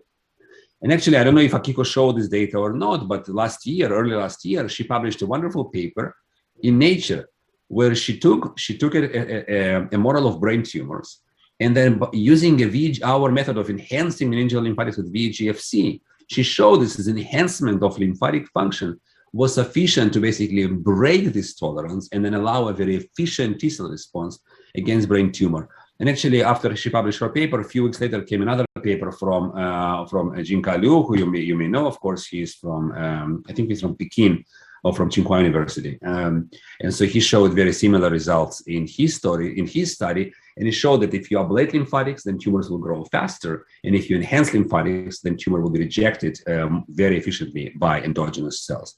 So the brain is unique, but not because it has no lymphatics or because it has this very unique impermeable blood-brain barrier. Brain is unique for some other reasons, and we still don't know what is that reason and what are the mechanisms. And so we are all, I think, looking into the mechanism to understand the uniqueness of the brain. So I have maybe another 10 minutes left, and let me tell you another story which we find very exciting. And I think the two stories, even though they will seem maybe not immediately connected, I think there is some connection there, because I told you that just outside the brain borders, just outside the brain, in brain borders, the immune system there is very diverse and very interesting and very, very rich. And we were wondering, where are these cells coming from? Because we had some indications that the blood doesn't feed meninges very efficiently. So 3 people in the lab, Andrea Kugura, who is a student, and he's graduating now, Perlikima Muladze, also a student, Dustin Homan, who is a postdoc. Together, they decided to do a very interesting study. And it was recently published, but I will show you some continuation, which is unpublished. So they took 2 mice, a wild-type mouse and a GFP mouse, put them in parabiosis for 60 days. And then if you look at T cells and you compare, for example, blood versus dura, cranial dura, spinal dura, there is some difference, but we will not get into those details right now. Overall, T cells look to be mixing quite well and coming into the tissues from the blood. But if we're looking into myeloid cells, monocytes and neutrophils, we see a very different picture. So for example, monocytes in the peripheral blood will be about, in a wild-type mouse, about 30% of them will be from GFP mouse. If we're looking into cranial dura or spinal dura, less than 10% of GFP cells. So why is the dura not mixing so well with the blood? We thought maybe there are progenitors in the dura. We couldn't find them. We thought maybe there is a very fast proliferation in the dura. We couldn't find that. We thought maybe monocytes and neutrophils in the dura are very, very long-lived. And no, they're not. We compared their lifespan, and they are as short-lived as they are in the periphery. So what allows the dura to maintain its pool of monocytes and neutrophils without mixing with the blood so efficiently? And then we said, okay, well, a couple of years ago, there were beautiful papers from 3 different groups. Matthias Nerdorf, Dorothy Sipkins, and Ali Artur. And what they showed, so first of all, you know that the skull, of course, it's a flat bone and has lots of bone marrows.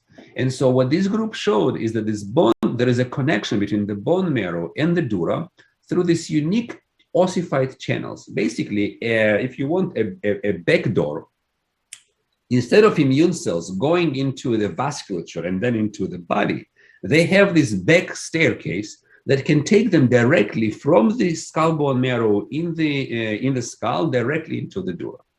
So the first paper showed how the cells, neutrophils, are using this route after stroke. And the second paper showed that leukemia cells can use this route when just to invade the tissue. And the third paper just showed this structure of these channels. So we asked ourselves, couldn't these channels also be functioning in physiology and constantly feeding dura with immune cells. So maybe a brain has its own unique reservoirs of immune cells. So it doesn't need to rely on the blood or on any other organ. It actually relies on its own reservoirs coming directly from the skull. So how do you answer this question? The problem is we cannot label this skull bone marrow. If we inject dye in the skull bone marrow niches, this dye will leak by the channels into the dura. So not work, and we'll label the cells in the dura. It doesn't work for us. So we came up with this crazy idea to do skull transplantation. We're taking a mouse, we're cutting a piece of a bone, and then we're cutting similar piece of a bone from GFP mouse, and now putting it on top of that area. Now the bone heals, the channels regrow, and you can see that even after 30 days, there's a bunch of green cells there, and the tissue looks very healthy and very, very good. Even 45 and 60 days, we still see cells there. Now it's very simple. Now every green cell we see anywhere came from that particular region. We hardly see any green cells in the periphery.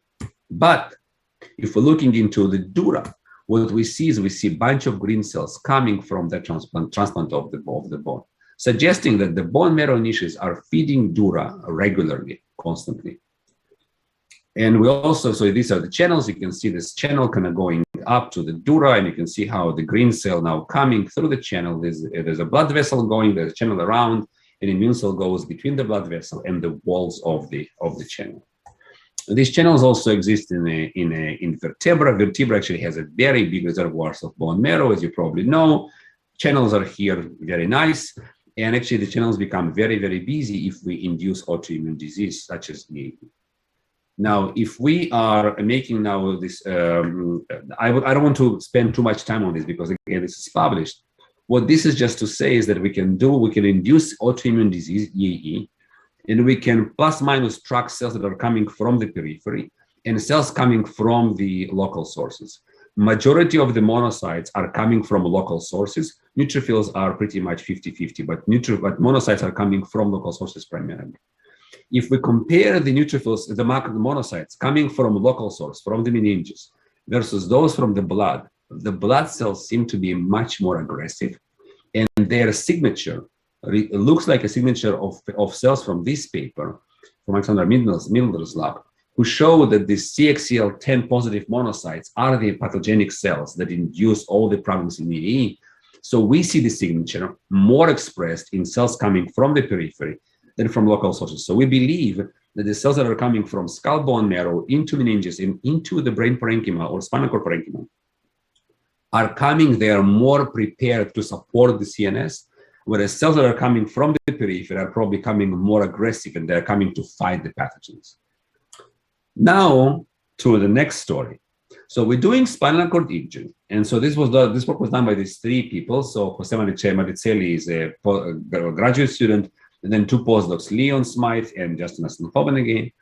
So we're doing the spinal cord injuries, and we're constantly seeing changes in skull bone marrow niches.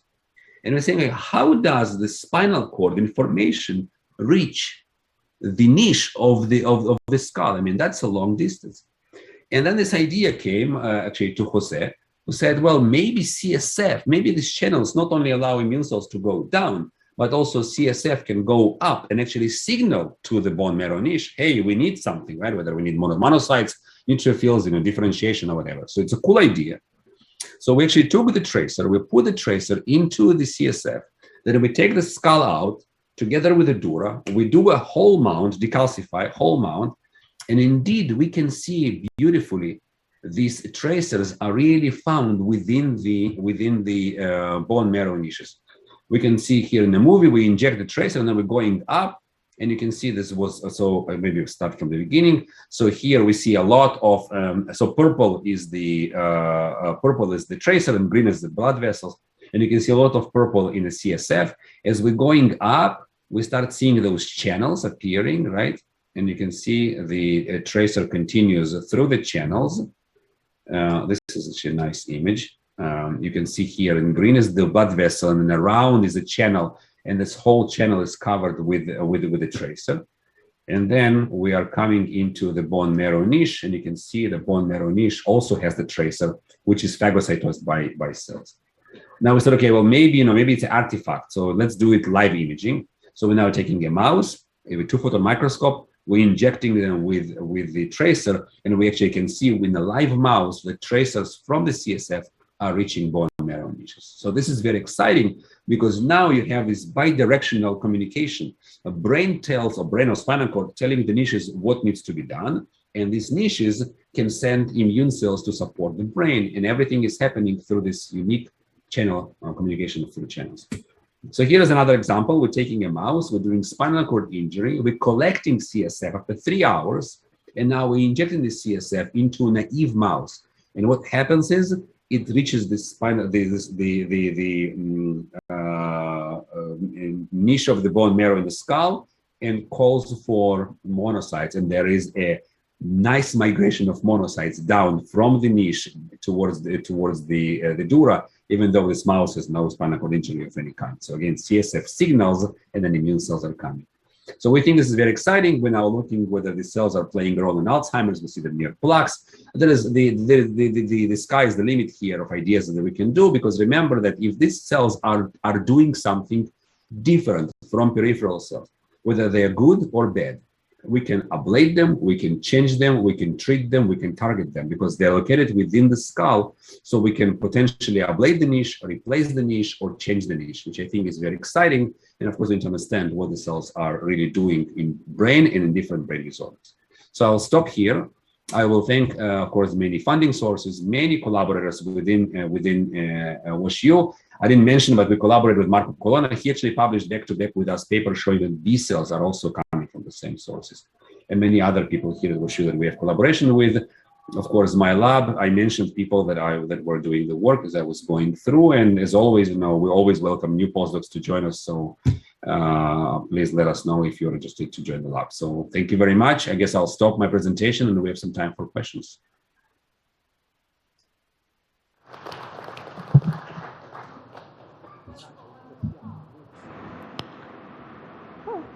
So now we have questions.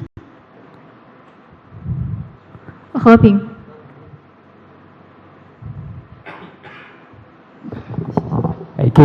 So very beautiful talk. So I have two questions actually. So regarding to the first part, so we know in addition to macrophage, probably dendritic cells, also B cells are there. Does these cells also contribute to the antigen sensing, or you think maybe it's only sensed by macrophage? That's the first one. No. Actually, and I showed, right? So if you look, when we do sequencing of the cells that uptake the molecules from the periphery or from the CSF, you see both macrophages and DC do it, and you can see that macrophages that, for example, sample the CSF and DCs that sample the CSF are a little bit different in their phenotype than the DCs or macrophages that sampling the blood. So you clearly have DCs and macrophages sampling. B cells are also there. They express very nice levels of MHC+2, and actually, I'm sure that they're also presenting antigens. So there is no question about it. So I think they are all sampling the antigens from now. Whether there is a particular subdivision within this, more DC sample one and more, I don't know. But I mean, these are of course very interesting questions. But yes, you have a sampling of all APCs in the region. So my second question regarding to the signaling or molecular mechanism drives the monocytes or neutrophils or B cells. All these type of cells can migrate from the skull bone marrow to the meninges. So do you think it's a random process, or it's actually very different mechanism to control the migration? Thank you. Yeah, it's a very good question. Very good question. So obviously, it's a huge question, right? Because if we find the chemokine that controls one versus the other, I mean, we will be great, because then we can actually control who comes first. So we don't know what chemokine recruits them, but what we do know is that if we put, for example, SDF1 inhibitor into the CSF, it will reach the bone marrow niche, and this alone will be sufficient to drive all the monocytes and a bunch of other cells down to the dura. Okay, so this doesn't answer maybe the question that you are asking, but I do think that there are molecular cues that are going into the CSF and they are driving cells down, potentially through interfering with SDF, which are more retention molecules within the bone marrow niches, or actually actively recruiting them, such as chemokine, etc. So I don't know. These are big questions which we are trying to address, and Marco is trying to address for B cells. So this is, of course, very interesting. Okay, thanks for your wonderful and exciting talks. I have two questions. One is there any patients who don't have skull or because of injury, a big piece of skull has been removed? What happened to those patients' behavior or cognitive function? And how long? Yeah. Okay. Sorry, go ahead, please. Go ahead with the second question. If we remove a big piece of skull from mouse, then what happened to the mouse behavior or cognitive function? The second question is a little bit naive. Is what is the original power for the lymphatic dynamics? What is driving the lymphatic flowing? Okay, thanks. Oh, it's not naive at all. That second question is not naive at all. It's a very, very important question. So I wish I knew the answer. We don't know the answer. I will tell you that. Very simple. But think of this. Okay, so I'll tell you. Second question is very exciting. So I'll give you some answer about it. So first of all, what we're showing, it's not published yet, but what we're showing is if you take the animal and you put the animal head down or you put the animal head up, you can change the speed of drainage and even location where the drainage goes. It's very exciting. So now every time I do a headstand, I'm thinking, is it a good thing or a bad thing? Because maybe I'm sending my CSF to a wrong place, right? So that's number one. Number two, think about it. All animals sleep by laying down. There is no animal that sleeps without going down. Even giraffes and horses can nap standing, but for sleep, night sleep, they have to go down, okay? Even birds, they tilt their head down below their wings. So it's very interesting. So maybe it's really a physical positioning of the body that allows this drainage to happen. Maybe that's why we need the night rest to allow really a clearance of the brain. Because what happens is, you know, if you look at the top of the head, there is no valves and there is no smooth muscles. So smooth muscles and valves appearing around the ears. So here, you know, you can have some pulsation and you have the valves that prevent the backflow, but there is nothing here in the head. So you really need to probably just lay down to allow this lymphatic drainage, which is interesting. I don't know, you know, so sometimes when I fly to China, for example, I like to sleep a little bit tilted up, and actually I arrived and I don't feel good. So I need like a couple of days to recover. So now I try to sleep as flat as possible. That's to your second question, which I think is fascinating and is very, very interesting. But the first question is also very interesting. The problem is, you know, skull is a huge bone marrow niche. And what we just found also, and this is in our paper that we submitted, I didn't show it today, also the bottom of the skull has bone marrow niches and sides of the skull has bone marrow niches. So I believe that even if you remove, you know, big piece of the skull from the top, I think there will be enough cells to supply the rest of the niche. So we're doing it now. We're trying to establish procedures to maybe ablate as much as possible from the skull bone marrow, while keeping the rest bone marrow intact, and see if this will have any effect on, not necessarily maybe learning and memory, although it could be, but I am more interested, for example, know whether it will affect Alzheimer's disease pathology or maybe recovery after injury or maybe infection, right? So I mean, this kind of questions, lots of questions to answer. So unfortunately, I don't have answers for all of them, but these are very good questions. Thank you very much. Thank you. Hi. Jonathan, great talk. A couple of quick questions. First is that the HSC compartment in the bone marrow in the skull bone marrow, do they contribute blood cells to the regular bloodstream, or they are specialized for making cells for the dura? To regular what? Oh, to bloodstream. Oh, you know what? So yeah, you know, surprisingly, they don't contribute all that much. And we kind of knew it, right? Because if you think of the old works, if you know them, the old works when we would do a whole body irradiation, give them bone marrow, regular camera, or we do irradiation with protection of the head, then the head bone marrow is, which basically if you protect the head, then you remain, this whole area remains intact. So I always was wondering, why isn't this bone marrow replenishes, you know, the rest of the body? Because if you give this animal a green bone marrow, then peripheral majority will be green. And now when we do this transplantation, we see very, very few green cells outside in the blood. So I don't know what to explain, but no, maybe there is a unique vascular supply to that niche, so it doesn't connect very well with peripheral vasculature. I don't know. But it seems like it's primarily to the dura and probably very, very little to the periphery.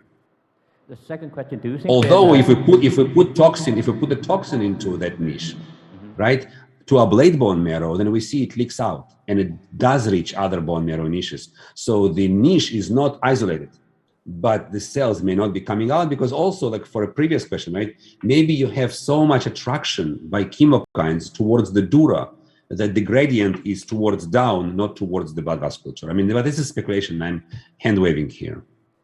Second question is, do you think there's any intrinsic difference between the skull bone marrow HSCs and the regular HSC in terms of like? Yeah, it's a very, very, very good question. So actually, I have the answer to you because we sequenced bone marrow from the hollow bones and from the skull. And we made a little bit mistake. We did not sequence, we're doing it now. We haven't sequenced, we have not enriched for stroma. So majority of the cells are immune and stem cells. And so it is interesting on hematopoietic stem cells, early, late, we do not see much difference there, but we see difference on some of the more later progenitors. So monocytes seem to be different between hollow bones and flat bones. But I actually am betting most of the money that when we do enrichment for stroma, I think we'll probably see many interesting differences there as well. Yeah, very good questions. Thank you. Last question from Tim. Hi, Jonathan, really amazing talk. And I think you and other researchers and also our colleague Heping has shows that the myeloid cell has a reservoir in skull bone marrow as well as the B cell developing in the bone in the neuron system. But you showed that the T cells are actually exchanged nicely between the peripheral and the neuron system. So my question is, does T cell uniquely develop in the neuron system, or they just came from the thymus? Actually, you know what? It's a shame that I did not mention the paper or B-cell paper from your colleague, because we think, in my lab, we think that it was one of all the papers that came out, this is probably one of the more exciting and more complete stories. So congratulations to your colleague. It's really a beautiful story. That's number one. And number two, the T-cell part is very interesting, right? So memory T-cells can reside in bone marrow, and they are residing in bone marrow, right? So we see some memory cells in bone marrow, memory T-cells in bone marrow. So I cannot, when I show the T-cell part, I told you there is some difference, but ignore it for now, because if you look at just the T-cells, you do see difference. It's not a perfect mixing with the blood. There is a population of T-cells which are not mixing, which are staying there. And so those are tissue-resident cells, TRMs, which we now have a whole story and we're summarizing it. So I think that what happens, majority of the cell in the meninges are those that are patrolic. They come in and go out, come in and go out. And then the very few of them are the resident memory cells they see. So those don't exchange. Now, can those cells, do they interact with the bone marrow? Can some of them be stored maybe there and then come back and forth? Great question. I don't know the answer for it, but it's a very interesting question. Thank you. We did so much analysis. We did so much analysis of dural T cells, and we're now submitting the paper next week. But unfortunately, we don't have the parallel analysis of T cells in the bone marrow, which is a shame, of course. But this will come. Thank you. So time is up. Yoni, thank you so much for your wonderful talk. And so please join me to thank Yoni for his talk. Thank you very much for the questions. Great discussion. Thank you. Next time in person, I really want to visit. Sure. Bye. Bye-bye. Thank you.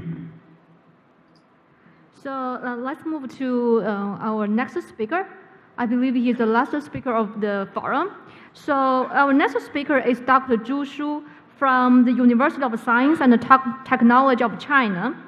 And Dr. Zhu did his PhD training at the Shanghai Institute of Nutrition and Health, Chinese Academy of Sciences, where he made several original discoveries on IL-17 signaling triggered inflammation. And later on, he moved to Yale University and continued his postdoc training with Dr. Richard Flewell.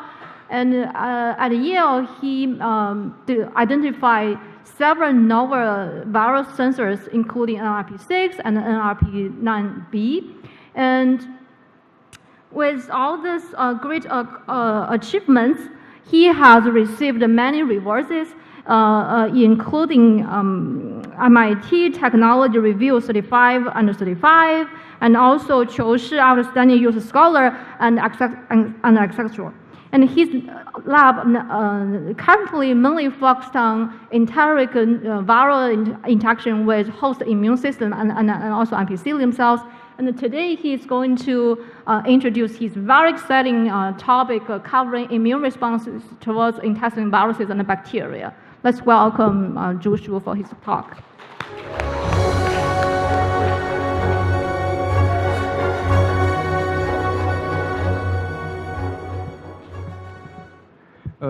Thank you, Dan Yang, for introduction. Good morning, everyone.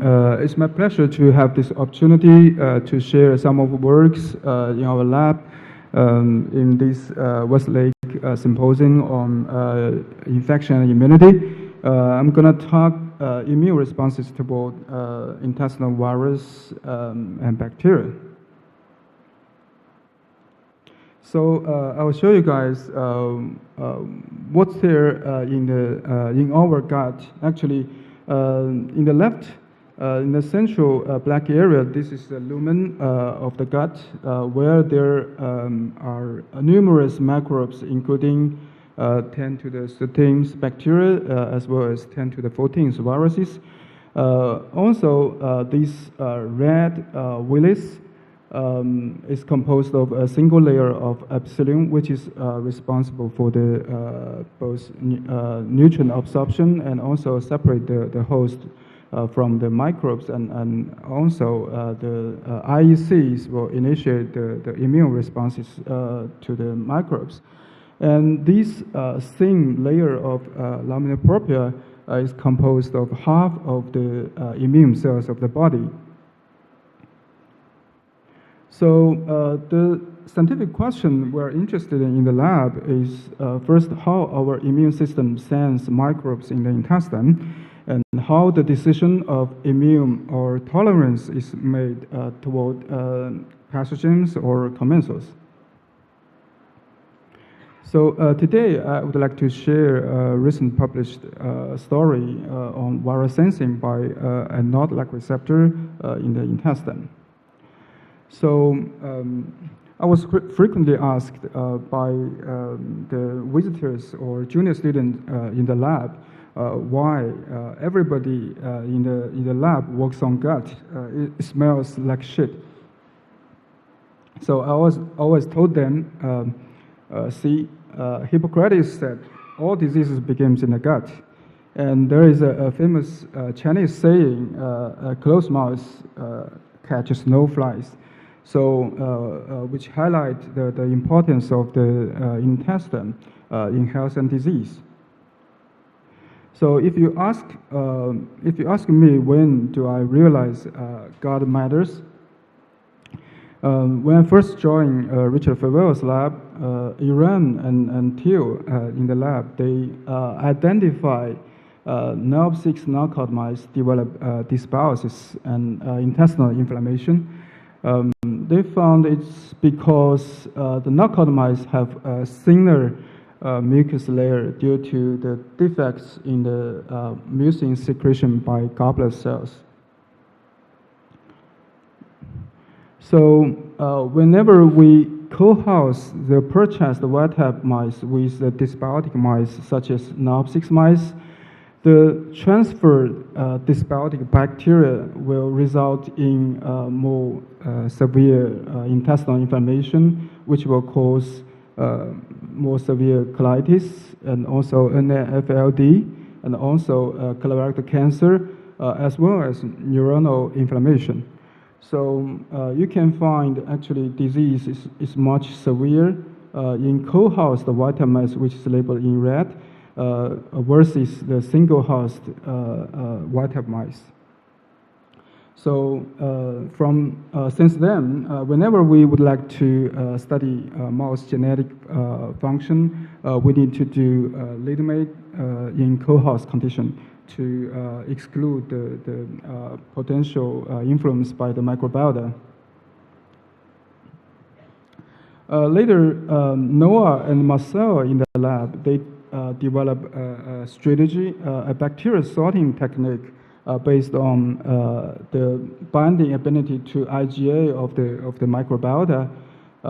They found in germ-free mice the IgA positive consortium will cause severe colitis in germ-free mice. And by using the IgA sequencing technique, they identify 3 microbes, Helicobacter, SFB, and Prophylacia might be 3 major disease-causing microbes. Until when he established his own lab in Germany, he actually isolated these 3 bacteria and found 2 of them, Helicobacter plus Prophylacia, is sufficient to induce the inflammation. Okay, I still remember the conversation between Richard and I.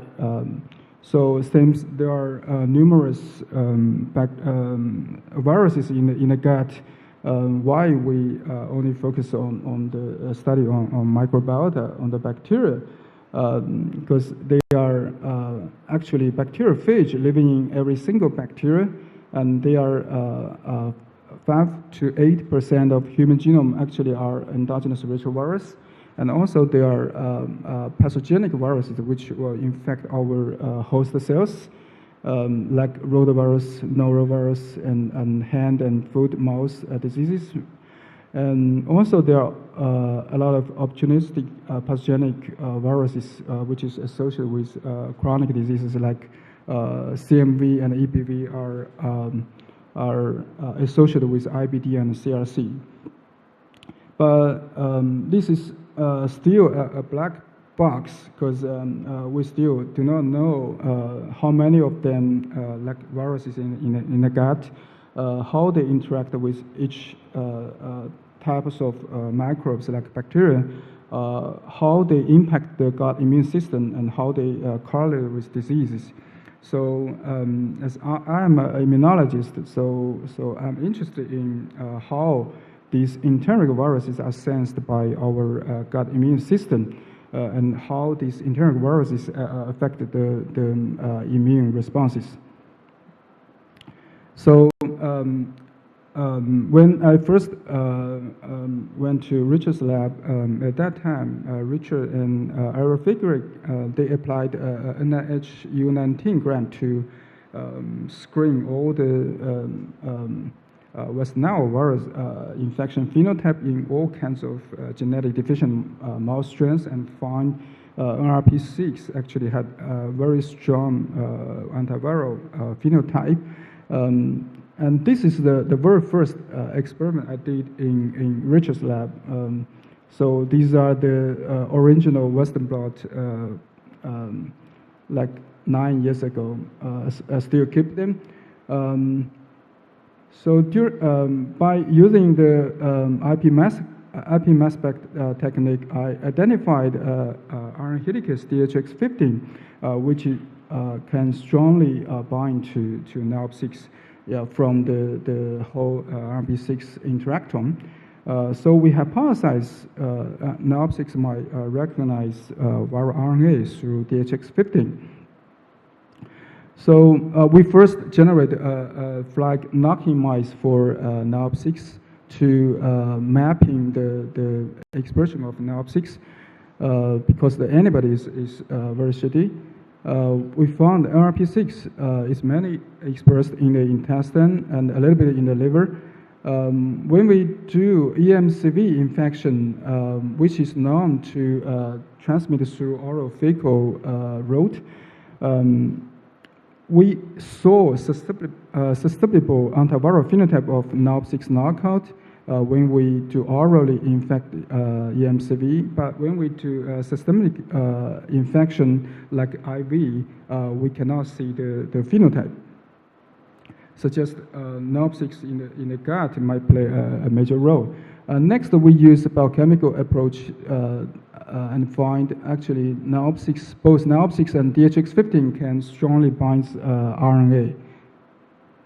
And the major defect we found in actually NALP6 knockout is the reduced expression of interferon and ISGs, which suggests the NOP6 may sense the viral RNA and during the infection and activate the interferon and ISG to defend the viral infection.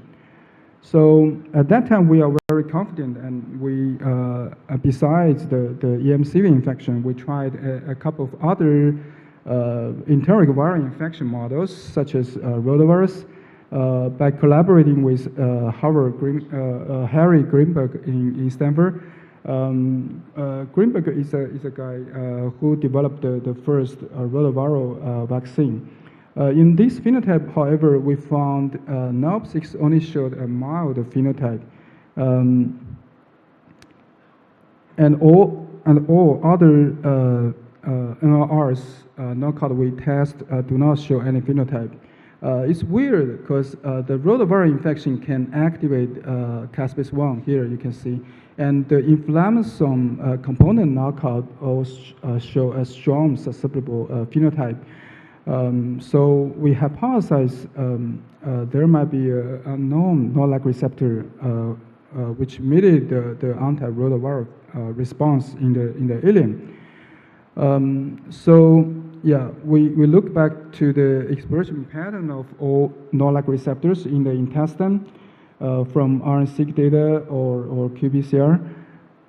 We found we already test the sensors of like RNA, LTA, LPS bacterial metabolites. Yeah, the receptor RP6 showed a mild phenotype.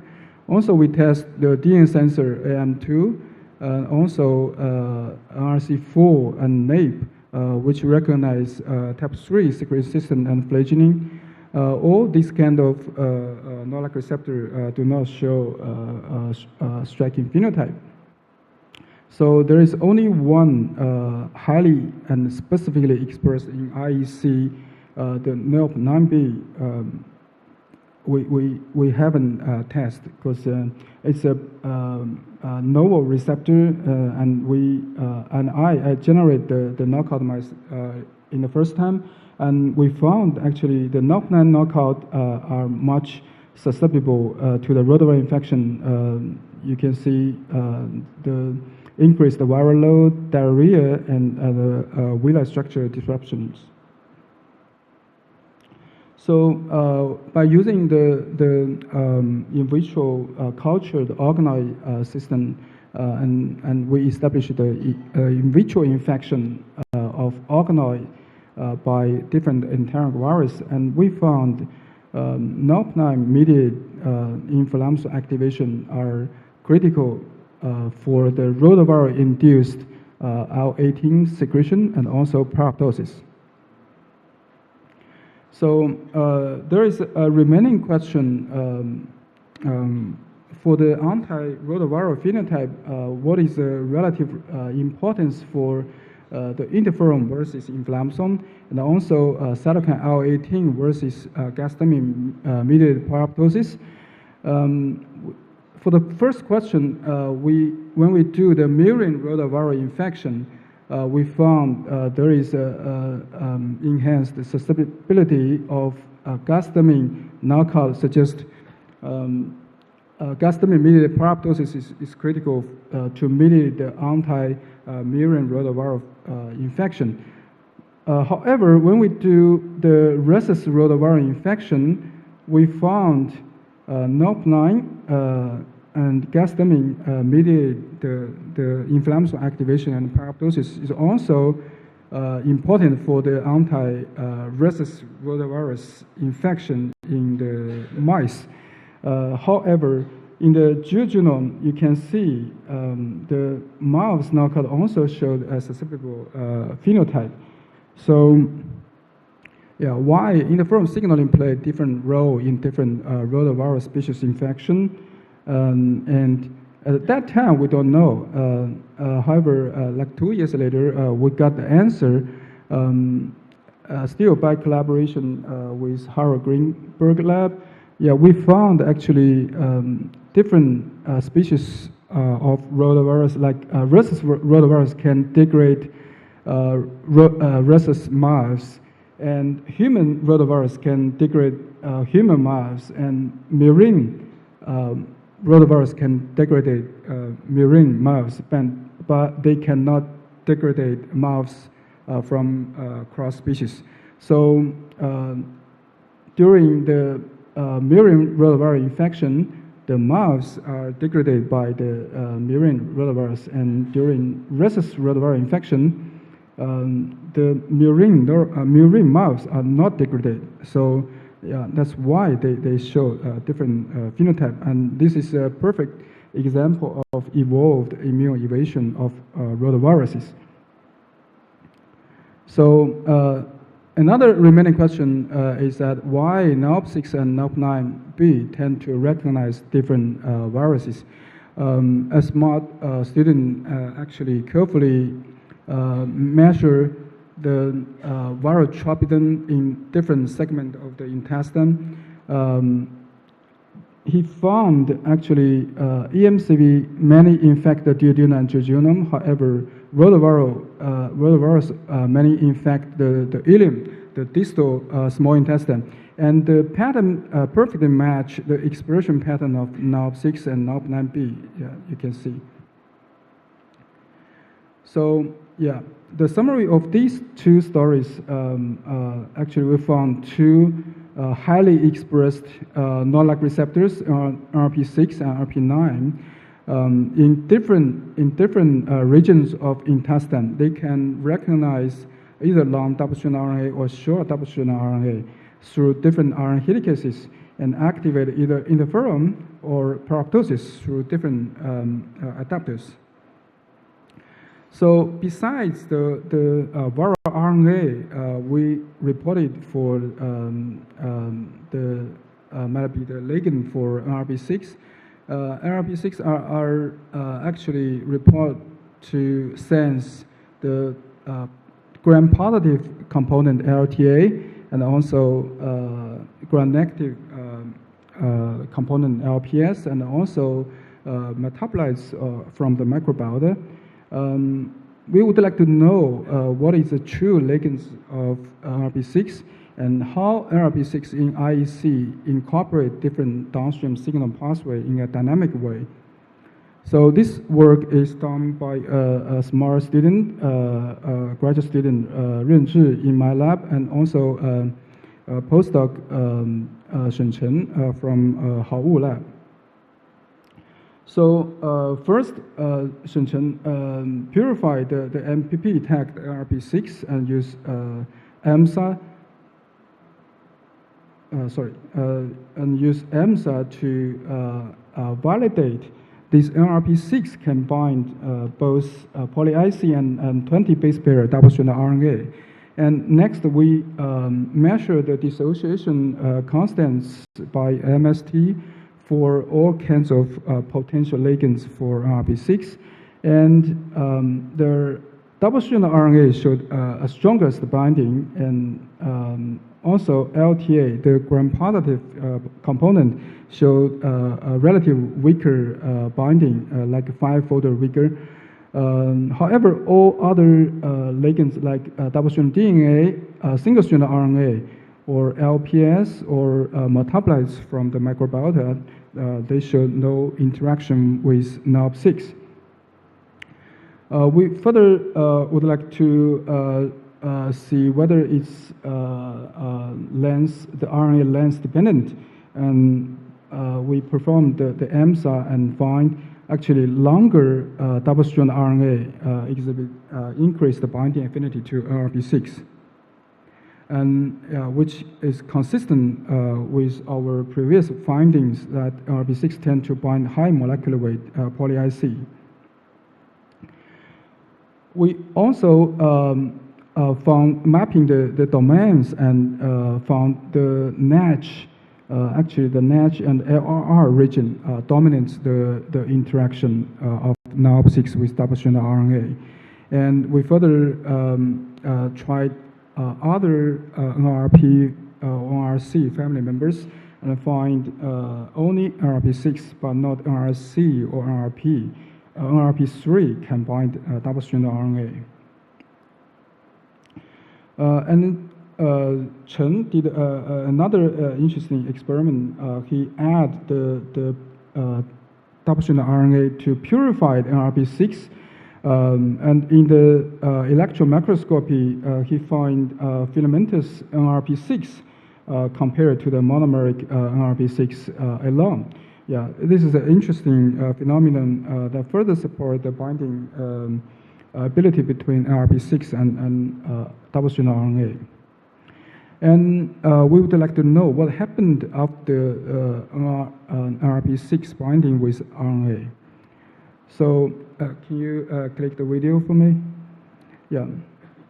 And we transfect the pink CY5 labeled double-stranded RNA in the in MAF cells, which stably express GFP NRP6. We can see the recruitment of the green NRP6 to the pink dot, okay, which forms a white dot, yeah, showing the spec formation of NRP6 are fused to the double-stranded RNA puncta, and yeah, which is a typical feature of the liquid phase suppression. So Chen did an experiment. He purified the NRP6 and add the RNA. He can observe the droplets formation in 45 minutes. He also captured the fusion of the droplets. And when he drew the photobleaching, he could observe a fully recovery within 2 minutes, which indicate fast changes of materials with the environment and confirm the liquid state of the droplets. He also showed these droplets favor the low salt and high temperature conditions. And we further titrate the protein and RNA concentration of our PS, and we found protein concentration was more important factor in triggering the phase suppression. Also, Renzhi further validate the feature of this puncta in cells. He used this MAF cells stably expressed RP6, and he found on average there are 1 to 3 puncta per cell that are formed by this double-stranded RNA and RP6. And after transfection of RNA, the puncta normally appear less than 1 hour, and NOP6 droplets also show robust recovery in 2 minutes upon photobleaching. Yeah. During the revision, actually, one of the reviewer asked, what is the situation in physiological conditions? So Renzhi used these stably expressed NOP6 cells. He infected cells with EMCV and stemmed the viral RNA with Gen2 antibody. And compared to only 1 to 3 punctas in transfection of RNA condition, a natural infection result in more condensates. They are on average 50 to 100 puncta in cells.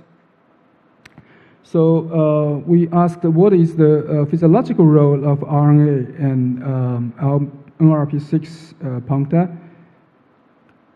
So in the previous study, Shen Chen, he found upon removal of the MBP tag of NRP6, the NRP6 will form long helical filaments with PYD in the center and disordered NATH and LR domain at the periphery. Okay, so we predict the intrinsic disordered region in NRP6 and find 7 regions, and we clone these regions using an optogenetic platform provided by Dr. Ji Xiong at Peking University. And we find actually 3 out of 7 IDR have potential to mediate the multivalency, which is critical to drive the phase suppression. Can you click the video again? So upon trigger by the laser, the NRP6 IDR can form phase suppression without even ligand binding. So among these 3 IDRs, we find 3 polylysine and polyarginine region, which is normally positive charged. We generate the mutants of these 3 polylysine or arginine regions. We found polyarginine region do not affect the phase suppression and also inflammatory activation. However, these 2 polylysine region we found these 2 polylysine mutants. Both phase suppression as well as the inflammatory activation are affected. We found actually in this lysine region, it's responsible for the RNA binding. That's why it will affect the downstream phase suppression as well as inflammatory activation. And very interestingly, this polylysine region, we found the mutant reduced the overexpression induced RPS of IDR. However, it didn't affect the RNA binding. Yeah, it's probably due to its influence on multivalent interaction between NALP6 and NALP6 interactions showed by CoIP here. We also add RNA into the mutant recombinant proteins. And we found there is no filaments formation, suggest this region is critical mediating the phase suppression.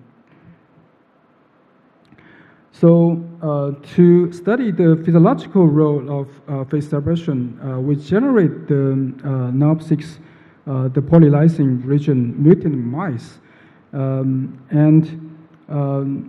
This mice is very interestingly, the mutant mice is defective in MHV-induced inflammatory activation, evidenced by the reduced IL-18 levels, reduced gastamine cleavage, and also less cell death. Also, the microbiota mediate steady-state NRP6 activation in proximal small intestine is also compromised in these mutant mice. So this is a schematic summary of the phenotype in this mouse. We found in the left, you can see RNA facilitate the NRP6 mediate phase suppression to mediate inflammatory activation in wild-type mice. However, in the polylysine region mutant mice, we found weaker inflammatory activation in these mutant mice due to the disruption of the multivalent interaction and as well as disrupted phase suppression. And this is the first study, as far as I know, to show the in vivo function of LLPS. So yeah, the next question we would like to know, since NALP6 are known to mediate multiple signaling in the cells, how this RNA and NALP6 formed phase suppression mediate the integration of different signalings. So first of all, NALP6 are known to recruit the downstream adaptor protein ASC to form a spec that act as a supramolecular organizing center. So Chen, he purified the protein for inflammation components like ASC and caspase-1, and he find ASC can be incorporated into the NALP6 RNA droplets. It's through the PUID interaction. And also, the caspase-1 protein can beautifully incorporate into the complex as well. However, these all ASC-containing droplets were not dynamic. They cannot recover after photobleaching, unlike the double-strand RNA and ALP6 droplets, which is dynamic. So Ren also repeat the experiment in cells. He found by co-express NLRP6 and ASC in cells, they can form specks even without ligand double-strand RNA. And the specks they form is not like a round shape formed by RNA and NLRP6. Yeah, it looks like it's solid, and indeed, upon photobleaching, the GFP fluorescence recover very slowly, and we calculate by ASC overexpression, it significantly prolonged the recovery process after photobleaching, like by at least 20-fold. Interestingly, Chen also found DHX15 also have this intrinsic disorder domain, and it can form LLPS with double-strand RNA. And DHX15, RP6, and double-strand RNA can also form beautiful droplets together. And interestingly, in this polylysine region mutant mice, we found actually the phase suppression mediated by RNA and ALP6 also affect the interferon and ISG protection, which is consistent with our previous findings. Yeah, it's also very interesting when we try to another ligand LTA and ALP6, whether they can form phase suppression. You can see the morphology of the phase suppression mediated by RTA and NLRP6 is slightly different from the RNA NLRP6. Yeah, we are looking for the potential mechanism for that, actually. So collectively, this data suggests an NLRP6 signaling paradigm in which multiple stimuli like RNA or LTA, they can induce the NLRP6 containing condensates to allow sensing of diverse upstream signal and multiple signaling proteins like ASC and DHX15 may co-assemble with NLRP6 to diverge downstream signal. For example, when these LLPS recruit ASC and induce the gel-like or solidify the phase suppression, it will commit the inflammation signal. When it recruits other signaling components like DHX15, they will commit the interferon signaling. So, yeah, what is the significance of this study in the field? Actually, we are writing a review to summarize the regional distribution pattern of the inner sensors, either from the basal to the brush border of the IEC, or from proximal intestine to the large intestine, to deal with diverse pathogenic microbes with different tropisms. What we did here actually is adding intracellular sensor of RNA for inflammation activation.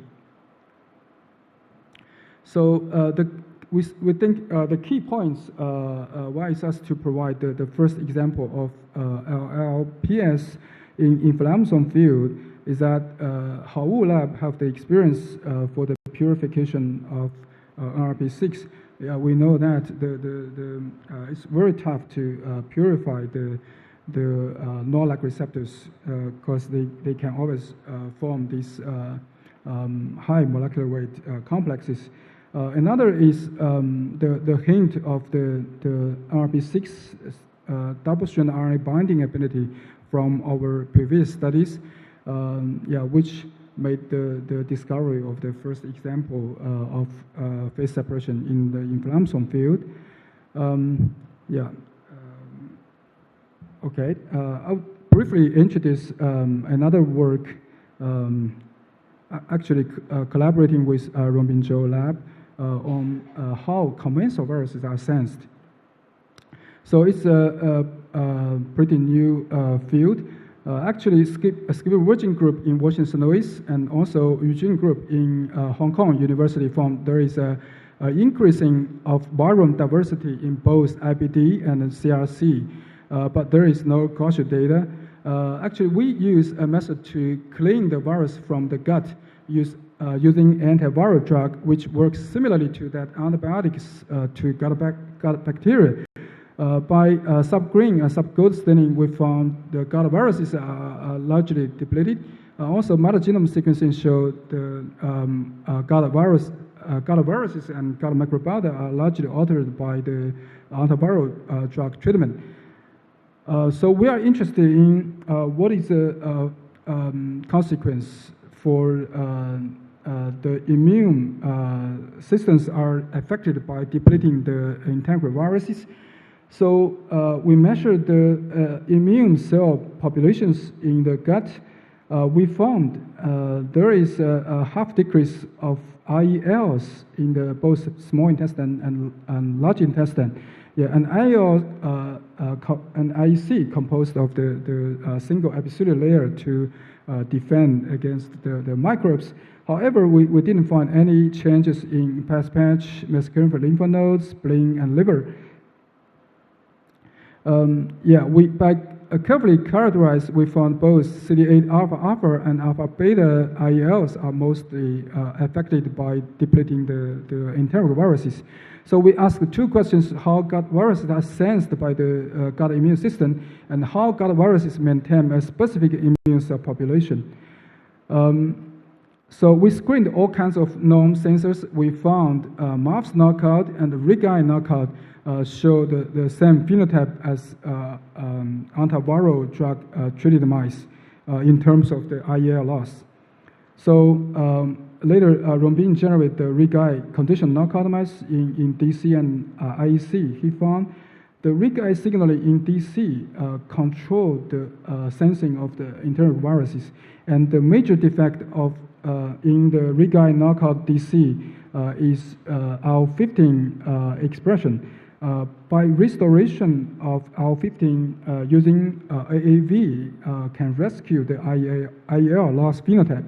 So this is the summary of this viral sensing story. So inner sensors, intestinal epithelial cells or immune cells can sense the viral RNA from either pathogen or commensal viruses to initiate the defense response. To produce either factors to defend against the pathogen or to produce IL-15 to maintain IELs. I hope I convinced you the viral sensing in the gut is critical to maintain the intestinal homeostasis. So we also did a couple of works on opportunistic pathogenic viruses like noroviruses and CMV. We did single-cell sequencing, review the cell tropism of enteric viruses. Also, we generate like IBD susceptible gene knockout, and this knockout do not have phenotype in steady state. When we do RNA-seq, we found there is a bunch of antiviral genes deficient in the knockout mice. If we infect the mice with CMV Smith strain, it shows severe colitis phenotype, which explains why CMV is an IBD risk factor, but not all people infected by CMV develop colitis. So this is a summary. We found pathogenic viruses like EMCV and rotavirus can induce protective immune response by sensing of the NOL-like receptors. Commensal viruses can maintain immune cells in the intestine, and we also studied the opportunistic pathogenic virus. They tend to infect distinct cell types in the intestine. And genes plus enteric virus can determine the IBD susceptibility. Yeah, this is a schematic summary. Yeah, I'm not going to introduce. Yeah, I do not have time to introduce our work on the sensing of gut microbiota and how the immune response maintain the bacterial homeostasis. I would like to thank the lab members, the collaborators, and also funding support. Yeah, and thank you for listening. I would like to take questions.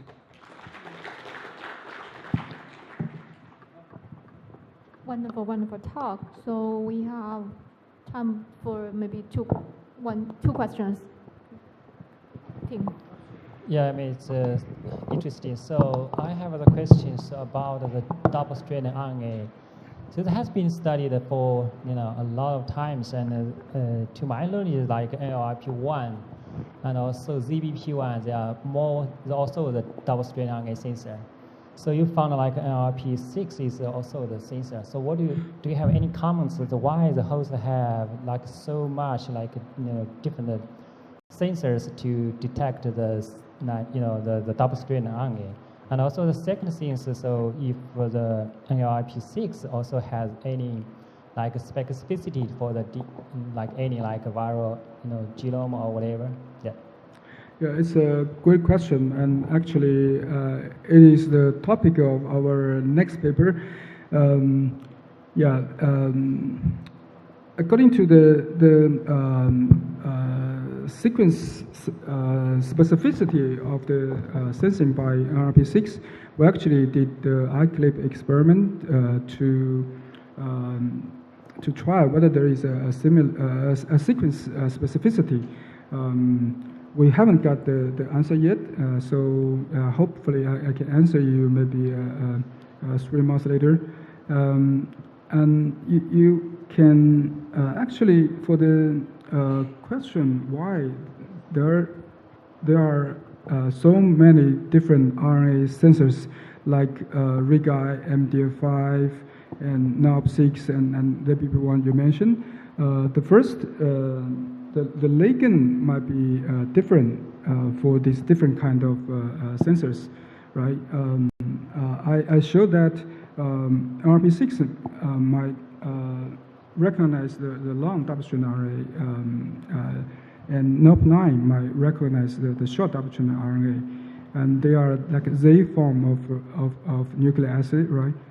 Another is that the different sensors might trigger different downstream effectors, like RIG-I, MDF5 mainly trigger the interferon response, and NLRP6 will mainly trigger inflammation activation, and he can also trigger a little bit interferon response. Yeah, and some of other sensors might trigger necroptosis, for example, right? So, yeah. Yes, so one more question. So how about the liquid phase separation of your NLRP6? So is it dependent on the cut domain? I missed your talk. So it's dependent on does the double-strand RNA can induce the phase separation in that case? You mean the mapping the domains on the NALP6 in sensing the double-strand RNA, right? Yeah, we did the work. It's in it's between the NATH domain and RR domain actually, and we actually find one of the polylysin region is critical for the sensing of the RNA. In the mutant of these polylysin mutant cells or mice, actually we found there is no recognition of double-stranded RNA, no phase separation, and no inflammation activation. Yeah. Okay. I have one more question. During the time limit, short one, because LTA is a major component of the gram-positive bacterial cell wall, have you tested whether the NLRP6 is a major player in triggering the anti-gram-positive bacterial immune responses, or the binding is just due to the similarity in chemical property between LTA and RNA? Yeah, it's a great question, and it's also the topic of another paper. So regarding the functional consequence of NOP6 sensing of LTA, actually it's reported by a cell paper by Nunit's group from Chicago University.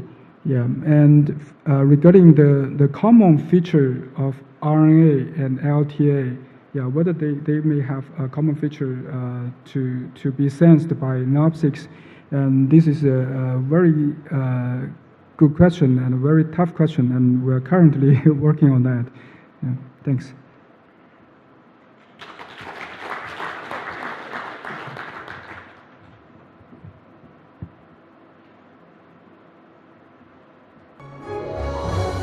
Okay, so I say a few words at the concluding remarks. So over the last day and a half, we have heard 17 wonderful talks. Right? So this is a very successful meeting. First, I think we should congratulate Hong Tao and the organizing committee for putting up such an outstanding program. Actually, I noticed that if you open the back door, you will see the artwork by Wang Xizhi right over the wall, Lan Tingshi. And I quote a couple of sentences from Lan Tingshi, actually, I think fittingly describe this meeting. 群贤毕至，少长咸集. That's the exact precise description for this meeting. Due to time, I want to elaborate and comment on every of the single talk, but I would just like to allude to a couple of talks happened this morning, and especially for the youngsters in the audience. I think that really, I want to mention Jonathan Kipnis' talk. I think it's extremely enlightening, and it's a groundbreaking discovery of brain lymphatic vessels and the immune system. A true pioneer of the field, but also not just that, but also the way he gives the talk, you know, to describe what's the thinking behind the hypothesis and what's his own contribution, and also giving credit to others in the field who also chip in building the field, gradually building the field and building the system. So I just heard that from China that they're going to be, I think you can rebroadcast from the WeChat account. So for the youngsters, you want to, you know, but basically hear the talk again. I think it's paid to go back to see that talk again. And also the Richard's talk. I actually chatted with Chen Qi during one of the breaks. Like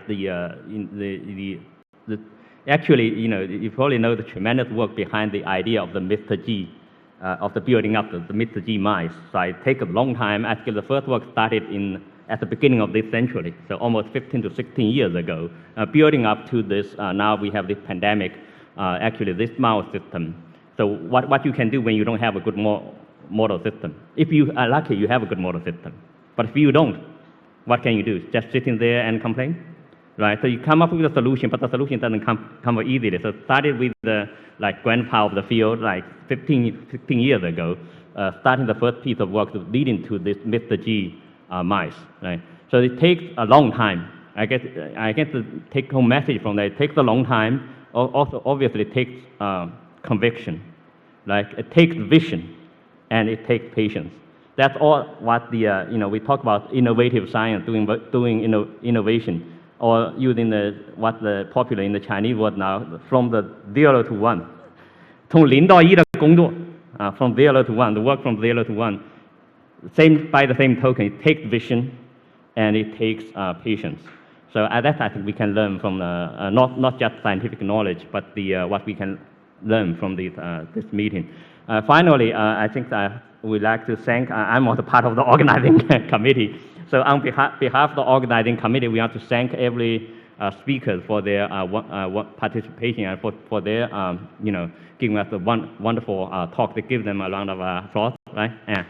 And also thank Kaina and the administrative team again for their wonderful work to make this possible, right? So, and thank all of you for your participation and to stay to the last minute. Give yourself a round of applause. Now time for lunch, okay?